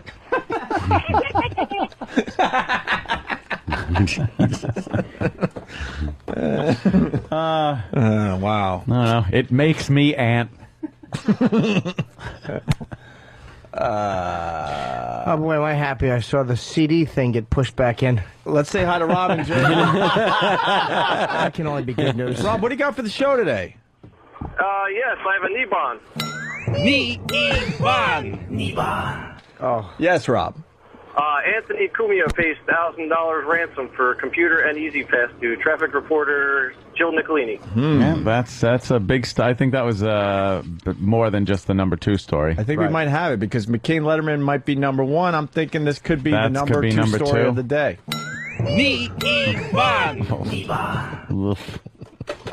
Oh my God, Jimmy, you're insulting me. I don't mean to. I stayed up late for this one. No, I don't mean to. Give it the respect it deserves. What do you want to know? Hey, we got one last thing before we're going to start packing up for the day. You were talking about Triumph? Yeah. Is that it? At the David Blaine Oh, thing? is that it? We actually got it. Oh, it's brilliant. Did this air yet? I don't believe so. They were rehearsing it last night, so I think it's How did air. we get it? We are the fucking Opie and Anthony radio program. Third party, that doesn't sound... Is this legal? Yeah. This is what you're going to hear tonight I on just what? said yeah like I Conan? know. Probably, yeah. All right, I'm It's glad... it's really funny. I said yeah like I know. I don't know. All right. Well, Blaine, we all know he hacked it up for the last couple of days here in New York City, and we were all over his shit, and it looks like Conan did the same thing with Triumph. Oh, I hope Triumph didn't say anything inappropriate. Hope he didn't tease him. So he went down there and made fun of David Blaine. This will be on Conan with a visual tonight. I think we have phone calls in our future. Spider-Man! Spidey! Please, the audience is asking is give them something. This is exciting.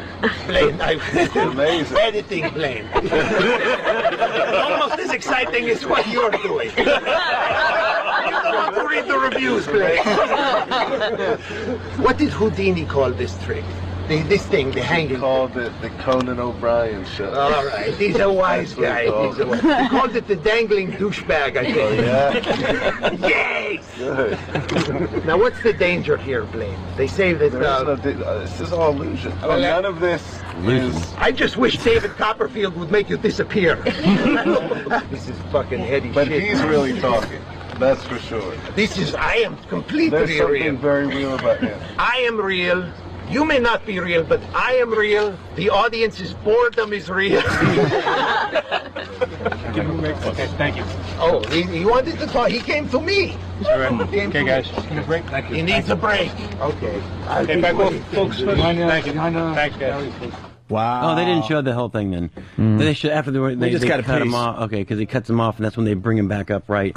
And he says, "You're not hanging upside down now." And they did the whole, "How long will you be upright?" And there's people working on him. And he's like, "You have a coffee break? Give me 5 minutes." Right. What a farce. Yeah, the whole bit will be on Conan tonight. But you hear David Blaine's people, thank you. Let's get him out of here. Yeah. Wow, Yeah, great. security They knew guards. they had to defend against him looking And they said silly. something about. This is a test of the emergency alert system. This is only a test.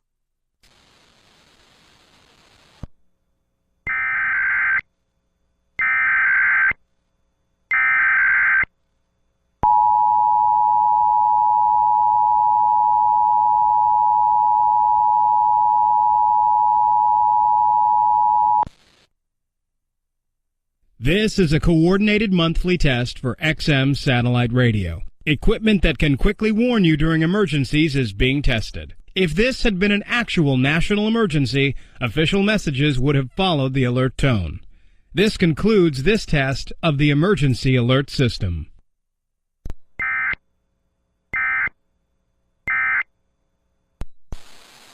Blaine fan.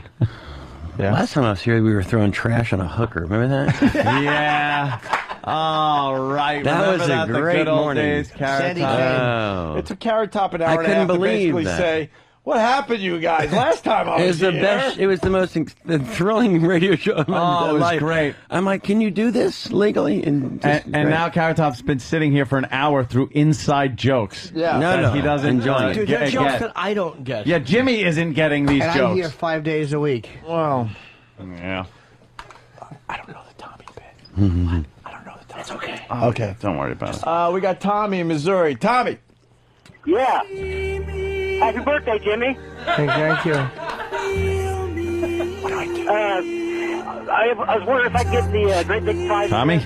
Tommy? Tommy? Tommy. Feel me. Tommy, can you hear me? Can you hear me? Tommy. Tommy, can you hear me? Hey, Tommy. Hello. Can you hear me? Tommy, can you hear me? I don't know what happened to Tommy. I can hear him. We do that one good? Yeah. All right, good. Is I heard Tommy. Is 202 running a test right now? What? Is 202 running a test? What? What? Yes. That was the best. I just got a phone call or a text from From what was from Poe. From Poe. 202's running a test. Is it still running a test? How can they not Sounds tell like us? you guys talking. We're on? Yes, but it's boring. Did they hear our new bit, Tommy? Okay, good. We haven't done new bits in a while, so we're doing new bits today. You know, just trying some new ones out, you know. Yeah, see if they work. See if they stick or not, right? Yeah. So I'm sorry we don't have a No, hooker I like for you it. today. I do the same thing. New bits. Every night you try one. I have a new one. It's a Paula Abdul clipboard. Yeah. It has the American Idol thing, and on the side it's a mirror with like Coke lines. I tried that on. Regis wouldn't let me do that one again. Oh, no, not a drug reference. There's cocaine. I can't do the Regis. Talking about cocaine. I used to do it back at Studio 54, but not now. I was yelling. Regis. How sexy is Kelly in person? She's smoking hot. Yeah, she's got a nice little body, man. Very hot. Nice little tight slacks. A few kids though. I'm not saying anything, you know, not bad about that, but how, you know, She's one of the does lucky that tighten up afterwards? Dude, she's Yeah. one of the lucky ones. She Tighten kept up. it together after the kids. I know, but you know, you don't know what that vagina looks Old like. pony It's kinda- lips. The pony lips. I like wizard sleeve. That's a good one. Hysterical. Hey, one more thing we want to do. Thank God. Jonah. Sorry. He's giggling. Steve says Letterman's peoples said thanks. Peoples? Peoples. Peoples. Talking about the peoples. Oh.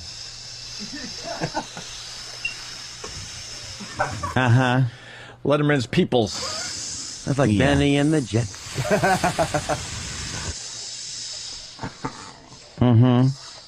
Hey, Joan and Melissa Rivers, they did their... That's what I was laughing at this morning, by the way.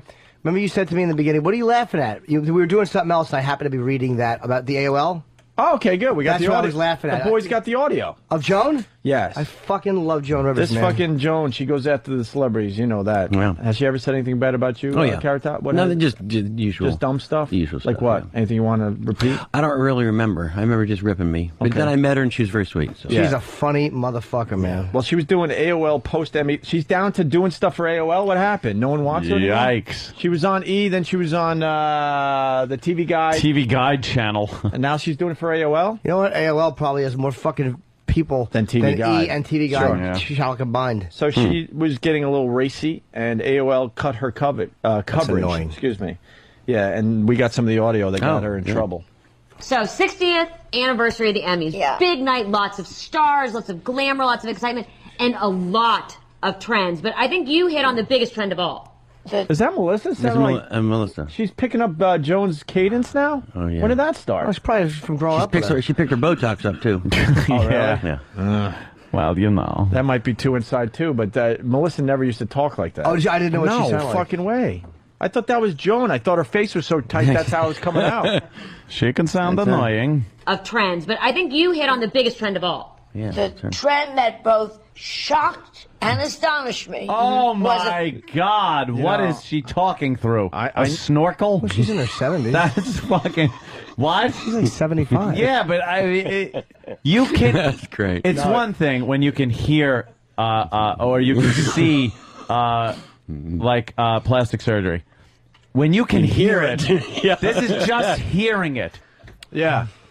Yeah, I know we have some Joan Rivers fans, but she finally went too far. Wow. Just do this with your face and then try talking. What did she say, though? shocked and astonished me was, of course, as all of you know out there, the hair from the Third Reich. Tom Hanks. I mean, does that scream Nazi Germany or what, that hair? I actually felt myself get a little chill. Ricky Gervais, I would never think a comic would go for that. I think he was making a statement he wants to be taken as a serious actor. And it was very severe. Yes. Strong. Like your plastic surgery. Ricky Gervais. There's just, her nose is completely clogged. Her voice is is raspier than it's ever been. Wow. Yeah. All right. Well, God bless her. How old is she? She's 70. 30. No, I thought she was 30. 35 or something like that. How old is Joan Rivers? Come on, give it to me. Go to motherfucking Wikipedia. Give it to me. Go to IMDb. Go to motherfucking Should we do the... I am Wikipedia. What? Should we do the one more facelift and she'll have a goatee bit? Or oh, no? that old Not gag? today? Nah, because that mean her cunt got lifted. And, of course, the woman. Yeah. Who would have thought? Who would have thought? And she's always so fashion forward. By the way, I don't Hillary like a Dreyfus. girl who you get a facelift and she has a goatee. I like a girl one more facelift and she'll have a cleft chin. I mean, she shaves all the pussy off Exactly. like a baby. And She's always bad so fashion breath. forward. Julia Louis Dreyfus. That simple, severe comb over. Luckily, she waxed her mustache because I know one of her neighbors, and they say when she lets it go for 2 or 3 weeks, she looks so much like Hitler that her Jewish neighbors really are scared to come out. What is with her Nazi shit? She's like, Who is she, you? well, yeah. I'm a fan of the era, and I collect memorabilia. On a lighter note, they had A lighter note than Hitler? Anything's a lighter note than Hitler. Jesus. On a lighter note. Katrina. Fucking Hitler. Katrina. Jesus. Come on there, Joan. On a lighter note, they had Heidi Klum come in Klum. her adorable, I thought, Ava Braun outfit. And she pulled it off. Another fucking Nazi. And that is why she's a supermodel. Oh, supermodel and super Nazi? Yes. Super Nazi. She was really going for the Nazis there. Think she likes Nazis? Yes, I love them. Never forget. Oh, good for her. Yeah. Did that get laughs? Why didn't I hear laughs? Was she in front of a crowd? Nothing? Yeah, what was she just I don't know what the setting was there. What do you want to know? Those two in a chair? You're not going to tell me. Why would I ask you? It's just from the script. Oh, nice. damn it! You keep catching me with your That's acting. hilarious. Yeah, that's the script. Anthony, Keep going. it's just acting. You'll never know when I'm in the script. No. I'll tell you one thing. Mr. Fabersham! We got it. What? Joan Rivers, her Nazi jokes. Yeah? Oh. I I don't think anyone does this bit this long. Some people know when to move on. Can I see that disco? I just want to see the type of disc No, that's burns all on. right. Yeah, that's all. Let's say hi to It's a rainbowy one. Let's say hi to Keith and Tom's River. Keith. Hey guys, great show. And Yeah, I got 2 radio shows. No. You gotta wait for Sandy Best. What am I supposed to do? See, you gotta go, hey, Keith, how you doing? Okay, we do it again? All right. Make believe you didn't hear that. Hey, hey Keith, how you doing? I'm doing good, and thanks. Hey, so I'm an accountant, so check that out. Yeah, and I got 2 radio shows. Shows. Well, I think the economy is going to do a lot better sooner or later. Are they going to raise taxes? Yeah, well, you know, taxes and whatnot. Just hissing. Let's go to Mark in Carolina. Mark. Hey, buddy. Hey. I know why little Jimmy doesn't like the Nebon, Yeah. and that's only because he's different. Different.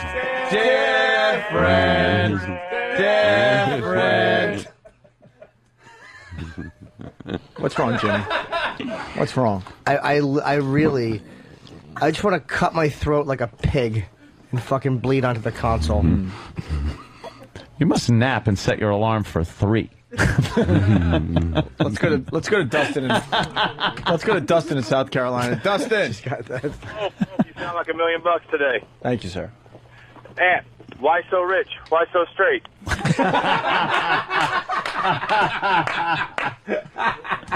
Yeah. Let's say hi to Brian. Brian in Philly.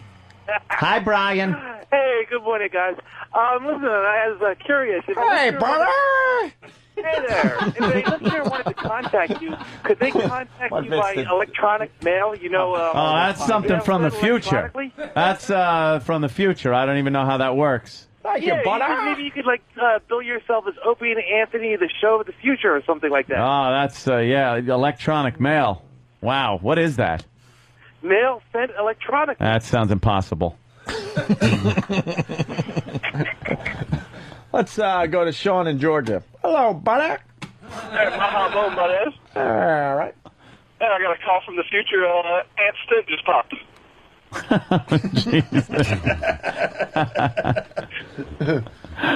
No, it didn't. Hey. Rude and... Thank you, Carrot Top. Please come back. I would love to We'll come have back. a hooker next time you're here, I promise. We will. We'll make it more exciting, more Vegas-like. I just realized that you came back here because you were hoping to see another It was fun hooker throwing get trash. I mean, literally, Yeah. that was the highlight. No, we're doing... It's like going to the bunny ranch and seeing real bunnies. You're right. That would suck. Yeah. You walk in there, it's like, oh, there's rabbits here. What the fuck is this? Where are the Jungle. whores? Can I fuck one, though? I'm German. Hey, guys, you're not going to believe this. We got Big A! Big A! Big A! Big A! Big A! Big A! Big A! Big A! Big A! Big A! Big A! What's up, What's up, What's up, Big A?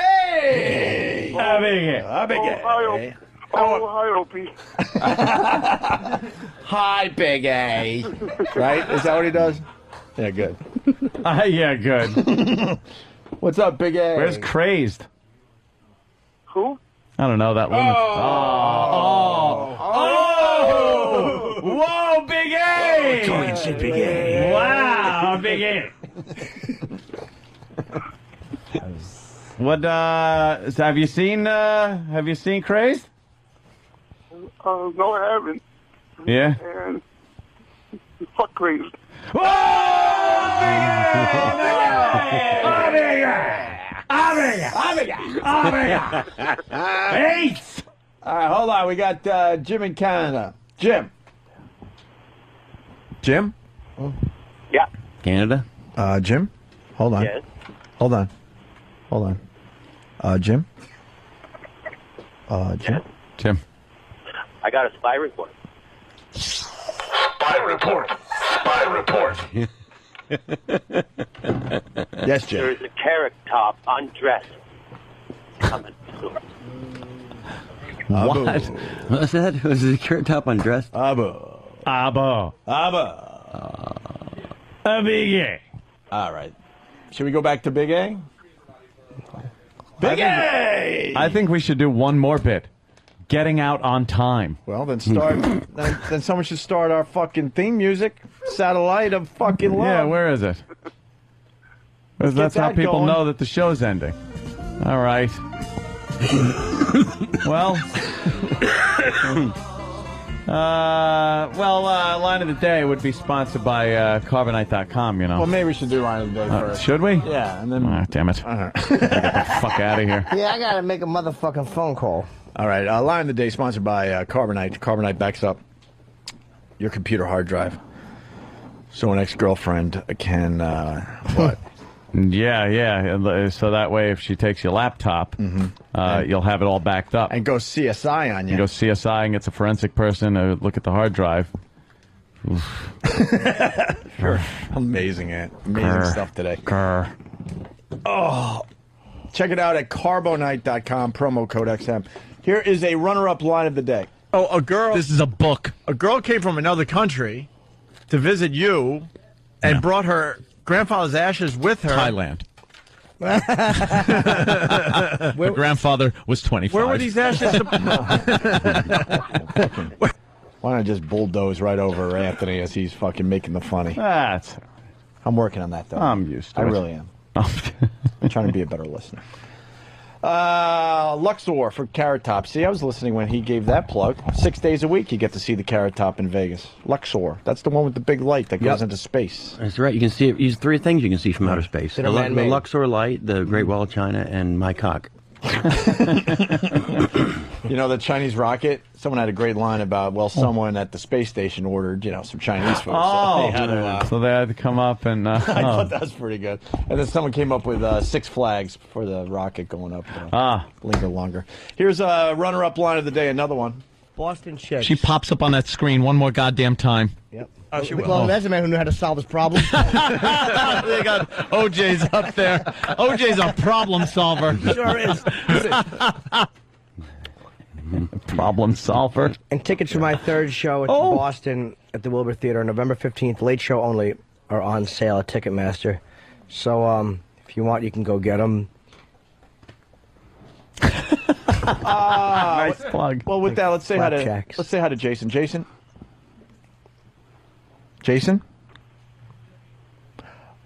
Jason, Jason, what's up? How are you, Jason? Yeah.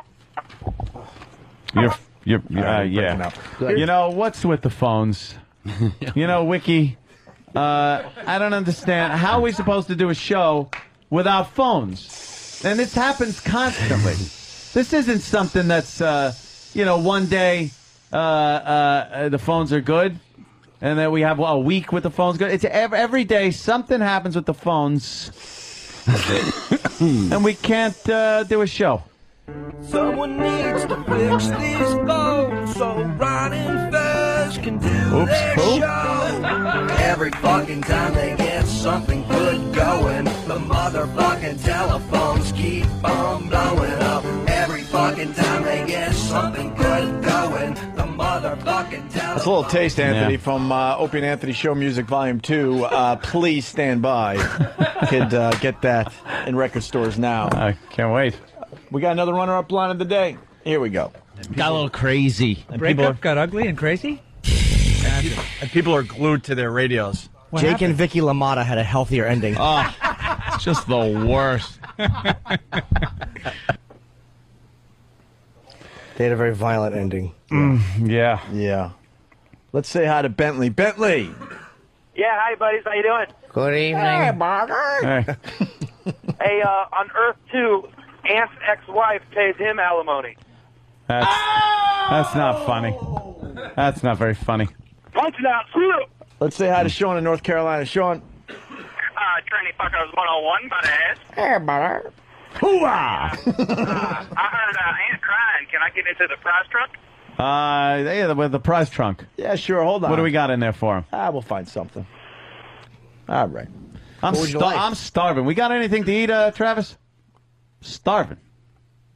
We're fresh out. Let's say hi to Ted in Houston. Ted? Yes! Hi, Ted. Hey, everybody. Hey, buddy. Hey, I'm Miss Soundboard Anthony. Miss Soundboard Anthony, yeah. Yeah. Yeah, we all do. I just wanted to say also, I think black people are really monkeys. Oh, come on now. White people are so scared of black people. I'm sorry, E-Rock, that you had to hear that. I don't know why I'm sorry, but... Eating it, Earl Rock. Blank Earl. Well. All right, why don't we do line of the day, because we're boring the let's hell out of do Carrot this. Top. God. Poor Carrot Tops And does to do Jim. this drivel. I'll tell you one thing. Yeah. He's not home. I know you're on the script. All right. I know the Script. I know the script now. We all should. We know your lines. You better know your lines. Yeah. You know, we've all Yeah. learned. Well, I'm gonna go for that part, right? I'm not off book either. No. No? You're going to do all right, Jimmy. Sure. Yeah, you'll be fine. Let's say hi to Jason in Ohio. Jim Norton doesn't get that picture. It was going to make him a big star. It was about a pedophile with a pelican neck and a weak chin. Tranny lessons, failed direction lessons, farting lessons. Exactly. Edging lessons. Which is when you jerk off and don't allow yourself to come because then the high is over. Who doesn't edge for What is that hours? called? Edging? Oh, you bring yourself to the edge. Yeah, and then when you shoot a load, look out, toots. It's a fucking... I've actually shot like 5 spurters, 4 hit myself in the face. When certain massage therapists who won't let me do anything but they tease my dick. Yeah. It's mind-boggling. The fucking... The gallon loads I've shot. I've edged probably for fucking like hours. Yeah, so like I. there have been times where it's been like 5 hours, and you're just sitting there going, "Yeah, this is the bit of pornography Do you that make I think yourself will stop work." before you fucking come? Of course. Yeah, me too. You ever get it to a point where Then you it wouldn't be know- edging. Yeah, it's not edging. It's called jerking off. You ever get it to? You ever get it to the point where you know one tap? Yes. Oh yeah, that's what you got to do. And then you sneeze and come on your keyboard. One tap, and then you back off so you can get that tap in without anything happening. Yeah. See how far you can take it. Tap, tap, tap. All right, one more. It's over here. Yeah. Yeah, that Good edging thing. stuff. That could be fun. Yeah. I'm with you on that one, Good Jimmy. stuff. Finally, we could agree with Jimmy. Hey, Jason in Ohio. Hey, guys, I got a spy report. Spy report. Cool. Now that Anthony got his stuff back from Jill, Anthony's back! Anthony's back! Yeah. He never left. He. Literal Jim, I think. I think he was doing literal. Oh. Was he? I'm not really sure. We don't do that on this show. What do you want to know? Jim the douche. You're on the script again. Yeah, Jimmy's acting. What do you want to know? What do you want to know? Scott's on to you, man. He knows. He's at the Seton Hotel. I got a brother named Scott. Yeah. Yeah, that's what we're down to, talking about names. He didn't tell me that. S-C-O-T or Came up on his call ID. T-T? T-T is where it's at. Not like the UN is convening here and traffic really sucks. That's All cool, so we right, have we'll no get rush. out Out of here. I got to get out of here. I got... Phones just took a dump, by the way. Oh, that's what we need to do. Oh, jeez. Do bits from other shows, and that's how you get the phones ringing. Now, come on. All right, line of the day, and then our theme song, and we'll be done with this. Here comes line of the day. Line of the day.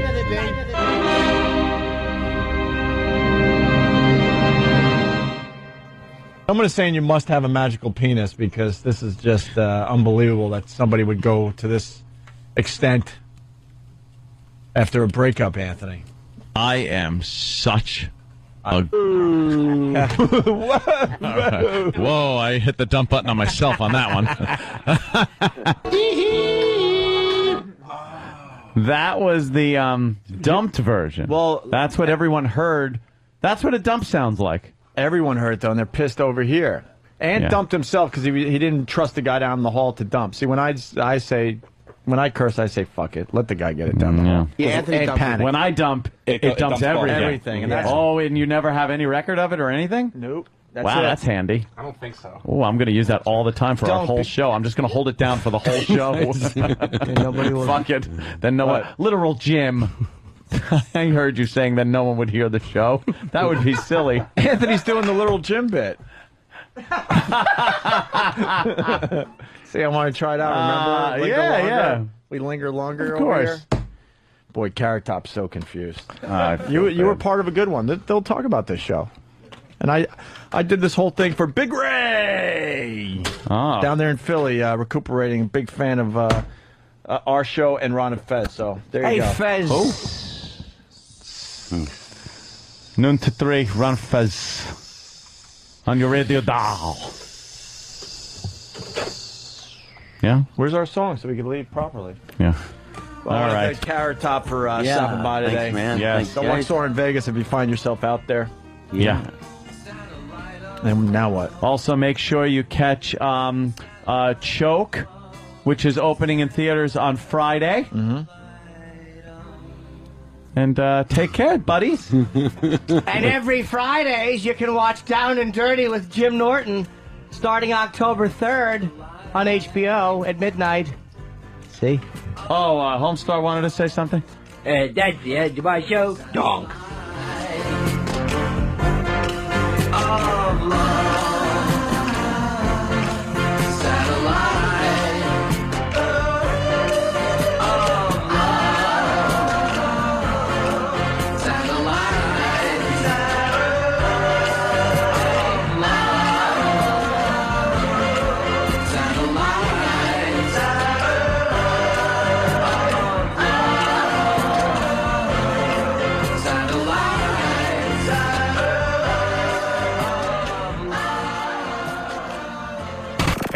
XM202, the virus.